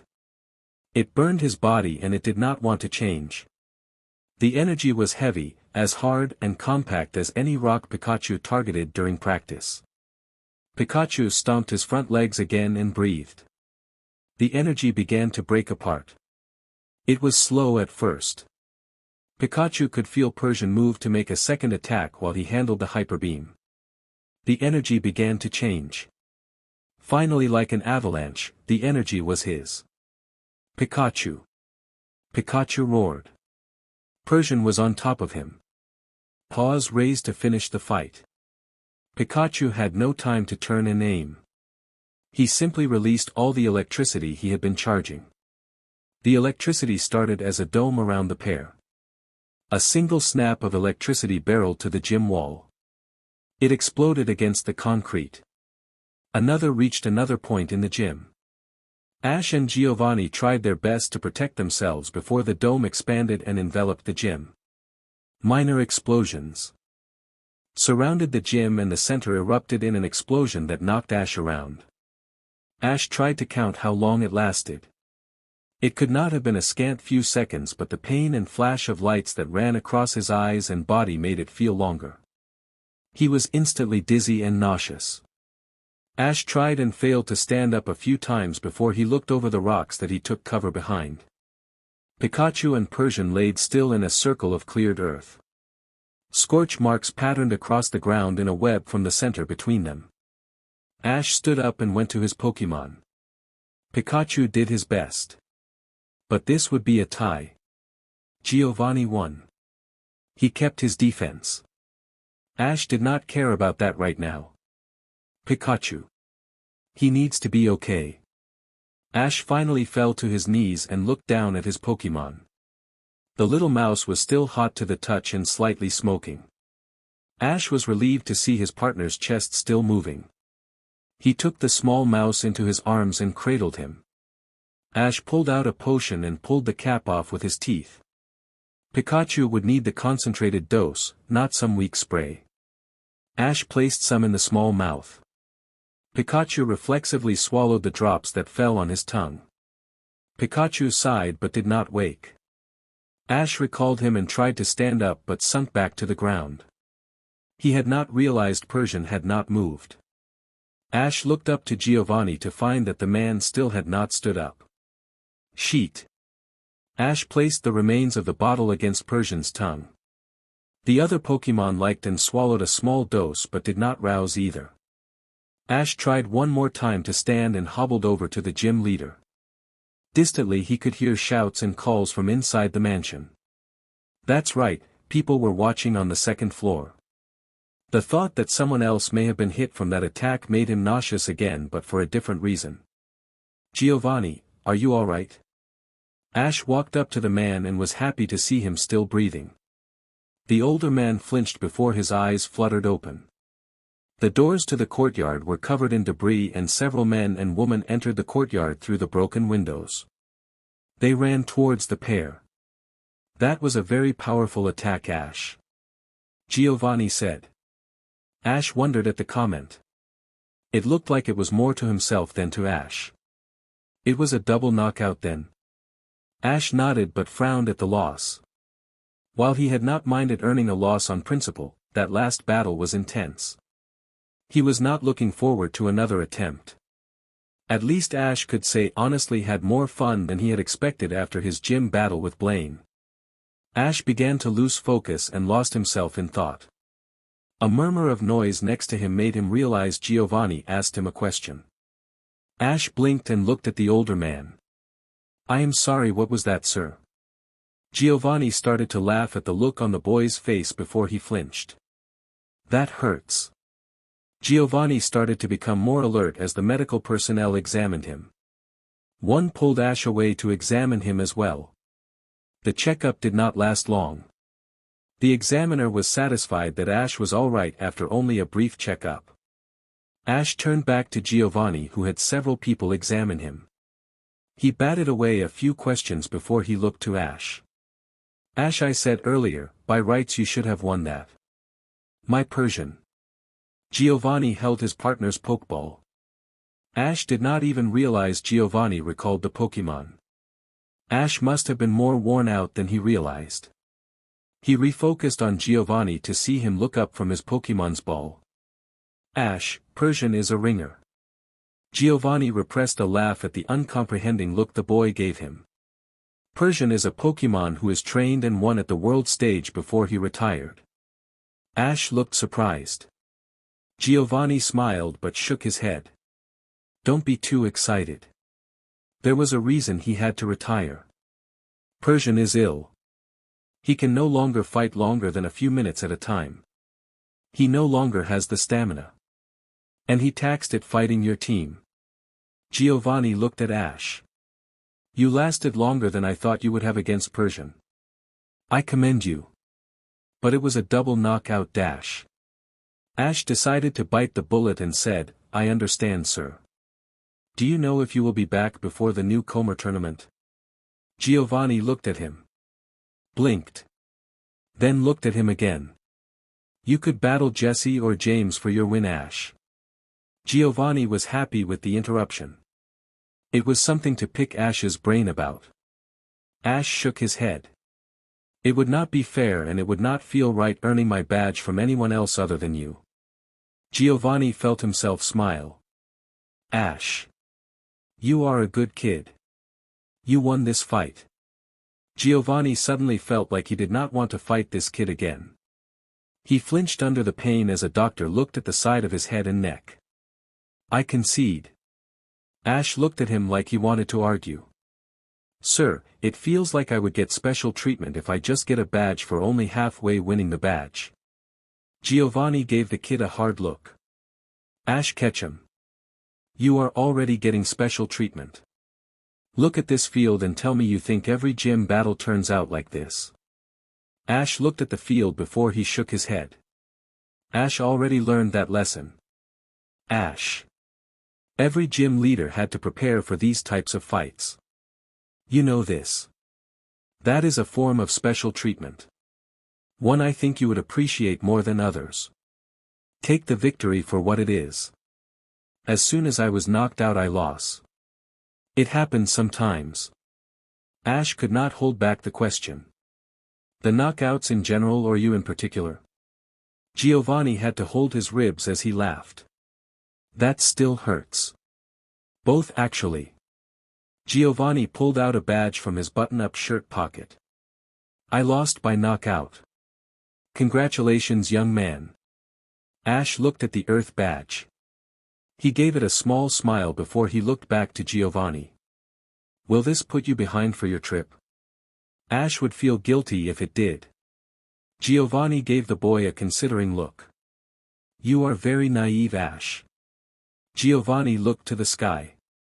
The sky was clear but the cold air had started to settle into the courtyard. Well, I supposed innocent would be the better word. Ash looked at him confused before he turned back to the gym field then back to Giovanni. Did you expect to get hurt during this fight? The medical personnel slowly cleared off now that Giovanni was standing on his own 2 feet. Really, the knockout was from the hard jolt of energy to his body. Giovanni gave the boy a smirk. I can't say the thought did not cross my mind. Ash scratched his head at the idea of planning around a defeat. That was different. I am a businessman first, Ash. I can say I am a very good trainer. But it is not my passion. It is just my job. Giovanni patted his pokeballs on his belt. I take my job seriously. I'll put everything into them. But my passion projects? Those take not just weeks or months of planning. Ash watched Giovanni give a predatory smile. They take years. Being injured for a few days is a drop in the well when all is considered. I am about to start one of my passion projects in a few weeks. That is why I wanted to have Jesse and James to temporarily replace me. Ash grunted in acknowledgement. He had been weary of the man. But the gym leader had a very different perspective on things. Ash found he was very interested in what Giovanni had to say. Giovanni was given his jacket and placed it over his shoulder.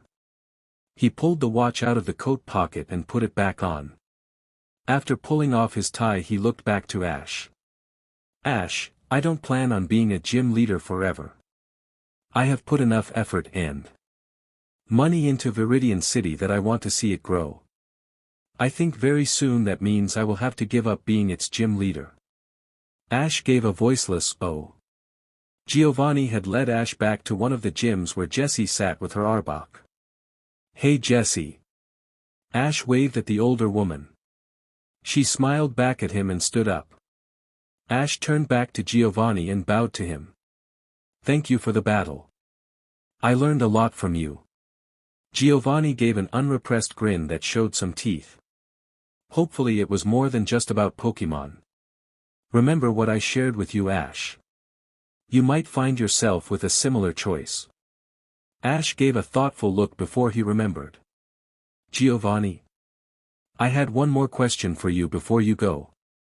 Giovanni repressed the habit to look at his watch and turned back to Ash. "What is it, Ash? Did Koga's daughter Janine fight you yet? I have not been able to talk to her in a while." Giovanni nodded. "Kyo had trained her well. She only needed a second attempt to beat me with her team.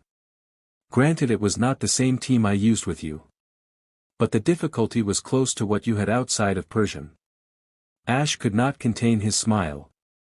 That meant Janine might be back in Fuchsia City. "Thank you, Giovanni. I'll stop taking up your time. I was just going to say goodbye to James and Jessie." The older man walked with Ash.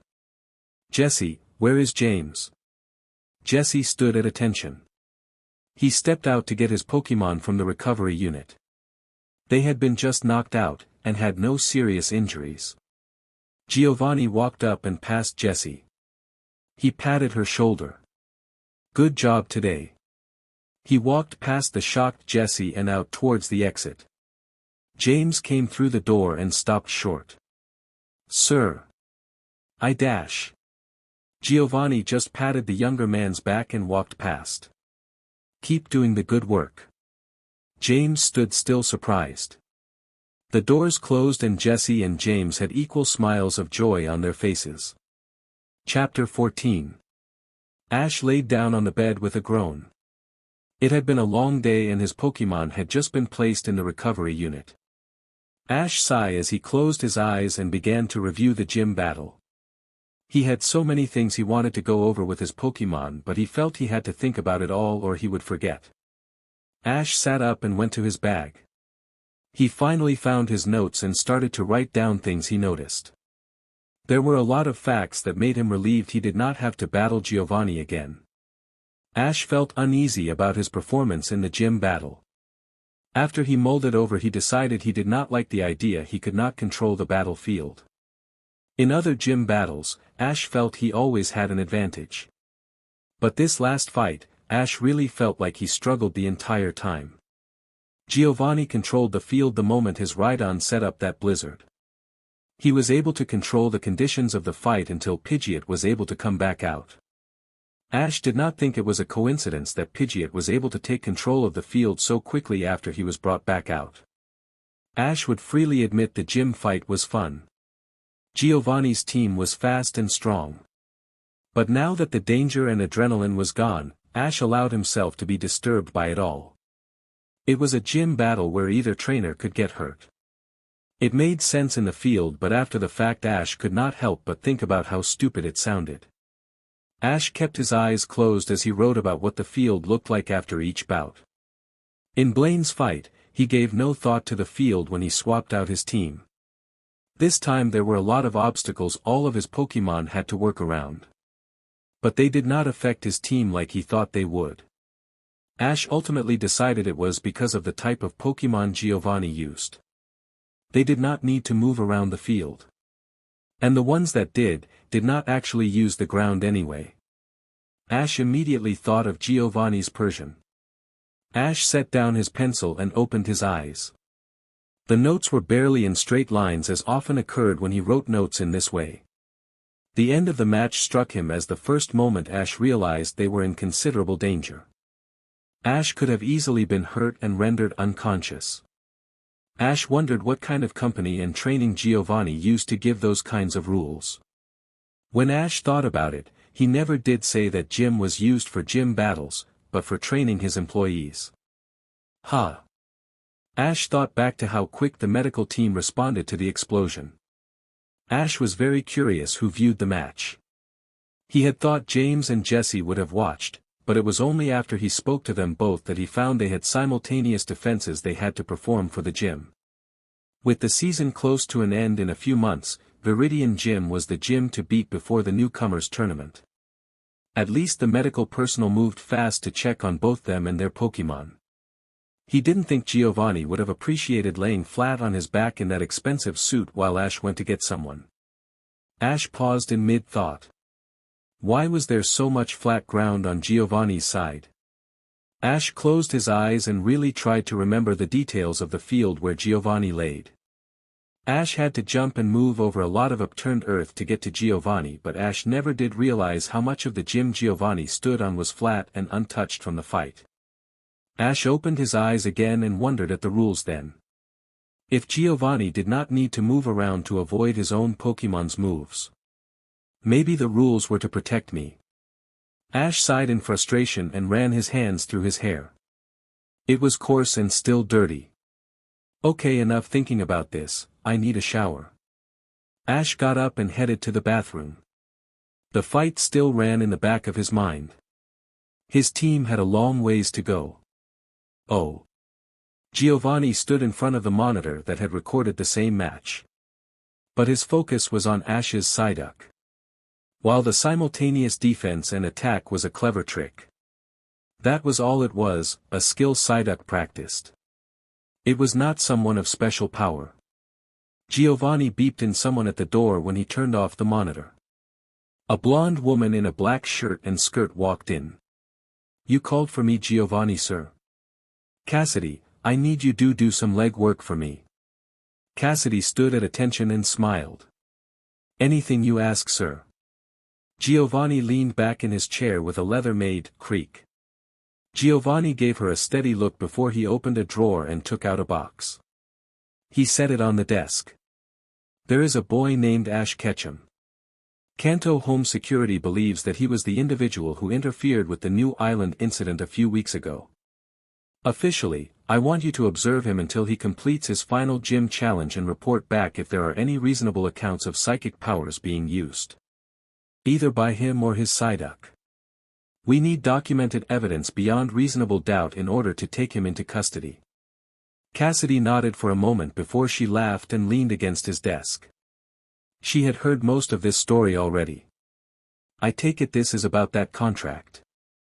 Giovanni nodded. Home Security has seen fit that we are responsible for tracking down Mutuo. Cassidy frowned at that news. She did not see how it was their fault. Unofficially, sir. I do not care about the Pokémon. Ash, however, may become an asset in the coming years. I need a reasonable bit of evidence to affirm the boy is not involved to end the contract. If you find proof of the boy's involvement, report it to me, and erase it at your discretion. Cassidy stirred at that news but gave a firm nod. I will be moving on to other leads. A psychic Pokémon should not be this hard to track. But if the initial incident was to be believed, the Pokémon was emitting a powerful amount of energy and no psychic within hundreds of miles could feel the distortion. Cassidy stood up and waved at her boss. I'll see what I can do. I'll follow him at a safe distance. Any leads on where he is now? Giovanni tossed her a Pokédex. This is a Kanto-issued Pokédex. Don't lose it. It can track Ash Ketchum wherever he goes. The young man can both fly and teleport, but he should be going to Koga's gym soon. Cassidy played with the Pokédex. Well, that's too bad, I was hoping I could live the high life here while you were gone. Giovanni smirked at the girl. He enjoyed denying her requests. Jesse and James have proven more than up to the task for defending Viridian. Giovanni stood and opened the box to reveal 2 Pokeballs attached to a belt. He set them on the table and looked at her. You will need these 2 out at all times while you are on this mission. One is to deflect attention and the other is to absorb energy of those who are looking for you. Don't even think about approaching Ash's vicinity without these 2 out of their Pokeballs. You have your job, Cassidy. Cassidy nodded while looking at the ball. She would find out what they were later. She had a jet to prepare. Oh. Ash strapped on the saddle. He stayed in one location long enough and he was feeling the itch to get back on the road. Ash spent 3 days at the Pokemon Center and only briefly walked out of town to help his Pokemon stretch. They were all still sore and Ash wanted them to all recover before they did anything serious. Ash thought about the flight ahead of them. The journey to Fuchsia would be short. Ash was almost prepared to walk part of it just so he could have time for his Pokemon to rest a little more. None of his Pokemon have had battles so close to one another. It was something he would have to think to practice if he wanted to fight in any tournament. Ash was eager to start his last gym right away. With Pidgeot able to fly him and Psyduck able to teleport them around the region, that was an actual option. There was only one reason why Ash held back from immediately go to Koga's gym and challenge Fussia's gym for his last badge. Ash felt it was more important the team review their last fights and make sure they learned from the fight. Pidgeot and Pikachu did a few moves he wanted to refine, and Gengar and Snorlax both were shown moves that were done properly and with power. Hopefully the moves Ash wanted to have them learn would be easier after they saw an example. Psyduck felt the most natural of the group. Ash was relieved with how well they worked. Ash had started to move away from psychic moves so Psyduck would not need to rely on amnesia. But he felt it was time for Psyduck practice psychic moves again. Ash mounted Pidgeot and opened a communication with his Pokédex. He did not need to use it last night to call his mom, but he was eager to try it. Pidgeot took to the air and started to do slow sweeping circles around Viridian while Ash called Gary. The Pokédex had a blank screen with 4 dots that scrolled across the bottom with the screen with the words, "Connecting," flashed on the center of the screen. A few moments later Gary appeared on the screen. Ash smiled at the technology. "Gary." Gary laughed. "Sup Ash? Did you win?" Ash nodded.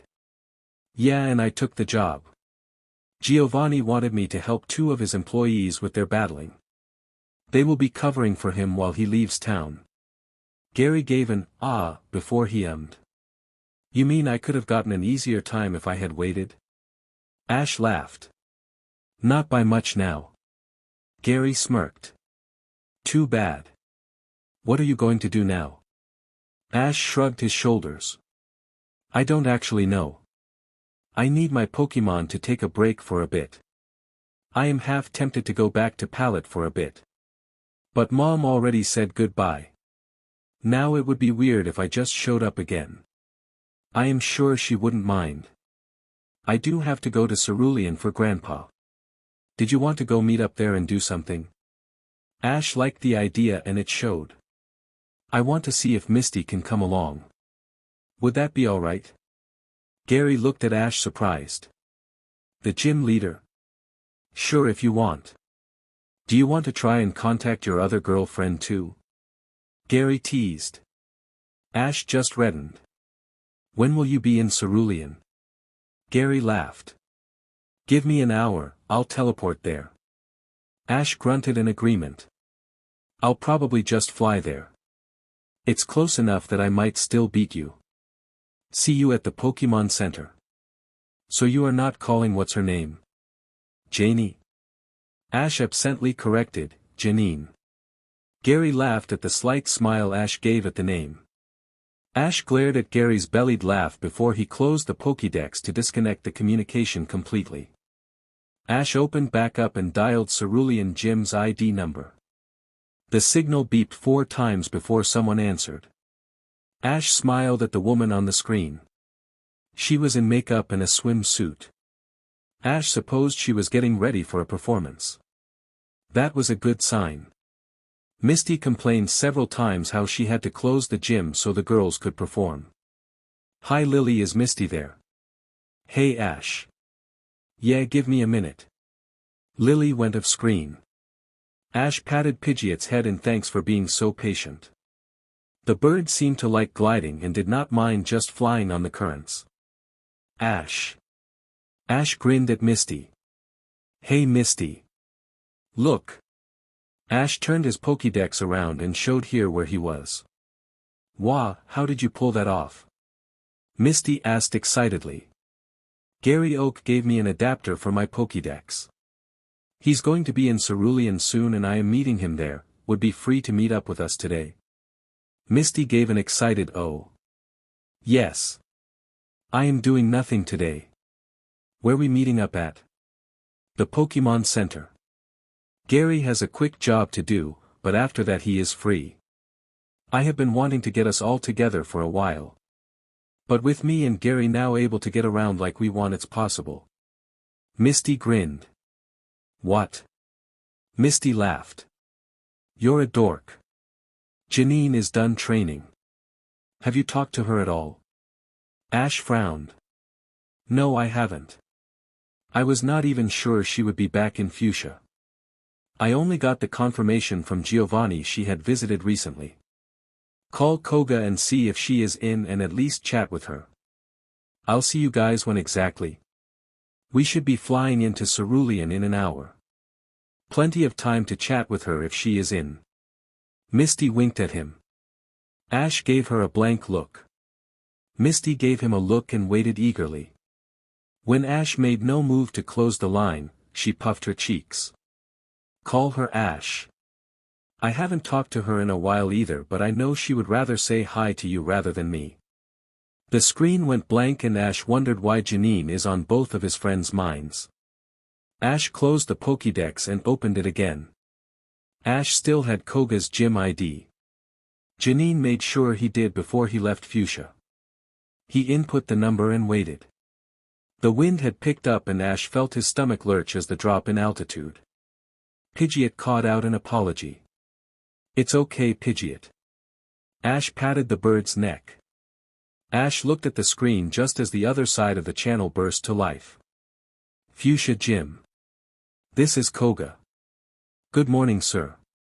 Koga looked at the young man and gave a slight smile.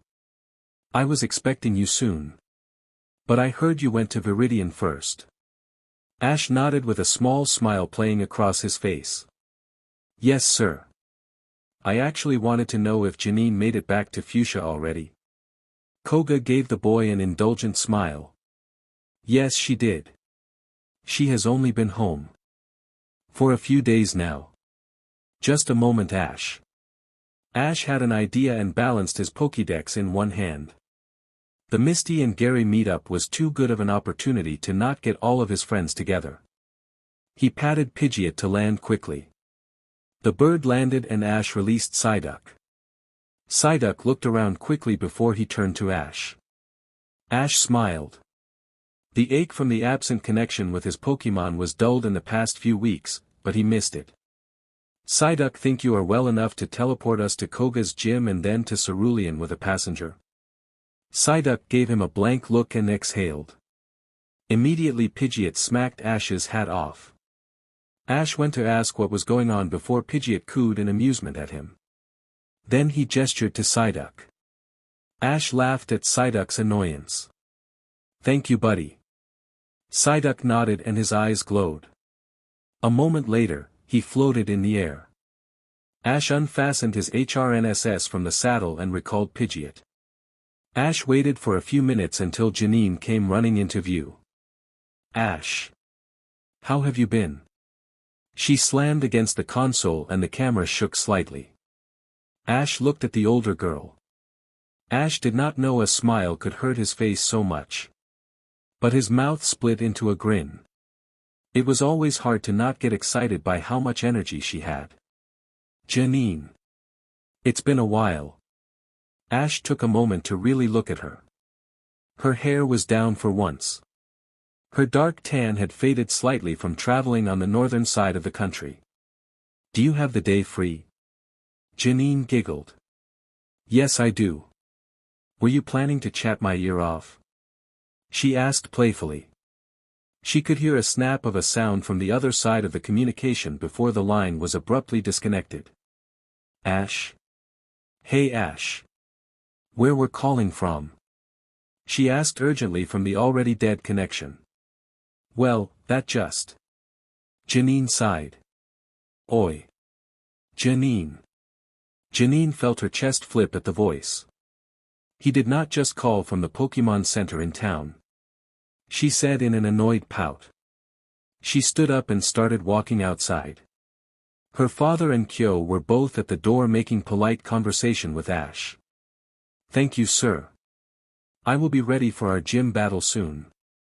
Giovanni really showed me a few things I need to fix before I challenge your gym. But I promised myself a few days to take a break. I really appreciate it." Ash chattered quickly in a single breath as he gave what Koga counted as the fourth bow. Koga exchanged looks with Kyo before they both laughed gently at the excitement Ash carried in his voice. Ash turned to Janine. If possible, Ash seemed to build up more energy as he waved at her. She started walking before she laughed. She burst into a run and gave him a hug. She did not let him go as she asked, "Ash. You're here. How long do you plan to stay? Just for the battle?" Ash gave her father an embarrassed smile before he raised his hand. "Thank you, sir. We'll be back tonight if Psyduck has fully recovered from the effort." "I know you will. Say hello to Misty for me." Janine was about to pull back to ask what he meant. Ash pulled her tighter to him and she felt her body blush from head to toe. Snap. A moment later the world turned into a bubble and spun around her. The world seemed to reshape around her. Ash still held her to keep them both steady. Janine opened her eyes to see a blank-eyed Psyduck float right over Ash's shoulder. His wing was resting on the boy's shoulder. Ash loosened his arms around her and turned to look over his shoulder. "Thanks, Psyduck. Did you want to go into your Pokeball?"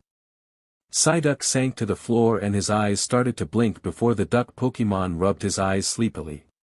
He nodded. "Ash, where are we?" She pulled her arms lightly around herself. It was far colder than the balmy ridge she lived on. Ash pulled his Pokeball off his belt and looked to her just to grin. He looked at the Pokemon Center and nodded at the accurate teleportation. "We are in Cerulean. Good job, Psyduck." Janine started to look around. Now that she had a name to the town, she began to recognize the telltale signs of the city. The bridges and waterways were the stamp of Cerulean. She turned right before Ash recalled Psyduck. She quickly knelt down and hugged and kissed the Pokemon on the forehead. "Thank you for bringing us all the way here, Psyduck." Psyduck gave a pleasant quack before he sleepily turned to Ash. The beam of red light enveloped his body and pulled him into his Pokeball. Ash walked right next to her and started leading the way. He tilted his head at her smile. "I had to ask permission to bring you along." "That was very brave of you, Ash." Janine teased as they walked inside. "So what are we doing here?" "We are meeting some other friends here. I am taking a brief vacation from training before going against your father. The battle with Giovanni really exhausted my Pokemon, so I have been taking it slow this week." "Ash Ketchum, is that you?" Ash turned to the nurse station. Ash laughed and waved at the woman. "Morning, Nurse Joy. I'm visiting for a bit." Ash pulled out a Pokeball. Psyduck landed on the floor next to him. He immediately zoned in on Nurse Joy and quacked happily. He ran up to the woman's desk and took a few tries to physically climb the ledge he was on the desk. He promptly gave the woman a hug. Nurse Joy gasped. "Did you just call me nurse?" She looked over to Ash with a moved look in her eye. Ash gave her a smile but felt his heart clench. She looked at the duck as he kept sending her images and voices. "Slow down, Psyduck, she might get overwhelmed." Ash added. He felt his voice crack slightly but was able to recover. Janine looked at him unsure what caused him to sound odd. Nurse Joy did not notice as Psyduck quacked and waved his arms while trying to calm himself. Around the duck Pokemon's cries of joy, the nurse smiled and looked at him. The first thing she noticed was Psyduck had moved around with no signs of pain. She gave him another hug. "It's good to see you looking so well, Psyduck. I knew you two would figure it out." Psyduck smiled at her. Ash leaned into Janine. "Nurse Joy was taking care of Psyduck before I trained him. He was having trouble with his headaches and was passed around to different experts to try and help him." Janine gave an appreciative, "Ah." The door opened behind them with a wish. You did bring someone. Ash turned and waved at Gary. He was happy he had something to distract him. Hey Gary, this is Janine. Gary walked up to the pair and smiled at them both. He gave the girl a close look. She blushed under the scrutiny before moving behind Ash. Gary, I think you are scaring her. Gary laughed. Nice to meet you, Janine. Ash told me a lot about you. Janine smiled cautiously. He did. Anything I should know? Gary turned to Ash. Gary kept his face straight when Ash just gave him an annoyed look. Gary looked back to Janine. He missed you. Ash kicked his ankle. Janine smiled and laughed with Gary as he shook his foot. Ash went back to Nurse Joy and handed Psyduck's ball and Pidgeot over to her. He did just do 2 heavy teleports, can you make sure he gets some rest? Nurse Joy smiled at him and nodded before she turned back to Psyduck. Ash sighed as he looked at his Pokeballs. Pidgeot and Psyduck both needed the rest. Ash did wonder if Psyduck would sleep at all since he seemed to spend a lot of energy just waving his hands and quacking at Nurse Joy. But she seemed happy to listen to him. Ash went into his checked-in room and was satisfied to see the double-bed apartment. He set his bag down and locked the door behind him. Ash yawned and stretched. As he made his way back to the group at the entrance.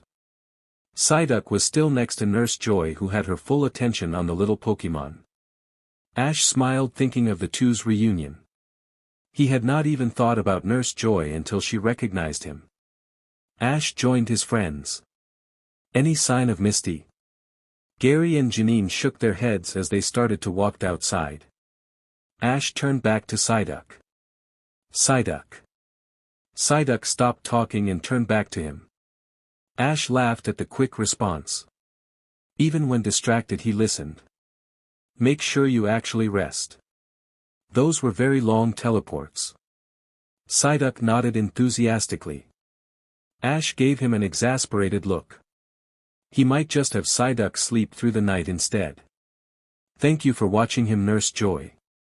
We'll be back later. Janine. Joy sat at her desk and had her full attention on Psyduck, who waved his hands in a circle. She giggled. Ash could hear the voices from outside and decided he should go join them. Misty.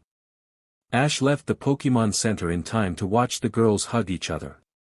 Ash smiled at the group and walked up to Gary. I'm amazed I was able to get everyone to come. Ash said more to himself. Gary put his hands on his hips and smirked. You said you had other friends, I almost didn't believe it. You always were running around on your own in the forest. Ash reddened. There were plenty of times where he would attempt to find Pokemon in the backwoods of Pallet. They were told many times when they were in school that no Pokemon would come so close to a settlement. Ash would get teased when he returned empty-handed. Ash looked at the girls fondly. I was lucky. Being friends with Misty almost didn't happen. If I just thoughtlessly attempted her gym, I am sure Pikachu would have hurt her Pokemon and that would have ended that friendship. I met Janine on the road just because I was getting lost on my way to Fuchsia. Gary grunted in agreement. That's how it was with some of my friends when I was traveling too. But I don't think I really kept in touch like I should have. Now I have a list of contacts on my Pokédex and not really sure who they all are. Ash smiled. Let's go see what they are talking about. I think they are planning our day for us. The pair rejoined Janine and Misty outside the Pokemon Center. Oh. It was a novel experience being around people he knew. Sure, Ash had chatted with them individually, but it was for no longer than a few hours at a time. And it was rare to ever chat in person. Misty had showed them a few places she liked to go visit and pointed to a park in town where Ash could let his Pokemon relax. Ash knew where his Pokemon were spending the next day. The group watched a live performance inside the shopping center. It was too cold to be outside for long. Ash did not really think how cold it had been this far north. It only really registered it was winter when he visited the Indigo Plateau. Ash and Janine took a moment to find a store where they could buy themselves heavier jackets for the visit. It turned out to be a good idea as evening approached. The town quickly became alight in a soft glow of the winter lights. The group found a garden where the lights made patterned shapes. As they walked in, Ash even observed they had shows with certain displays. The first one they found ran through an assortment of colors for an evolution of an Bulbasaur who played in snow. Ash looked over to Janine, who animatedly talked to Gary and Misty. Ash found out that day that even with his friends, he did not speak much. Not like had when he was home and had friends in Pallet. Ash thought back to those times and wondered how he so easily talked to everyone. But now he was not sure what to say to his closest friends. Ash watched as Misty grabbed Gary's arm and refocused on what was going on, but Gary had the same bemused look as Janine grabbed Ash's arm.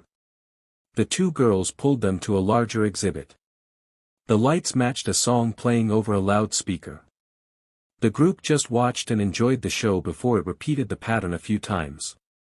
Beside him, Janine shuddered in the cold and pulled closer to him. Ash looked over to her and the two shared a smile. Gary cleared his throat. Janine and Ash looked back to their friend. Misty stood next to him and both looked apologetic. "Hey guys, I should be heading back to Pallet Town. I am overdue and Gramps just called to ask where I was." Ash laughed. "I guess the Pokédex does have a drawback." The group joined him. Misty sighed and looked at her watch. "I should go too. I got an early start tomorrow. My gym is always busy this time of year and today it was closed for my sister's performances. I will need to make sure the gym is ready before I open." Janine let go of Ash's arm. She hugged Misty. Janine stepped back and Misty and Ash shared a brief hug. "I'll come by and visit again." Misty laughed. "You better, Mr. Ketchum. You too, Gary and Janine. It was good to see you both." Misty waved and started walking back. Gary patted Ash on the back. "I guess I get no hug from her." He smirked at the observation before he shrugged his shoulders and raised his arms in a helpless gesture. "What can you do? I'll catch you later, Ash." "You too, Janine. Behave." Gary teased before he walked away. Janine smiled at their two friends' exit. "Well, that seemed to end the night. I guess we should get me back." Ash nodded. He turned to look at the exhibit. They had only seen a third of it. "Or we can stay longer and finish seeing this. I have my Pokédex if you want to talk to your father." It still would take a while to get back to the Pokémon Center either way. Janine looked longingly at the rest of the park covered in lights. She grinned thinking about how late they could stay up if she was able to stay. "Give me that Pokédex." Ash handed it to her and the two shared an excited smile. "Oh." Cassidy looked at the tracking information. She was actually amused at the history Ash's Pokédex location gave her. She put down the Pokédex and had a nice relaxing tea while she looked out the window. She was perfectly content to observe from a distance. She never had psychic Pokémon herself. So she had no idea if teleportation was hard. She thought it would be since it was so rare. But there was Ash's Pokédex that showed 2 time-stamp instances where he traveled from near Viridian Forest to Fuchsia City then to Cerulean City. She had given her report earlier that day. She was just happy Ash seemed content to stay in Cerulean so she could catch up in her jet. Cassidy looked at the view again. It was nice. The city below her from her penthouse hotel room gave a nice view of the lit city as well as a solid view of the Pokémon Center. She turned her head slightly to look at her partners for the mission. They were a strange pair. They were definitely foreign Pokémon, but both were very cute for the kind of Pokémon they were. As if sense her thoughts, both Pokémon turned to her waiting her orders. She allowed self-deprecating chuckle. Of course they could sense her thoughts. Oh. Ash was sound asleep. He shared his room with Janine, who slept in the bed next to his. The clock barely turned past 2 in the morning. The town was cold this time of year and the windows were fogged. Slowly over the course of the night they had begun to frost. Ash felt himself turn fitfully in his sleep. He tried to sleep soundly but something was teasing him awake. Ash hummed slightly as he roused from sleep. He sat up and looked around dark room. There was a faint light from outside enough to see the contours of his bed and the table against the window. He exhaled and looked over to Janine who slept peacefully in her bed. Ash got out of bed to use the bathroom and walked up to the window. The frost started growing across the window in a pattern. Ash exhaled and the window fogged from his breath. It still felt like something was tickling the back of his throat. Like he needed to sneeze. He rubbed his nose and looked at the dark street outside. The weather would start to warm soon. Ash had spent most of the winter on the southern side of the region. He did not really think how cold winter was for everyone else north of Pallet Town. That itch bugged him. Ash moved his hand to his eye. Maybe it was allergies. That would be nice to see that spring was coming early. Ash rubbed his eye and went back to bed. Janine wanted to show him a place they had missed with Gary and Misty the day before. Ash looked over to Janine who dozed away contently in her warm blankets. Ash curled up into his and relaxed. He was asleep moments later. But that tingle would occasionally make him stir. Oh. Have a good time and behave, alright? Ash looked at Pikachu and Jengar when he said that. The two cheered in agreement before they all ran off to join the other Pokémon at the park. Misty pointed out to them that the park was a good place for Pokémon to stretch their legs. Ash would have to thank her. His team needed time to relax after the constant training. The park already had dozens of other Pokémon playing. Psyduck. I'm leaving you in charge of the food. Snorlax can get a second helping, but only if he asks. Ash gave Psyduck a wink. The Pokémon quacked a laugh before he took the backpack. Ash smiled as Psyduck drew the straps tighter and the backpack rested comfortably on his back. Psyduck had not grown much larger since he joined the team. Ash was reminded of that as the whole of the backpack was almost too large for the Psyduck to carry it on his back. Ash and Janine giggled as he waddled off to catch up to the rest of the Pokémon. I really hope they come back with your bag and half of your Pokémon food rations, Ash. Janine watched the group unsure if they would be responsible enough to be left alone to their own devices. Ash confessed to her just that morning it would be the first time they would be apart from him for so long and out of their Pokeballs. Not missing a beat, Ash just muttered. I just hope they come back. Janine looked at him for a moment before she laughed. She took his arm. Let's go, Mr. Ketchum. I had a few places I wanted to show you that I visited the last time I was in town. Janine led Ash through most of the city that morning. The shops were so much different than the ones in Fuchsia. Ash found a shop where a small trinket made of silver was shaped into a Psyduck with a goofy smile. He showed it to Janine who just gave an audible ah. Ash gave it a closer look and snorted. I think this Psyduck is way more happy than mine. He does look like he accomplished something big. Janine agreed as she tilted the silver trinket. Hey Janine, look at that. Janine set the Psyduck trinket down and walked over to where Ash was pointing at.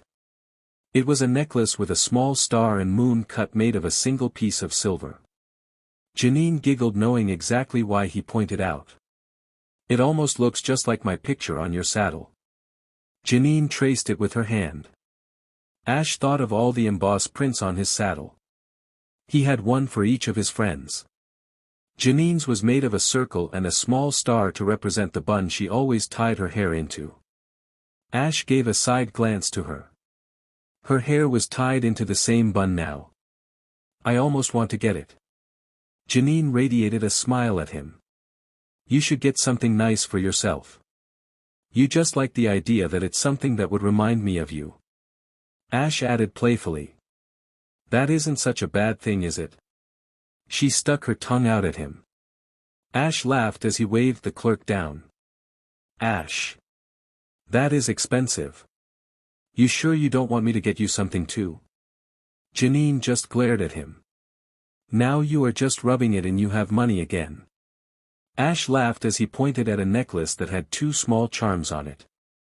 Janine looked at it and immediately recognized the symbol for her gym.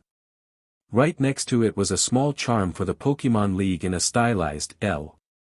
For most people it would just declare support for the Fuchsia City Gym. But Janine blushed. These past few days she saw that L more often on top of Ash's head. She gave a muted nod that she liked it. Janine and Ash walked out of the shop happy with the two purchases. They had taken a moment to put on their prizes. Ash sighed at the time. We are overdue to pick up my team. Do you think they reached the town yet? Janine laughed but shook her head. Misty would have sent you a message to your Pokédex already if they did. Ash smiled. Pikachu and Psyduck would have listened to her. And they would have gotten the group under control. Jengar came to mind on a particularly vicious pranking spree when Ash was at the plateau to receive treatment by Agatha. For the most part. He added. They were halfway to the park when Ash moved his hand to his eye. He hissed in pain. You alight there, Ash. Ash simply stood still for a moment until the pain went away. Yeah. I think I have some kind of allergy or something. Ever since we got to town I have had a headache. Janine looked at him and frowned when she looked at the road. The weather was still cold and there was no wind or pollen. Maybe they had dragged it from Fuchsia when they teleported. Janine was about to apologize and suggest maybe it was from her town. She stopped herself at the pale ashen look the boy had on his face. Ash felt this before but it was never so faint. Ash turned his head slowly. The world felt like it had ballooned around him. He finally felt it and knew where he had to go. Sorry, Janine. We have to go this way. Ash took her hand and started walking. Janine looked at him. The normal thrill and energy she had left her. Ash's hand was clammy cold. He squeezed her hand and she squeezed back as the pair weaved through people. At random intervals Ash would pause and look around before he switched directions. Janine wanted to ask what was going on. But Ash looked more frightened when he started to move faster. The last city block was almost in a dead run before Ash and Janine slowed and caught their breath. Ash's breath came out in cold puffs of air. A small cafe he stared at had started to serve lunch and early dinner with an open patio deck. What drew Janine's attention was the lone teenager with white hair who sat on the deck chair calmly drinking tea while he ignored the cold winter air. Ash's hand trembled in Janine's. But he could not stop the joy that came to his voice. You are okay. How can I dash? I don't dash. The other teenager set down his tea and gave Ash a steady look before he gestured for the two to take a seat. Ash pulled out two chairs from the stack that had been put away for the season. Janine tucked the hem of her coat under her legs before taking a seat. Ash sank into his chair. Ash just started at him and he turned to share his excitement with her. But she just looked confused. Ash turned back to the young man. Please include her too. She is a good friend and has my trust. The teen smiled at Janine. Very well, Ash.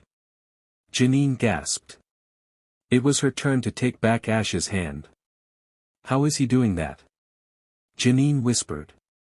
Lady, my name is Mutwo. I had just been reacquainting myself with Ash.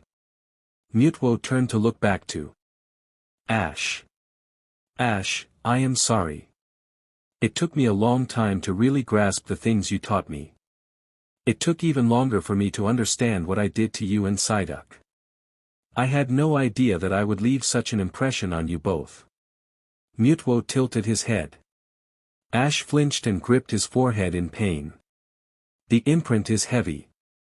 I would need a lot of time to remove it. Ash nodded slowly. Janine, Ash turned to Janine who gave another intake of breath. Ash's eyes glowed slightly with purple energy. Janine looked over to the young man named Mutwo. His eyes took a deep purple color that matched Ash's. Ash gently ran his thumb over the back of her hand. The warmth had returned to his hand and it comforted her. Psyduck and I freed Mutwo from a laboratory. He chose to go explore the world on his own. Ash looked back to Mutwo. Something went wrong. Didn't it? Mutwo smiled. Its physical voice gave a faint low mew. My creators have searched for me. They had nearly found me for the first 2 days before I was able to fully pull myself in. It took me days to MSTR your first lesson. Ash smiled at the information. He was relieved that he was able to help. Mew looked at them both and Ash could feel the exasperation in the voice. Ash, there is so much I want to speak to you about. But I could not approach you for a long time. The people who surround you would not allow it. And now there is one that observes you. Ash exchanged looks with Janine. Neither of them noticed he had been followed. You think they are trying to find you through me? Mew took a sip from his tea before he gave a slight nod. I believe so. There is another reason why I was unable to approach you. The energy you are carrying with you. It makes it difficult for me to reach you over long distances. I had to wait until you were apart from it for a sufficient amount of time before I could approach you. Ash thought of the small statue that he carried with him. Jengar had stopped the treatment since their gym fight with Giovanni. But that did not mean he parted with the small shrine. I'll return the statue to its home soon. Mutwo smiled. I have to go. I had to release energy to reach you. I'll explain more soon. But the one that follows you is approaching. I'll find you as soon as you return the statue to its home. Mew looked to Janine. Your friend is special, Janine. Please watch over him. Mew stood up, left some money for his tea and left. Ash wanted to go after him but resisted. He had to think of a few things to do if he wanted to make another meeting with Mutwo happen. Janine. Janine blinked out of her daze watching the young man leave. I'll explain everything when we get my Pokemon and we are back at the center. I promise. But I think we should go get Misty too. She was there for all of this. She deserves to know too.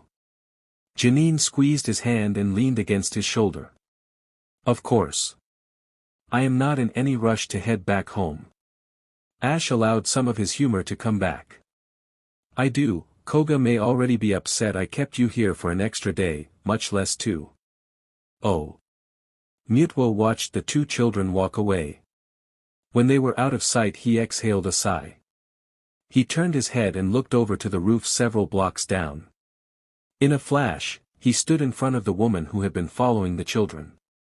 The woman was frozen by his powers with a faint glow of violet light. Mutwo spared a moment to consider the human in front of him. She had followed Ash for some distance. This was the first time he saw her come so close to the boy. Mutwo simply waved his hand in front of her. Her eyes rolled back and her body convulsed as Mutwo rewrote her memories. Finally nodding at his work, Mutwo closed his eyes and searched for others nearby. Mutwo knew he still left minor imprints on his targets. It was actually how he was aware of Ash's predicament. At least this one was tracking Ash, not himself. Mutwo waited for the woman to stir before he allowed her body to relax and lay softly on the snowy roof. She rolled her head and tried to look around under a heavy mental strain and exhaustion.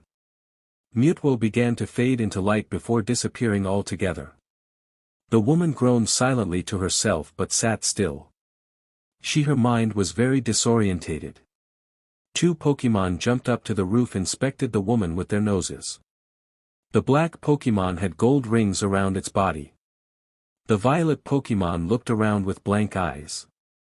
When both Pokemon were sure that the man that assaulted the woman was gone, they barked at their trainer.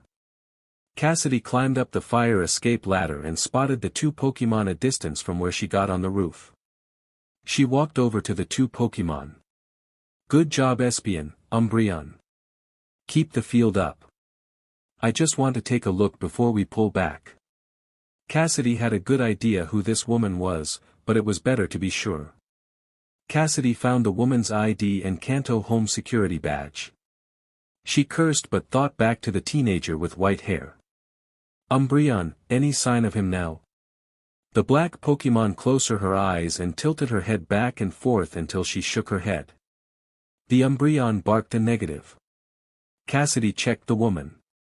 She was barely lucid. She clutched her head and ummed. Cassidy called the two Pokemon to her. The woman likely encountered him. Umbreon, Espeon, see if you can learn to find his scent and energy. The two Pokemon crowded around the woman, sniffing and probing the woman with energy pulses. Umbreon growled and yipped. She found something. Cassidy looked over to Espeon. The psychic Pokemon shook his head. His ears went low on his head. It's fine.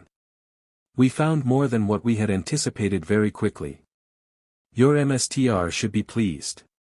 That cheered the two Pokemon up. Cassidy saw the woman was still pitifully miming.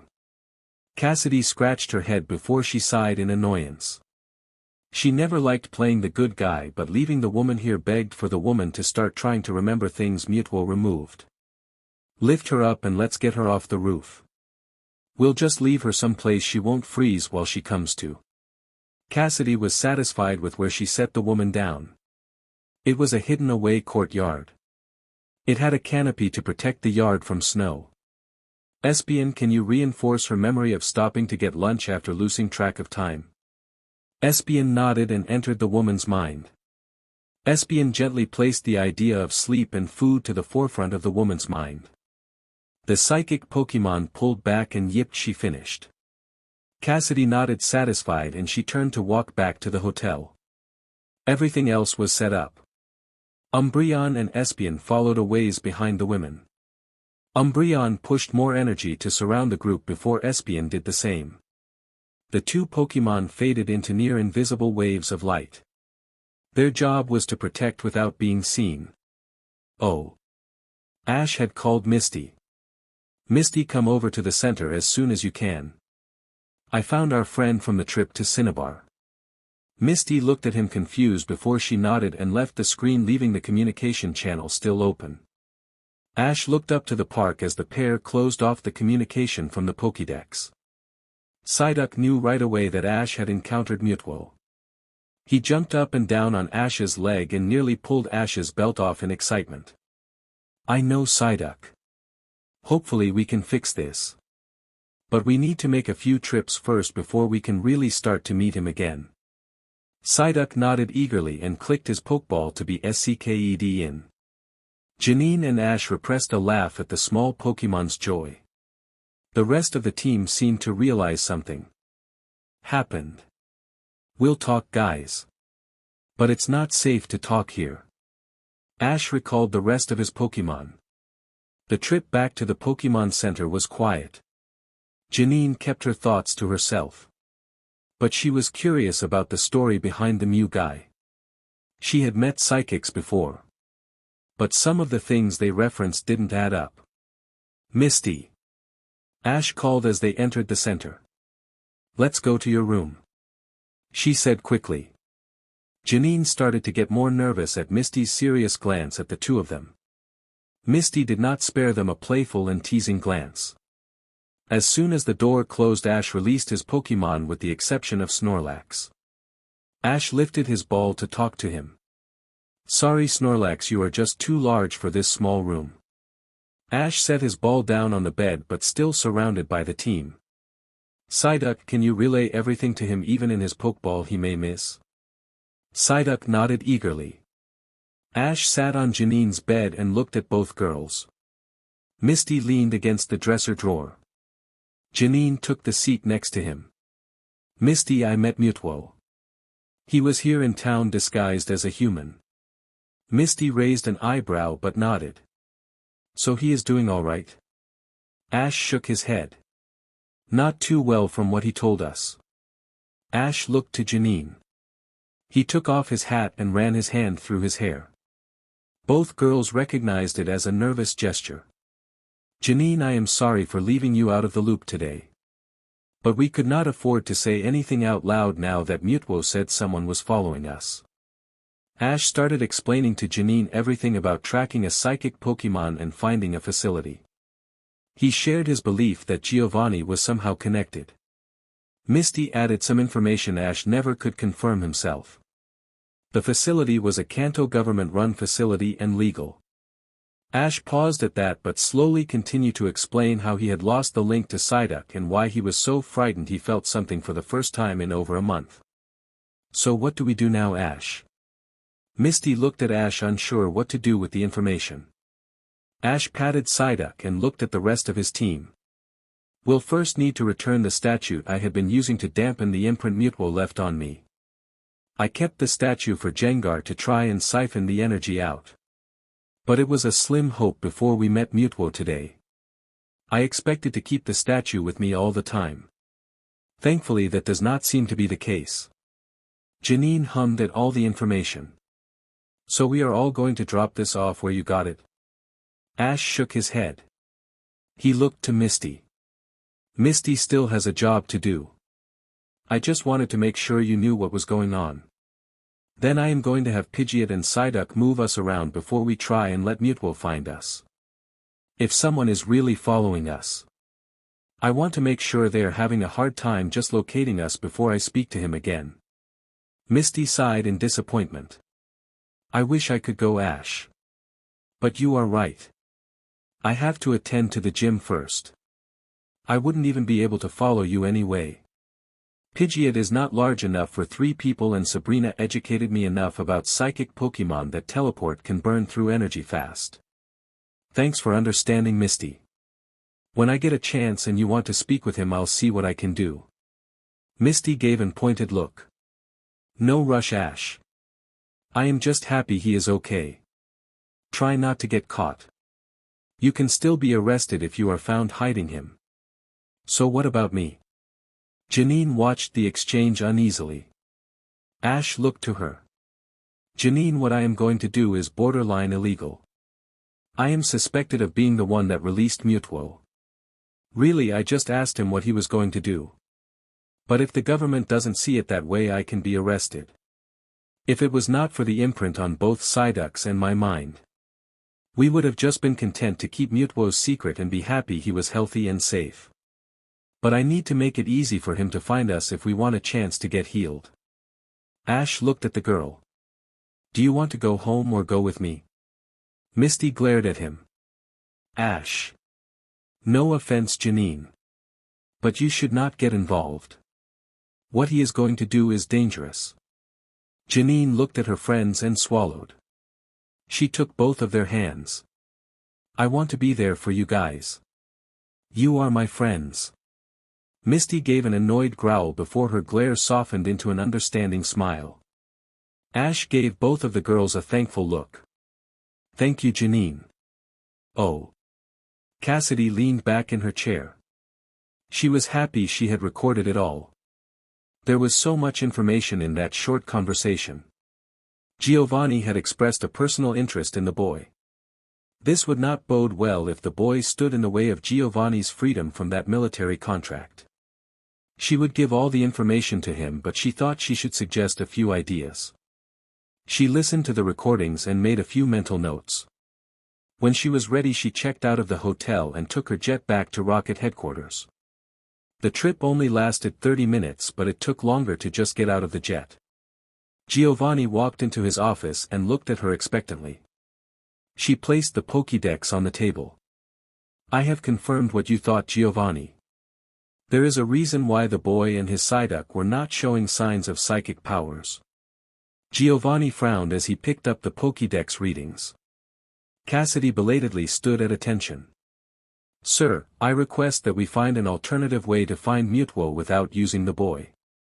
The Pokémon League already are aware of the boy's affliction. In their eyes, the boy's actions saved the region. Involving the boy will involve the League. Giovanni nodded as he listened to the recording. This is just one lead to Mutuo. Giovanni sat in his chair quietly. He leaned back in his chair. Cassidy felt awkward at her attention and relaxed her stance. Finally, Giovanni looked back to the woman. I could use this information to turn the League and home security against each other. But I found a better option that keeps Viridian Works in one piece and a presence in Viridian City. Giovanni set down the Pokédex and folded his hands in front of him. Good job, Cassidy. Your job is complete. How were they? Giovanni asked as Cassidy handed back the Pokémon. Very well trained and very independent. They are a good pair, but it felt weird to see Pokémon I work with be so independent. I did not give them any real information, but they knew what to do. Giovanni looked to Persian, who watched the conversation with interest. Giovanni smiled and shook his head in amusement at Persian's sudden interest. That is another reason I wanted you to keep your distance from Ash. I am confident the boy does not realize how he has trained his Pokémon. Soon they will be as independent as these two. While we can likely predict what Ash would do if you are discovered, the same could not be said regarding his Pokémon. It's quite scary to think about that much power with so much free will. Giovanni laughed at the idea before he looked over to Cassidy's bemused look. Get Butch. I have another assignment for you both. My lawyers have found a loophole that will work to break free of the contract, but we will have to lose face. It is no matter, I no longer care about Rocket's foothold here in Kanto. Giovanni looked at the map to his left. It had pegs that covered Kanto, Hoenn, and Johto. Chapter 15. Janine knelt next to Psyduck in the pre-dawn hours of the day.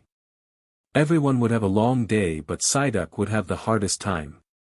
Each teleport would exhaust him, and he had to do a few before he could meet back with Ash. Janine tightened the backpack around the bird. Ash was amused that Psyduck had taken a liking to the backpack he had rode in months before. Ash could appreciate Psyduck always thought of it as his personal home even before they lost their connection. Janine just wanted to make sure Psyduck didn't lose it when he teleported back and forth. She checked the straps one more time before she patted the duck's head. The little guy had a lot of faith that rode on just the assumption this would work out for him. She folded the note and placed it on the top pouch of the backpack. You sure you are ready, Psyduck? Psyduck quacked eagerly and nodded. Alright, let me get Ash and you can go. Janine stood up and walked outside and pulled Ash back in. Ash pulled off his hood and his scarf. Good luck, Psyduck. If I was able to get picked up right away, hopefully he is looking for you too. If you can't find anything by the end of today, head back to Koga's gym and give him the letter that we are flying back and want to take a detour. Ash pulled out another piece of paper off the desk and wrote a quick note to Koga with an apology. Psyduck quacked and went to hug them both. Ash gave his partner a warm hug before they all stood back and Psyduck disappeared in a blink of light. Ash sighed. I hope this works out. Janine patted his back. Let's get on the road. It's still early and we still have to make sure we know where we are going. Oh. Ash packed the Pidgeot saddles in the early morning. The crisp air bit at Ash's cheeks while he double-checked that everything was secure. Janine came out of the Pokémon Center. Her heavy jacket and hood made her look larger than she expected, and she had just sighed at her reflection once the glass doors to the center closed. Everything is ready, Janine. Ash looked at her and frowned. He pulled off his hood and untied his scarf. He wrapped it around her neck and raised back the hood. We are going to be flying past Mount Moon. It will be colder there. He reminded her as she grimaced at the checkered scarf that wrapped around her neck. Ash gave her a pair of goggles. Ash gave a pause and looked over to Pidgeot. He wore the extra safety equipment for the first time in months. Pidgeot moved his wings around and tail to get used to it. Ash smiled at the effort. Janine, how is your HRNSS? Ash asked absent-mindedly. Janine sighed in frustration. It feels tight and I felt like I am hunched over in it. Ash laughed. You'll understand once we get going. At least you have goggles and something to breathe into. I was just in a HRNSS and a t-shirt with no other protective gear the first time I flew. And that Pidgeot traveled way faster than what mine can travel. Pidgeot squawked in protest. Ash laughed. We'll test that theory, Pidgeot, eventually. But you are also carrying two people. Think of it as a handicap. That placated the bird. So am I getting on first? Janine asked. She felt that neither of them would fit on the saddle, both clothed in so many layers. No, for this one I am going first. We will be traveling fast to get above the storm clouds. It's just too bad Psyduck is not strong enough to teleport us. Not with that amount of concentrated dark energy. At the very least maybe he will have better luck. Who knows? Maybe by the time we all get back to my father's gym he would at least have his problem solved. Janine waited and watched as Ash mounted the saddle and placed several hooks onto the saddle to secure himself higher than he normally would have rested on the bird. Janine got on the saddle and pulled 3 hooks out of her HRNSS from under her jacket. The first 2 clipped onto the saddle on either side of Pidgeot's HRNSS. The third clipped behind her. She had never felt herself so snug against the saddle before. Janine could not really move, and it reminded her how uncomfortable she was with so many layers of clothing when it was only mildly cold in Cerulean. She leaned into Ash's back and talked into his ear. It makes you wonder how Will could do it so easily. You said he teleported you all without touching either of you? Yeah. After thinking about it days later, he has to be a much stronger psychic than even Sabrina. He must have created a massive bubble that just enveloped the whole space, not just us 3 individually. Janine thought of the tilting motion of her last teleport Psyduck performed on them. She shook her head to clear out those thoughts and moved her arms around Ash's torso. She gave a disappointed grunt that she could not feel anything beyond the sleeves of her jacket. But the comfort was still there as he leaned slightly against her. I want this to be a quick trip. Pidgeot, get above the clouds and fly to the mountain range. Feel for the reins, I won't be able to talk to you while we are that high up. Ash pulled his goggles over his eyes. Pidgeot cawed and spread his wings. Janine felt her stomach leave her as the 3 accelerated to the sky above the snow clouds. Ash and Janine seemed to only blink their eyes before they had a chance to look down at the expansive city of Cerulean. It soon was no more than a dot among the waterways. The wind buffeted the group while Pidgeot fought against the air currents. Finally they broke through some kind of barrier and Pidgeot glided above the clouds. Ash and Janine both gave a sound of awe. It was unfortunate neither could hear the other. But they could feel each other's excitement. Janine would hug him tightly and scream some words that were not even audible over the sound of the wind. Ash would turn to see what she saw and would squeeze her arms with one of his. He would occasionally try and yell back. Their chatter was never successful. Not when it was immediately lost in the wind.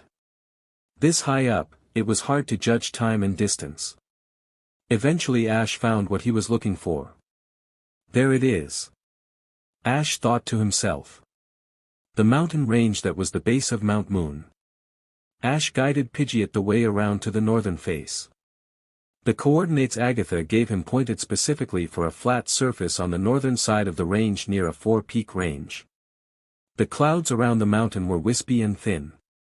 Ash was thankful for the goggles. They tinted as the sky line got brighter. The reflection and the amount of white snow would have made him disoriented without them. Janine leaned against him and rested her head on his shoulder. He held her arms close to his abdomen and held her arms there. The distance was farther than he had expected. He was unsure if it was the distance or if Pidgeot was flying slower than they had anticipated. Ash thought back to leaving Cerulean. It was probably the distance. The city disappeared quickly when they had taken off. The short mountain range seemed to hook out from the main range of Mount Moon. Ash held both hands to the reins and leaned forward. Janine huddled closer as they prepared to go back below the air currents. Ash never did learn any of the important information about how wind affect flying-type Pokémon.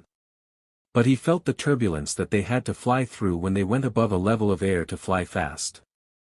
It always made him nervous to go back below it to slow down and have a more controlled flight. The group felt the wind shake them. Ash could feel the pull of the HRNSS keeping him secure. Hang in there, Pidgeot, we are almost there. Ash knew his voice would be lost to the wind, but he had to try and calm them all. He could feel the tension in Pidgeot's body. Ash decided he should learn more about flying Pokemon when they got back. Pidgeot screeched a victory call as they broke back below the fast-moving winds and were again in a much more controlled slow flight. Ash patted the bird's neck in support. Ash looked around and started to guide the group around the range. Ash did not realize how close the mountains were to each other. The peak seemed to mold into a single spike ridge that spanned half a mile. Ash found it far lower than the map described it.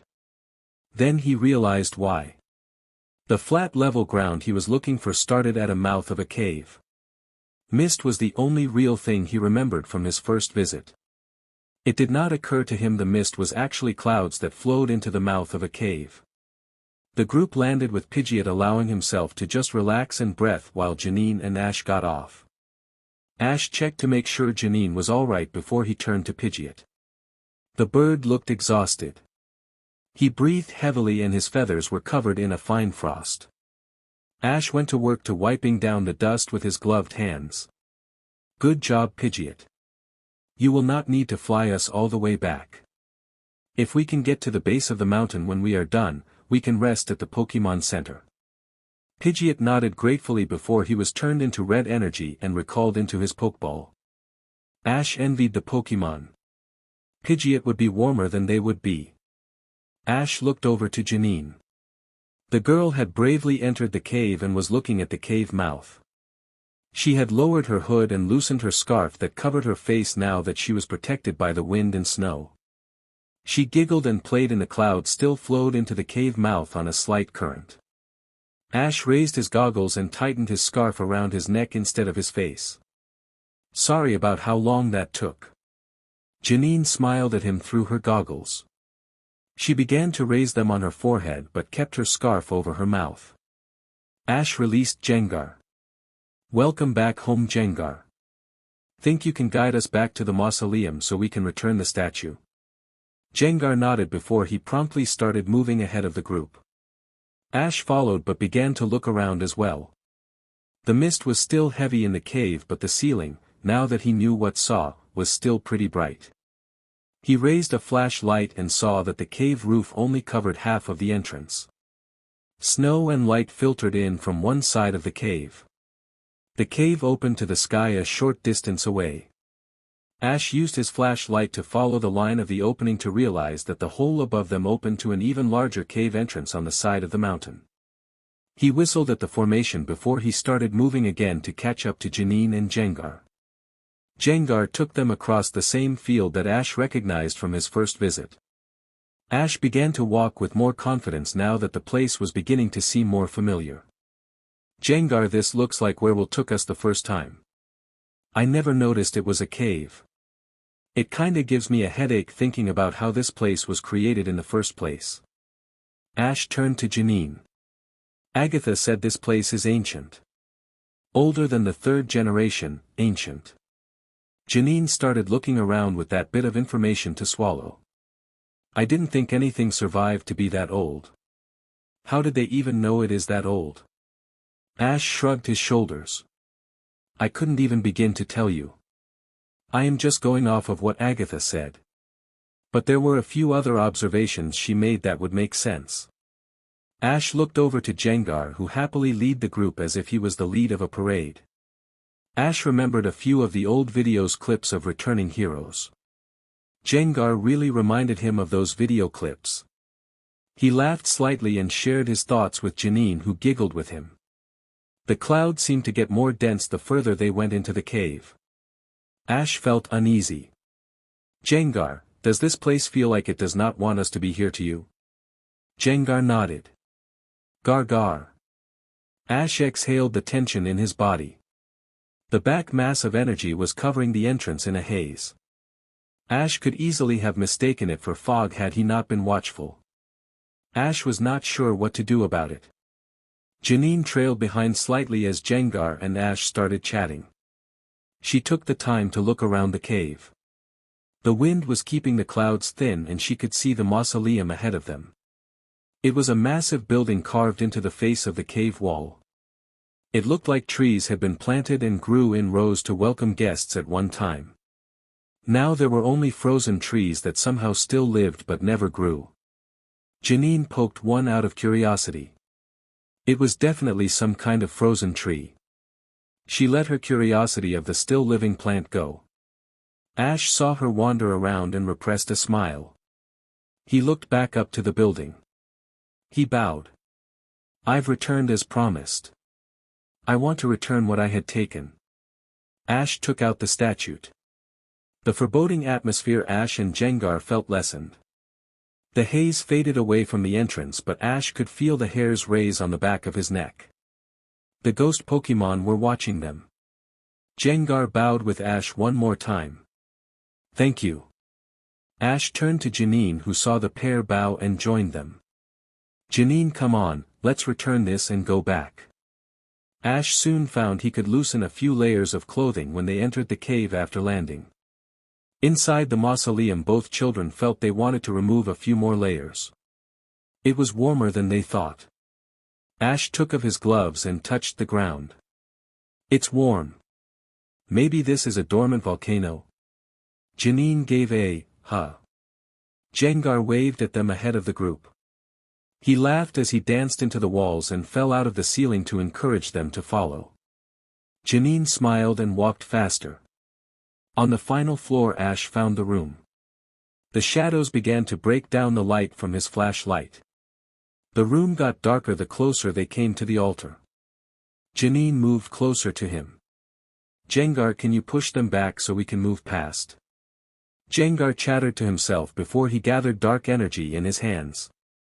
He pushed it away and in front of him. The flashlight began to emit light again. Ash and Janine sighed in relief at seeing the altar again. Ash rested the statue on the altar and bowed. Janine followed his lead. Thank you for allowing me to have this aid me. I am truly thankful for your help. The heavy shadows began to pull away and fall into normal shades of light. Janine exhaled a sigh of relief. Ash gave one last bow before he turned to his friends. Thanks for guiding us, Jengar, let's go. The walk out was quicker than the walk in. Janine had no idea they had walked so slowly into the mausoleum. Ash smiled at Jengar and recalled him. The group started securing their gear. Janine gave Ash a nod to say she was ready. Ash released Pidgeot just at the mouth of the cave to give the bird some shelter to stretch his wings. Around his mouth covering, Ash called, just a short flight, I promise. We just need to get back to Pewter and you can rest in a recovery unit. Pidgeot cawed before he lowered his back. Ash and Janine mounted his back and the group took to the air. Ash could see the second cave entrance now that he knew what he was looking for. It faced a second mountain in the range. With so much white, Ash could easily mistaken it for a contour of a ridge. Ash looked away and directed Pidgeot lower across the range around Mount Moon. The wind made it difficult to follow closely, so the group had to fly wider than Ash anticipated. Finally, after an hour of flying around the mountain and around the invisible air currents that ran off it, they found Pewter City buried in a mass of snow. Ash laughed at the sight. He was not paying much attention to the town when they flew past it on their way to Pallet. Really, the idea of going home excited him too much, and they had flown high in the sky for most of the way. Flying closer to the ground, Ash could make out the snow-covered buildings and shoveled narrow ways. Ash landed Pidgeot in front of the Pokemon Center. Janine hopped off and jumped lightly on the ground to keep her body warm. That was so much colder when we are flying below the clouds. Ash laughed. He quickly took off Pidgeot's saddle and recalled him for a long overnight rest. Ash had never actually stayed in this Pokemon Center. He checked himself and Janine into a 2-bedroom apartment for the night. Janine had run ahead to get out of the layers of clothing. Some of it began to melt in the warmth of the center and was soaking through. Ash checked in Pidgeot to rest and released the rest of his team out of their ball and into the snow. Ash took a side glance to Pikachu and Jengar, who began throwing ball of snow at each other. Ash sighed at how small his team felt when everyone was not together. Oh. Psyduck found a comfortable spot on the southern end of Kanto. It was warmer here and the wide open fields made him more relaxed. He sat down to gather his mind and began to hum to himself. Slowly he nodded his head to a rhythm as he expanded his mind. His eyes roved over the countryside in moments. Just like he had done before Ash trained him. Psyduck marveled at the difference what just under a year can make. Where he used to lose himself to the world, now he found he could not consciously relax the same way.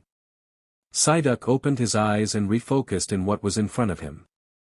Mutwo in his full original form looked at the little duck Pokemon with an amused smile.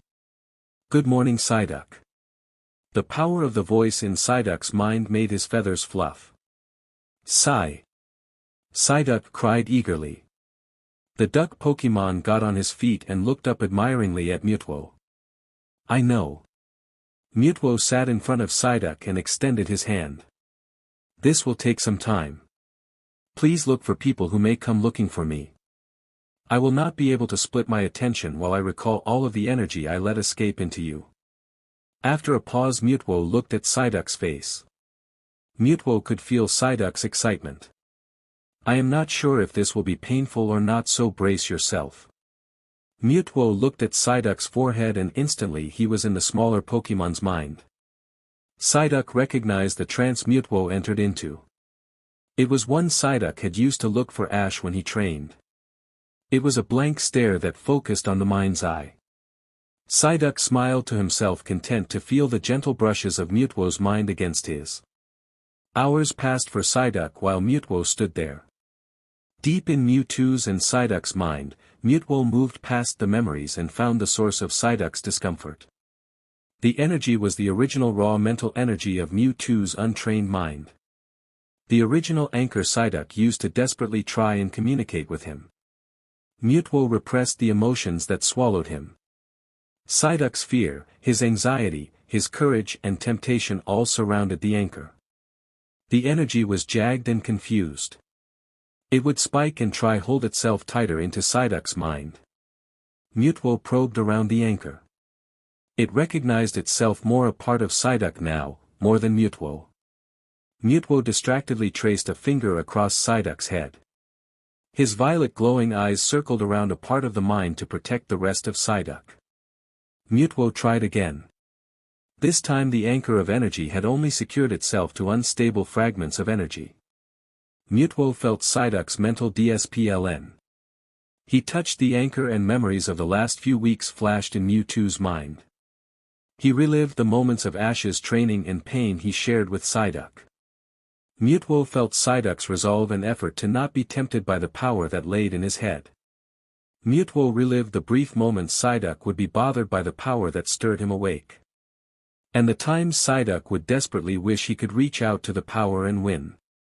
The flash of a painful impact slammed into Mewtwo's mind from the last gym battle Psyduck fought in. Finally, Mutwo felt the anchor begin to fade into his hands. The raw power scrapped and spiked pain into his mind for a moment before it slowly calmed into Mewtwo's own mental DSPLN, tempered by Ash's direction and the new memories of Ash and Psyduck's own training. Mutwo looked out of his mind when he was satisfied with the new energy in his body.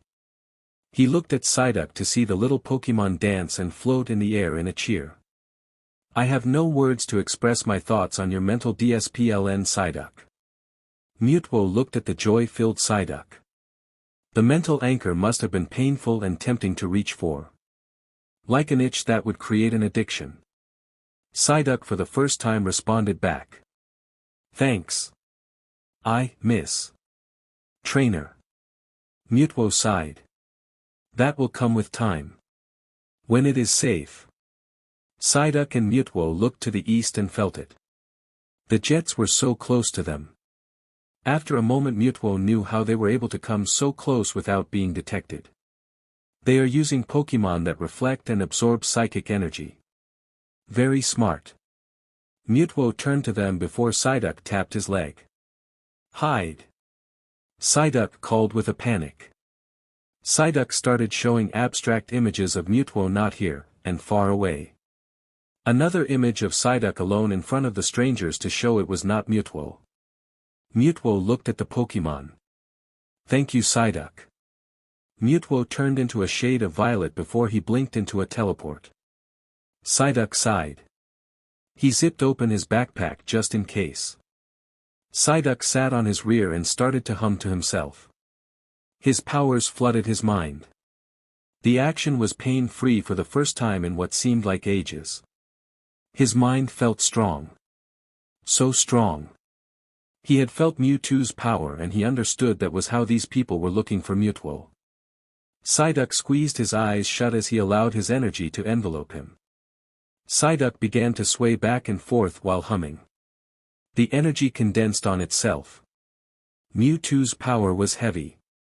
The aura around Psyduck began to bend light in a sphere around him. Mewtwo's power was hot. Psyduck opened his eyes and relaxed. He knew what to do. Mutwo's power was focused. Violet energy erupted around Psyduck and he stood up. The 5 aircraft that approached the field slowed and surrounded the Pokémon. Psyduck looked around at the jets and saw the insignia Lieutenant Surge wore on his uniform. Psyduck looked around with an audible, "Duck." There were murmur from the soldiers that surrounded the Pokémon. But none of the hovering jets landed. Psyduck just waited to see what they would do. 2 people landed and approached Psyduck cautiously. One reached out with a hand and projected their mind. "Are you Mutwo?" Psyduck looked blankly at them as he felt their minds touch his. He repelled them and looked at them curiously. He relaxed his power and the violet energy disappeared from around him. Psyduck relaxed his mind and gave an abstract image of him touching purple power. One of the agents touched his communicator. It's a Pokémon who felt Mutwo's power. He was trying to emulate it. The communicator blipped back. "Is it an abandoned Pokémon?" "Unknown sir, it is trained. There is no sign of a trainer. We could assume that it was a runaway." There was a murmur Psyduck could not understand but he felt the emotions from the 2 psychic people on the ground. They were angry. Psyduck looked at the jets that hovered above him. There were many minds that were Pokémon and human. "Psyduck, would you please come with us for a while? We just want to see how you are doing that." Psyduck tilted his head and sighed. He shook his head and quacked as if talking to a small child. Several other people jumped out of the hovering aircraft and landed with Pokémon at the ready. Psyduck did not recognize a few of the other Pokémon, but half of them were psychic. He could feel those ones with no problem. But the others. They felt like Trainer does. A black void. Psyduck turned back to the 2 psychics. "No, Trainer is waiting." Psyduck turned prepared to teleport before the world shook and he gasped in pain. He looked over to a small Pokémon with gems for eyes. It absorbed his psychic energy. Psyduck glared at them all. He remembered how Mutwo did it and connected to every mind. Only. Warning. Leave alone. Psyduck made to move to teleport again but was stopped. This time by another Pokémon who was on all 4 feet and covered with a thick black coat and gold rings around its body. A Pokémon Ranger approached the group. He released a pink Pokémon that announced itself with a wiggly. When the Ranger looked at the small duck, he apologized, "Sorry little one, but we cannot allow you to leave until we have some answers." Psyduck waited for someone to move. There was a bark of an order over the communicator and the 2 psychic humans reluctantly ordered their Pokémon to advance. Psyduck looked at the 2 Pokémon. In a single surge of water and physic energy. He shot a lance of water at one and the other crumpled in pain from a confusion attack. That was all the others were waiting for to start their own attack. Psyduck floated into the air in time for the attacks to miss. A spike of psychic energy moved in a wave beneath 2 Pokémon and knocked them back without hurting them. Psyduck realized quickly that the Dark Ones were blocking his psychic powers in their direction. He turned and launched a wave of water at one of them before he floated into the air and spun. Psyduck opened his mouth and condensed his psychic energy into pure energy. He quickly produced wave after wave of stars that spun away from him into the surrounding Pokémon. Several Pokémon were hit and cried in pain. One aircraft landed and several men came out with more of the dark Pokémon. They had started to focus on Psyduck's mind. Psyduck grunted. He knew he was in trouble and raised a feathered wing, and a Pokeball that sat safely in his backpack flew into the air. The earth cracked when Snorlax landed on the ground. He growled a fierce snore. Psyduck! Psyduck called. Snorlax raised his fists and slammed them into earth. The cracks fanned out around them, giving the other Pokémon loose footing. Psyduck floated above Snorlax's head and spun around, using the swift attack to launch the upturned boulders at their attackers. As they regrouped, Psyduck quacked at Snorlax. Psyduck went to work attacking and breaking the formation of the non-dark Pokémon, while Snorlax focused on the ones Psyduck could not damage. A large Rhydon landed from high in the air from one of the aircraft and pushed Snorlax back to the center of a ring formed from their craters. Psyduck moved to hovered over Snorlax and exhaled a torrent of water to knock the Rhydon back. Snorlax followed up with a focus punch that knocked the Pokémon out. Whoa, whoa, whoa. Captain, call them off, these Pokémon are too coordinated and trained. Not to mention one Pokémon came from a Pokeball. They are trainer-owned. There was no response. Everyone was too preoccupied to dodge or risk falling into the cracks of earth below them. Water began to seep into the cracks. The ranger grunted as he tried to pull himself free of the mud-filled cracks of earth. Wigglytuff, sing. The Pokémon began to sing. Snorlax clapped his hands together just as they began to glow blue. He knelt to touch the ground. The earth froze in waves of cold air. The water froze quickly. The cracks shifted apart, breaking into slabs of rock. The ranger and his Pokémon were pushed away from the group. The ranger cried in pain as one of his legs was crunched against rock and ice. Psyduck saw the Pokémon was trying to disable everyone. Psyduck closed the sound out from the group to protect himself and Snorlax from the song. The aircraft took to land when their Pokémon began to fall asleep. Several soldiers with weapons began to exit the ships. They moved to try and knock out the two Pokémon. Captain, we can't do this. The ranger looked over to the soldiers as they surround him and pointed at him and his Pokémon. Call your Pokémon off. Sorry kid, but this lead is too important. Psyduck's eyes glowed at the new threat. His body began to envelop in a violet light, intent on breaking through the surrounding Pokémon and teleporting him and his partner out of there. Psyduck started to collect energy to release a mental blast to clear the way. Sigh. Psyduck flinched and the energy was lost, causing a screeching sound that echoed across the meadow. Several of the energy-absorbing Pokémon started to focus on him. Snorlax inhaled a breath before he fired a hyper beam at the ground. It kicked up frozen earth and shielded them for a moment from one side. He turned to the another side and fired a second one just as a few of the humans and Pokémon came around the blocked path. Snorlax refocused on Psyduck. The yellow Pokémon shook his groggy head. Whatever they had done to him made him exhausted. Snorlax plucked his floating partner from the air and held him with one arm. Snorlax growled at the group ahead of them. They had reorganized and started to cautiously approach again. Snorlax ran to a portion of kicked-up earth and punched it loose. It exploded outward with the sound of the collapsed earth echoed across the plains. The rocks hit a few unfortunate Pokémon whose cries were abruptly silenced as they were recalled into their Pokeballs. Snorlax groaned in pain as one Pokémon jumped on his back and started cutting his back. Another hit his leg and he sank to one knee. Snorlax tried with all his might to think of a way out. His trainer would have found a way out. Snorlax felt his chest clench as he was hit by a beam of energy that nearly jarred Psyduck loose. Trainer. Snorlax looked at his partner. He understood he had a lot to make up to Psyduck. It took him a long time to understand what he did to Psyduck's home.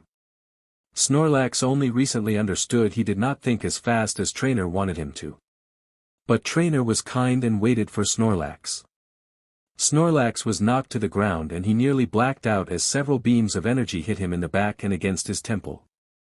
Snorlax looked around in a haze as more Pokémon circled him. Snorlax kept Psyduck safely under him and away from the beams of light. Things started to latch onto him and send energy like Pikachu to him. He grunted. They were not strong, but there were so many. Snorlax growled and tried to stand up. It took him a moment. He mindlessly swiped at a beam of energy and knocked it away. Snorlax nearly fell over but leaned against the wall he made earlier. In a hazy memory he heard Trainer tell him to use the wall. Snorlax gripped a portion of it and it crumbled into boulders. He threw one at the humans. They gave the orders. Stop them and stop the attacks. He threw another from his wall at the ones that shot lightning into him. The cords were yanked out of his hide painfully. Snorlax. Ice-covered grass crumpled. Under Snorlax. In a distant memory Snorlax remembered his attempts to lick the snow in the air for the first time. Trainer had laughed and tried to do the same. Snorlax was confused by the slow cold rain that did not get him wet. He opened and closed his paw and played with the small dust that covered his arms. Snorlax, this is snow. You can do ice punch already. You can do this too. We will just look for a place it does not melt fast to try out blizzard. Snorlax looked at the field. It clicked. Ice covered the ground and the wind was already blowing across the plains. Snorlax gathered ice energy into his free palm as more Pokémon began to simply tackle him to the ground and bite and wrap tendrils, vines, and anything else around his neck to make him lose consciousness. The ball of ice energy touched the ground and carried itself into the wind. The wind spread up and circled around the group. The icy wind hit the group. It caused a few of them to wearily look around in case something else came with the attack. Snorlax felt himself blacking out. Snorlax's vision had darkened while he tried to focus. He saw that the icy wind did not really hurt any of the Pokémon but it covered them in a fine layer of ice. Snorlax heard Psyduck cry in pain. Snore! Snorlax stood back up pulling half a dozen smaller Pokémon with him. He gripped his fist and shattered the earth next to him. The impact lifted the ice off the ground in a concussive wave. Snorlax shook off one last Pokémon that still hung on him and placed Psyduck in the hole before he rolled on top of the hole to protect him. Snorlax remembered Trainer say to point everything above him so it covers everywhere. Snorlax saw the ice covered more of the Pokémon, trainers, and their weird machines. Snorlax smiled to himself as he erupted a mass of fire that superheated the air right above him. The ice evaporated instantly and traveled the length of the field scalding anyone touched by the ice. Trainer. Oh. Ash sat with Janine and looked at mountain they had flown from. It's a lot larger when you are flying over it. I can understand why people just don't fly through them now. Janine smiled in agreement. The hike south and around them is safer, and way warmer than cutting across. She had her head resting in her hands and her elbows on the table. They had finished lunch and the two stood up to walk out. Ash frowned. An unease settled in his chest. Janine, can we go back to the center for a moment? I want to go check on my Pokémon. Janine looked away from the window clothing on display but nodded. What's up, Ash? Ash tightened his winter coat and put his hands in his pockets. Something is bothering me. I'll feel better when I know my Pokémon are okay. Janine walked with him and kept the conversation light. Janine felt Ash turn more unsettled the closer they got to Pokémon Center. She let the chat die out to a silent walk. She saw this in him just a few days ago with Mutwo. It made her anxious. Ash and Janine went in and out of the center with Ash's Pokémon in hand. Ash looked at Pikachu's ball and palmed it in his hand before he released his Pokémon out of their ball. Pikachu and Gengar looked alert and looked around curiously. Pidgeot cooed at Ash. Ash looked at each of them. It wasn't with them that had him worried. He recalled them all and sighed. I'm worried about Psyduck and Snorlax. he said after he had stared at the snow for a moment. It was not like his link with Psyduck, and their old shared connection he had with his other Pokémon. This was just a sick feeling in his stomach. Ash reached and mindlessly took Janine's hand. "I'll be right back, Janine. I want to go look for them." Janine did not look surprised. "I'll go with you." Ash smiled and shook his head. "It's probably nothing. I will just do a circle around Pewter and come right back. If they are nearby, they will see me and get Pidgeot's attention. Besides, I know you are not looking forward to the cold wind." Ash teased. He released Pidgeot and jumped on the bird's back. That action alone made Janine worried. He did not take the time to put on the saddle. "Be careful, Ash." Ash smiled at her and waved before Pidgeot took to the air. The world shrank below him as he steadied himself on Pidgeot. He did a large sweep of his eyes before he felt a direction. Southeast Pidgeot. After 20 minutes, the feeling did not go away. Ash had already turned back and was on his way back to Janine when he heard, "Lax dash." Ash snapped his head around and turned Pidgeot around sharply. It nearly knocked him off his Pokémon. "Pidgeot, as fast as you can. Hurry." "Oh." Snorlax felt himself wake up. His face and chest were burned and his matted fur pulled at his sensitive skin. Snorlax thought with pride that he had taken as much damage as he gave. Snorlax let his mind wander for a moment before he tried to move. It took another slow minute before he heard the clank of metal bindings that strapped his arms and his neck. He growled and tried to pull them off. He regretted it immediately as electricity ran through his body. He tilted his head slightly and saw one of the people who talked to his friend. "Why was I even brought on board if you will not listen to me, Captain?" Snorlax looked at the man with the funny pink Pokémon. They both sported a glare at the older man. The captain turned out to an older man with graying hair. He gave the Pokémon Ranger an annoyed and impatient look. "By the time you gave us the call we were already committed. No Pokémon would allow us to pull back if we had already attacked." The captain turned to Snorlax and Psyduck. The ranger turned and saw Snorlax was awake. The rangers looked softened. "I am sorry it's come to this, but you and your friend are too dangerous." The ranger looked over to his partner Wigglytuff, who sported red patches of burnt skin across his cheeks. The rest of the ranger's body no longer smoked, but his clothes did have warped patches where plastic instantly melted from the flash scald. Snorlax looked around until he found Psyduck still unconscious surrounded by Pokémon that stared at him. Psyduck flinched and stirred only to stop and slump down to the ground again. Snorlax thought about Trainer. Trainer did not know what happened. Trainer could fix this. Snorlax wanted to fight, but he found that whenever he moved, electricity hit him. Then other Pokémon would gather around him. They would try and force him asleep, but he resisted. He was not tired. He wanted Trainer. Lax. Across the field, several agents were on a communicator.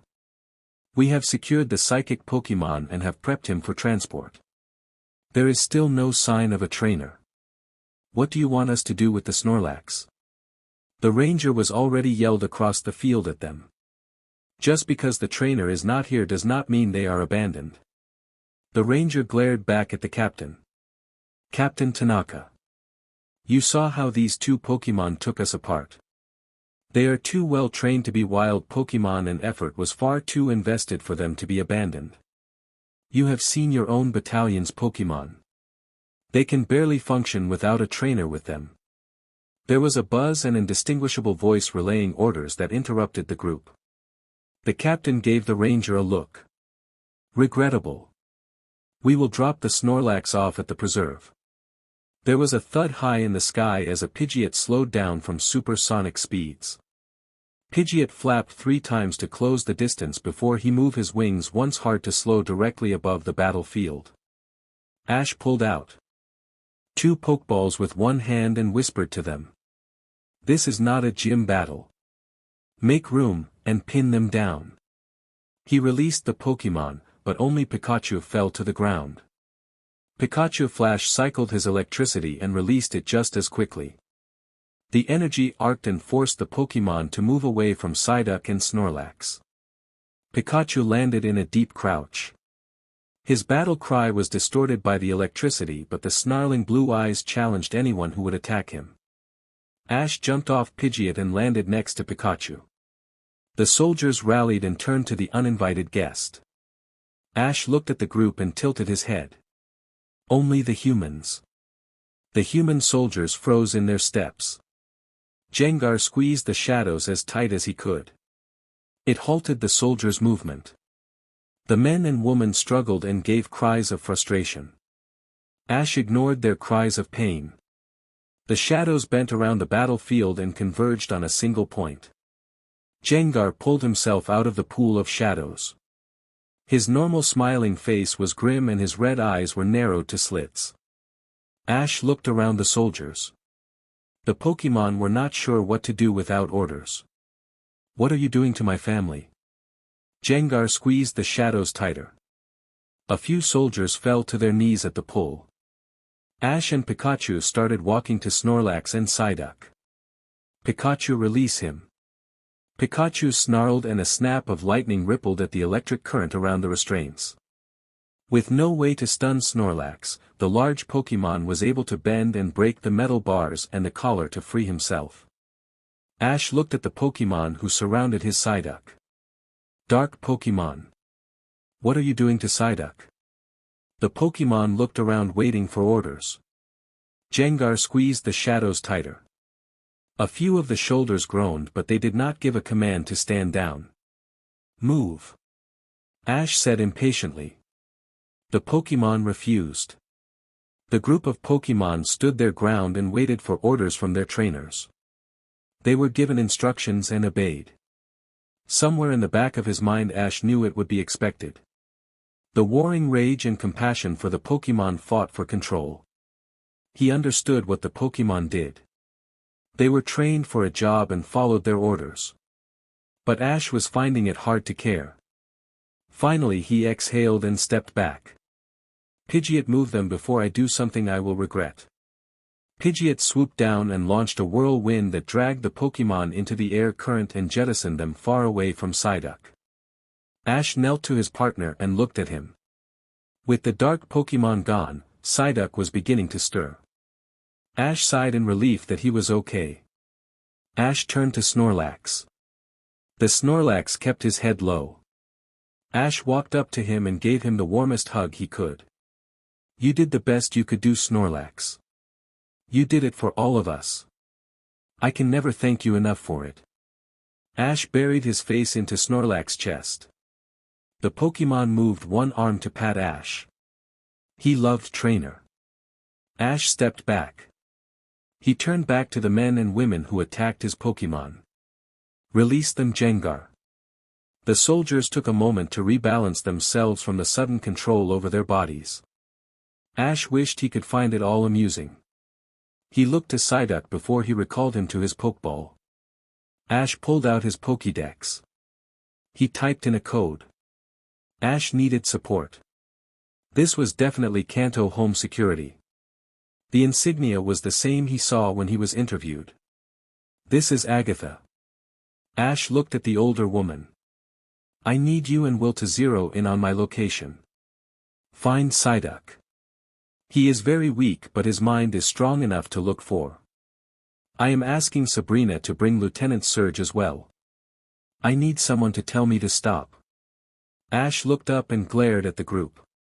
He spotted a few people wearing the Pokémon League insignia, but he was not sure how to take that. The two branches rarely worked together. Agatha stood up and disappeared. A man began to approach the boy and the soldiers were surrounded him. Pikachu snapped electricity at them in warning.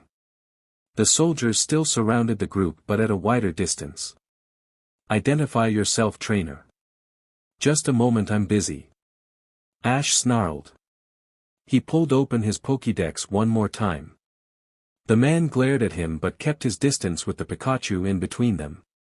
If the electricity was not a deterrent, the blue eyes and bare fangs were. "Sabrina, I need you to get the lieutenant and bring you both here. Now. Sabrina called Alakazam and the connection closed.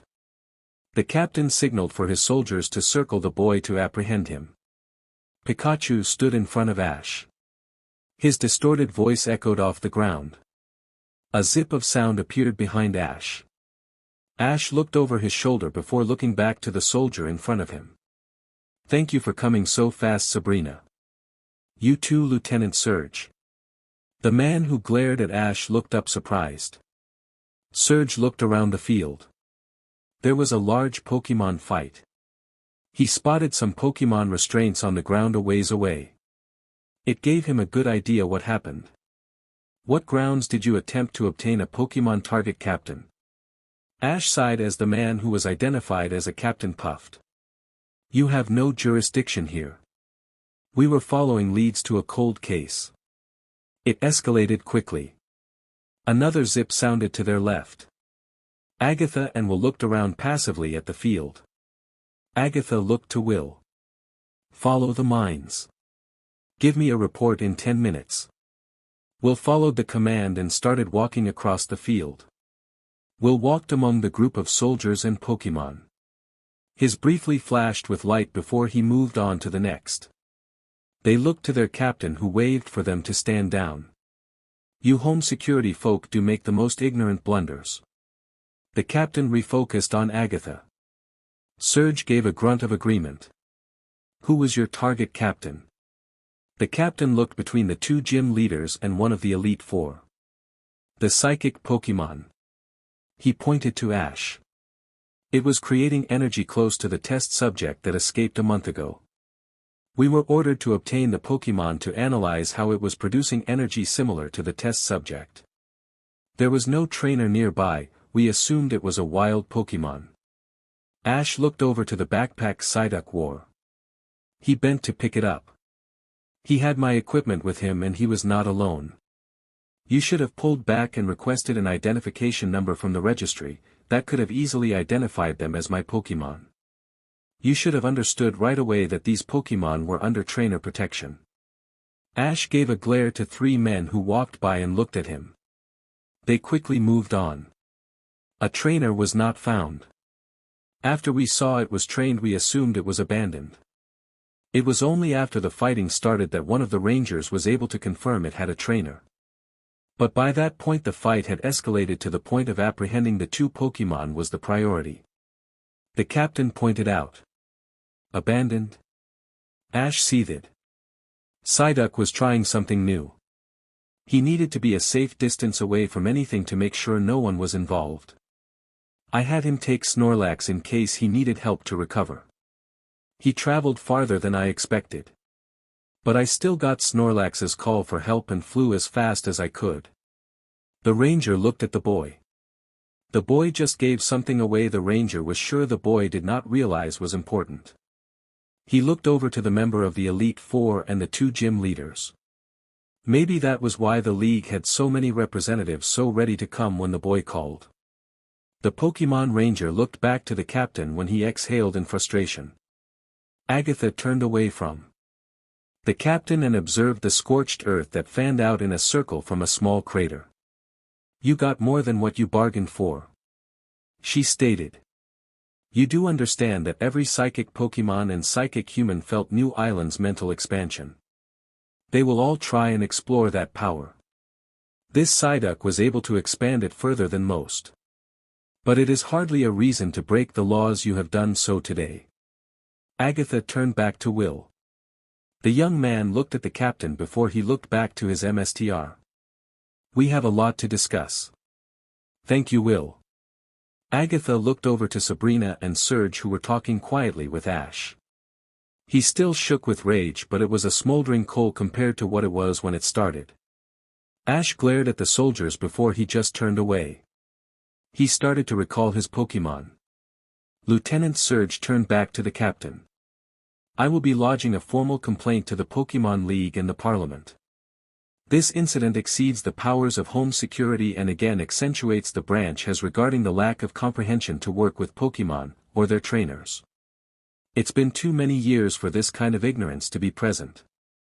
Pokémon have become an integral part of our lives for decades now. The days where we did not need Pokémon have long since passed. Surge turned back to Ash. Fuchsia City has the closest Pokémon Center. Ash blinked. He had not realized how far Psyduck and Snorlax were, nor how fast Pidgeot really flew to get there. That should have been an hour flight. Sabrina turned to Agatha. If you need us, we'll check Ash's Pokémon there. With that, the group blinked away. Agatha waited until they were gone before she turned back to the captain and the most vocal ranger of the group. A few of the Pokémon and soldiers looked injured as well. But if there were a few serious injuries she did not notice, it was likely they would have been transported out immediately. Captain. A word. Agatha beckoned him with a wave of her hand like she would a pet animal. The captain growled but dismissed the ranger. The ranger gave Agatha a frustrated look before he left. She returned the look with a sympathetic one. Agatha regarded the rangers walk back to the aircraft briefly. I had not expected League Rangers would have been drafted into this excursion of yours. The captain shook his head. Orders from above. We are still trying to work around the idea of Pokémon in military units. Agatha regarded the man silently. Or never used Pokémon either. But it's been 20 years since we had needed to have a standing military that had no Pokémon in them. The captain gave her a steady look. He knew she wanted answers. I will not confirm or deny anything you ask, ma'am. Agatha smiled and held her cane in both hands and leaned on it slightly. Captain, tell me the name of your CO. Your commanding officer has breached so many laws with this command, I am going to have to hold off participating in the Indigo Plateau tournament for it. Don't make my job harder. Agatha's genial smile hardened. The captain weighed his options. I am sorry, ma'am, I cannot divulge any information regarding our mission. You will need to speak directly to Home Security. Agatha nodded. She started walking away. Very well, Captain. But I have a warning for you and the Rangers. Agatha turned to the small group. Her cane touched the ground and every person felt their heads turn to her on its own volition. Cold energy wrapped around the group and Agatha's eyes sparked a deep blue. If you mention the boy's ability to anyone outside of Pokémon League Authority, I will destroy you. The boy is only now beginning to come into his powers. As abruptly as it happened, the energy was gone. Agatha reached Will and tapped her cane to regain his attention. He mutely turned to the captain and tilted his head politely before the pair blinked away. The captain hailed and took off his hat. Sweat covered his forehead. Do you understand why they asked that, Tanaka? The ranger petted his Pokémon before he stood. Tanaka growled in frustration and looked over to his shoulders as they hurried to clear out the rest of their equipment and take off. I do not. I am from a military family. None of our family ever owned a Pokémon. The ranger frowned at the term owned.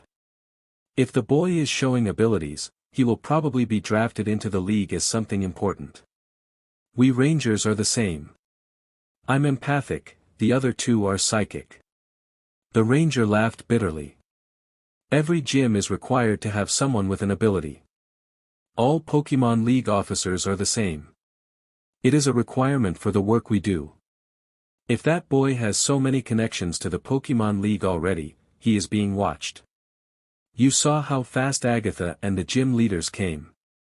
He asked for help and they stopped what they were doing to come to him. It speaks volumes for the interest they have in him. Tanaka put his hat on and started walking to his ship. Thank you for informing me. And you are right. I just wish the CO understood that as well. The ranger nodded in agreement. Agatha will make good on her promise to register a complaint and bring forth a move in Parliament. I will make a formal complaint as well. It may minimize the damage, but really Commanding Officer Tsukochi has gone too far this time. No one is going to be able to save him. The ranger walked back to his designated aircraft. Tanaka just watched him go and wondered when the world started to rely on Pokémon for everything.